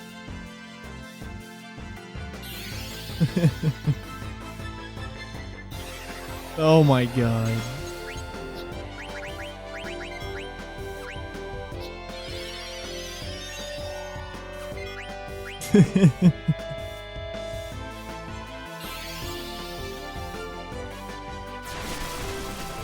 Let me out.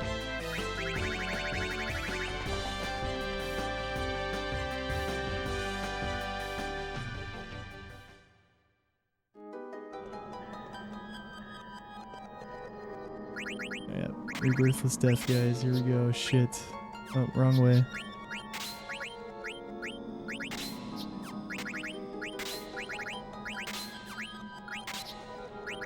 Wait.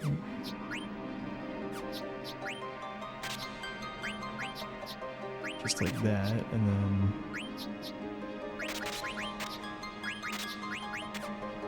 Yep, okay, here we go. Ah!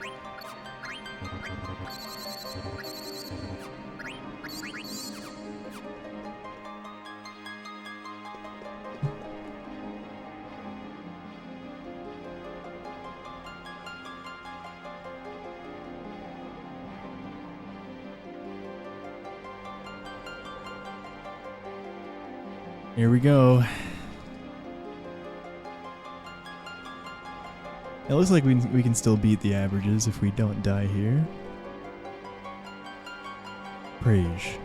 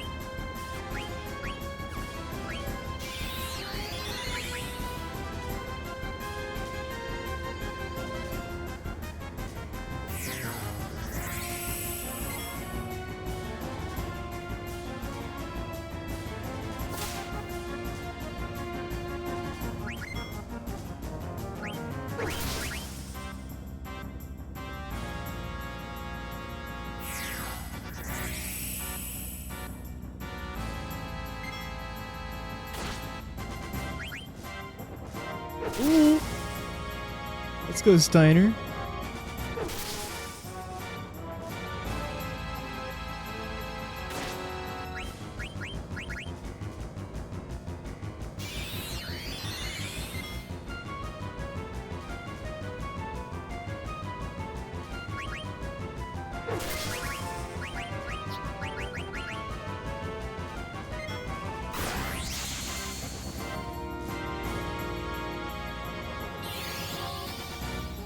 Don't do it. Don't hit Steiner. Okay. Oh, that works perfectly, actually. Nice. I was gonna suicide Zidane if he didn't die there anyways.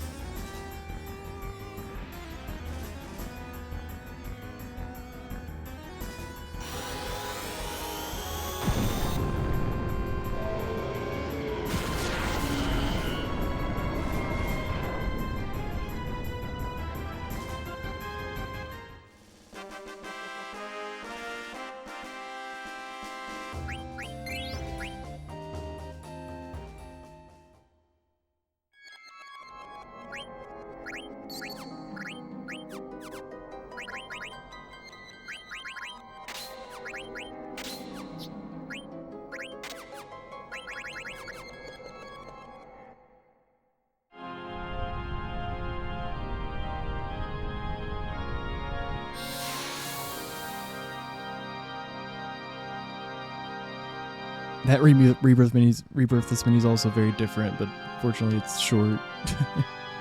5535.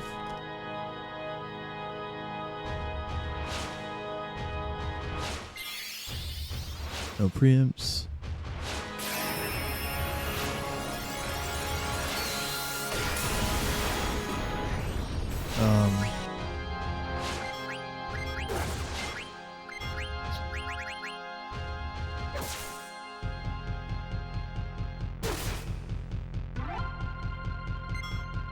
That's pretty rude of him, man.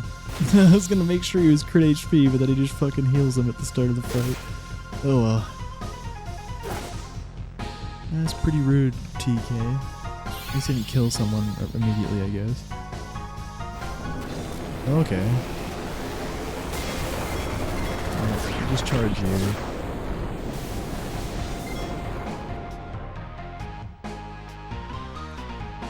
Yeah, actually, that does kind of suck.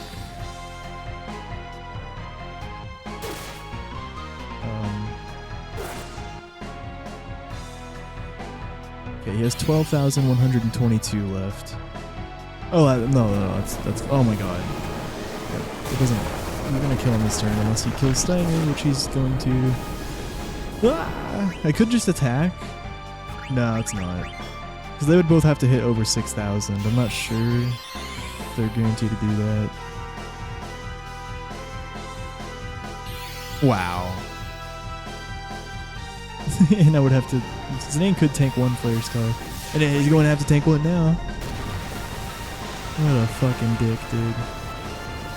Yeah, we might not beat the averages. And we're just going to res Steiner here. I mean, what else are we going to do? He still has 12,000 HP left. Okay, reflect. Alright, we're chilling.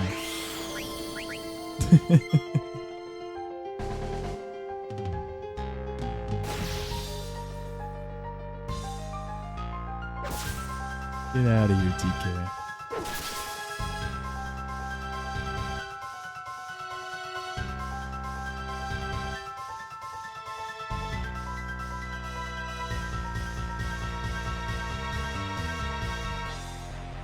Die faster.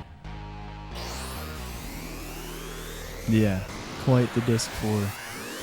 This is gonna be like a 46, 47 minute disc 4. That checks out, man. This is well below average quality. Fuck, I hope we beat the averages. It's gonna be really close. I think, okay, we should beat the averages unless it's a Protectron. That's what it looks like. Or if you like cast Meteor or something.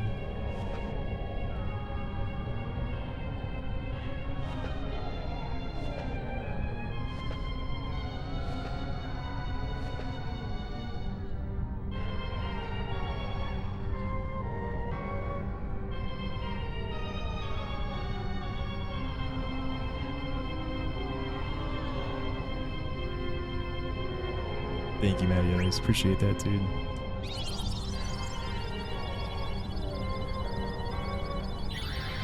Guys, I'm pushing for Partner Plus.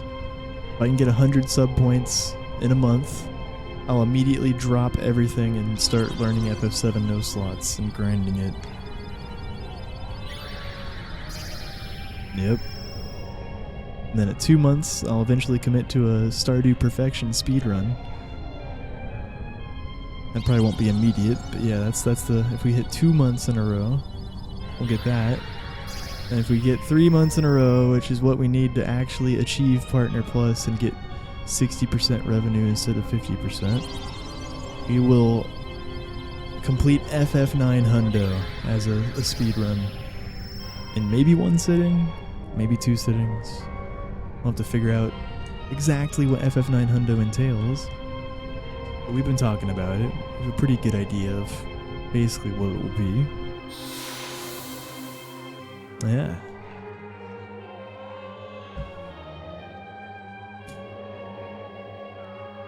Let's kill Necron. Yeah, Freya's nowhere near trans. Don't have to worry about that. I would like to show off the Protectron strat, since it's not a god run. I always like to do it, but in this case, Protectron would make us not beat the averages. I'm hoping it's just a normal fight here. Uh-oh. Okay.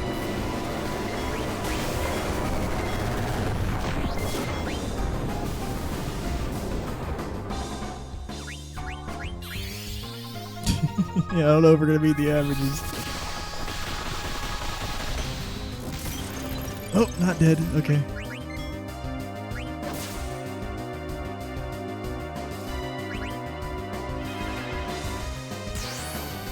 There's a chance Freya could have died from all that. That's why I wasn't immediately queuing Steiner's suicide.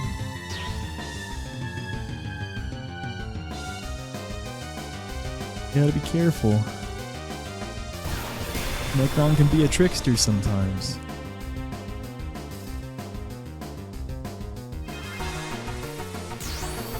Yeah, normal fight, but those 2 spells might cost beating the averages. Probably will, actually.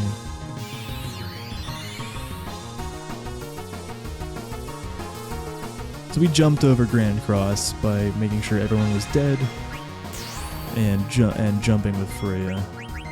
Necron had no one to attack.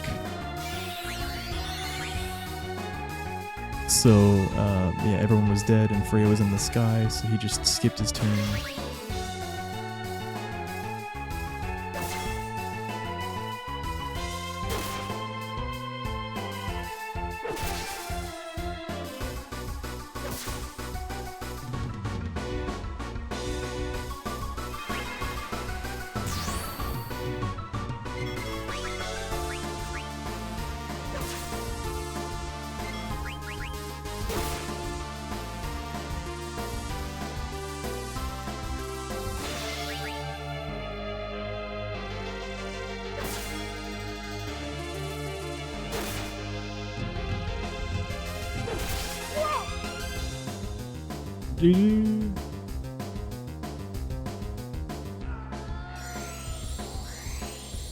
Yeah, look at these PB splits, dude. My PB didn't even have that good of a disc. My PB had like an average disc 4.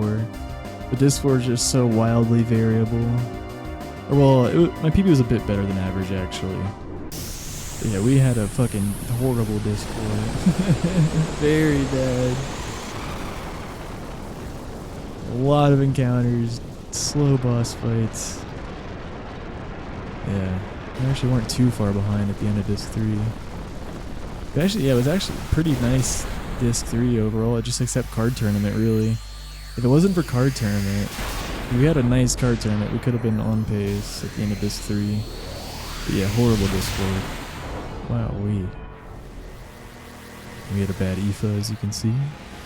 GG's, everybody. It was a fun run. Glad to finish one. Even though it kind of sucked in the end. Yeah, it was fun.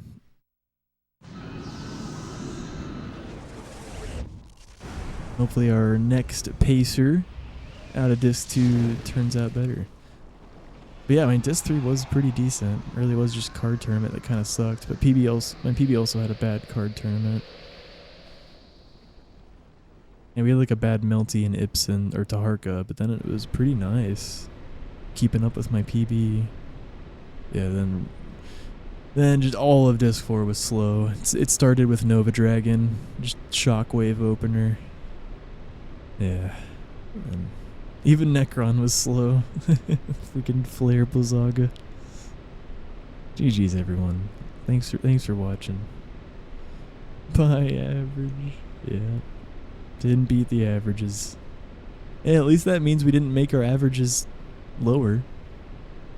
We made our averages easier to beat with this run. Look on the bright side. Just slightly easier to beat now.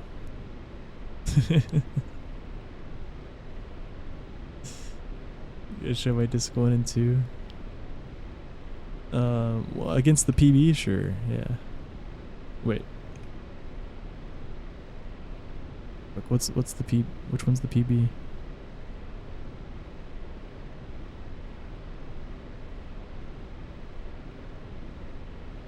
This one. This one's the PB. It's hard to tell because this last number won't change.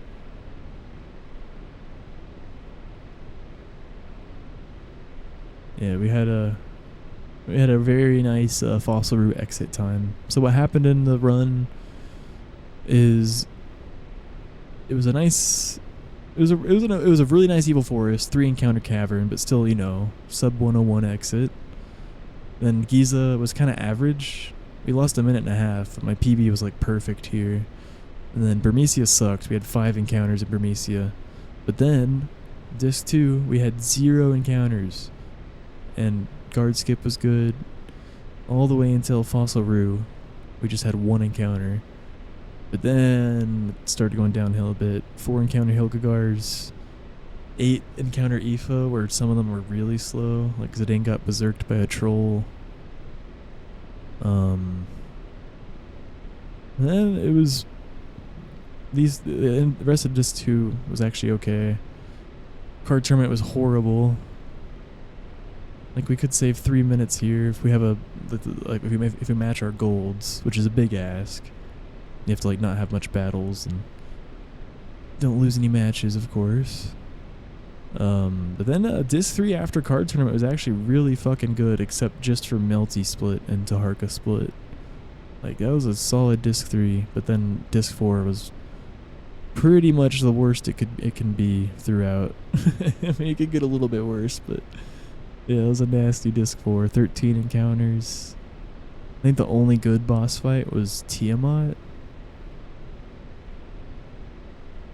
Yeah, even Lich was a bit slow. Yeah, we had 5 in Burmy, yep. Okay, that's it for me, guys. I'm still gonna be doing 9 for a bit. Yep, I'll be running 9 again tomorrow, most likely. Hopefully we'll get started quite a bit earlier than today. Yeah. I still want to get the sub 50 in Resident Evil 2. And Claire Obscure is on the horizon once again. And then, yeah, FF7 no slots as soon as we get the first month of Partner Plus. Who am I reading? Not many people live.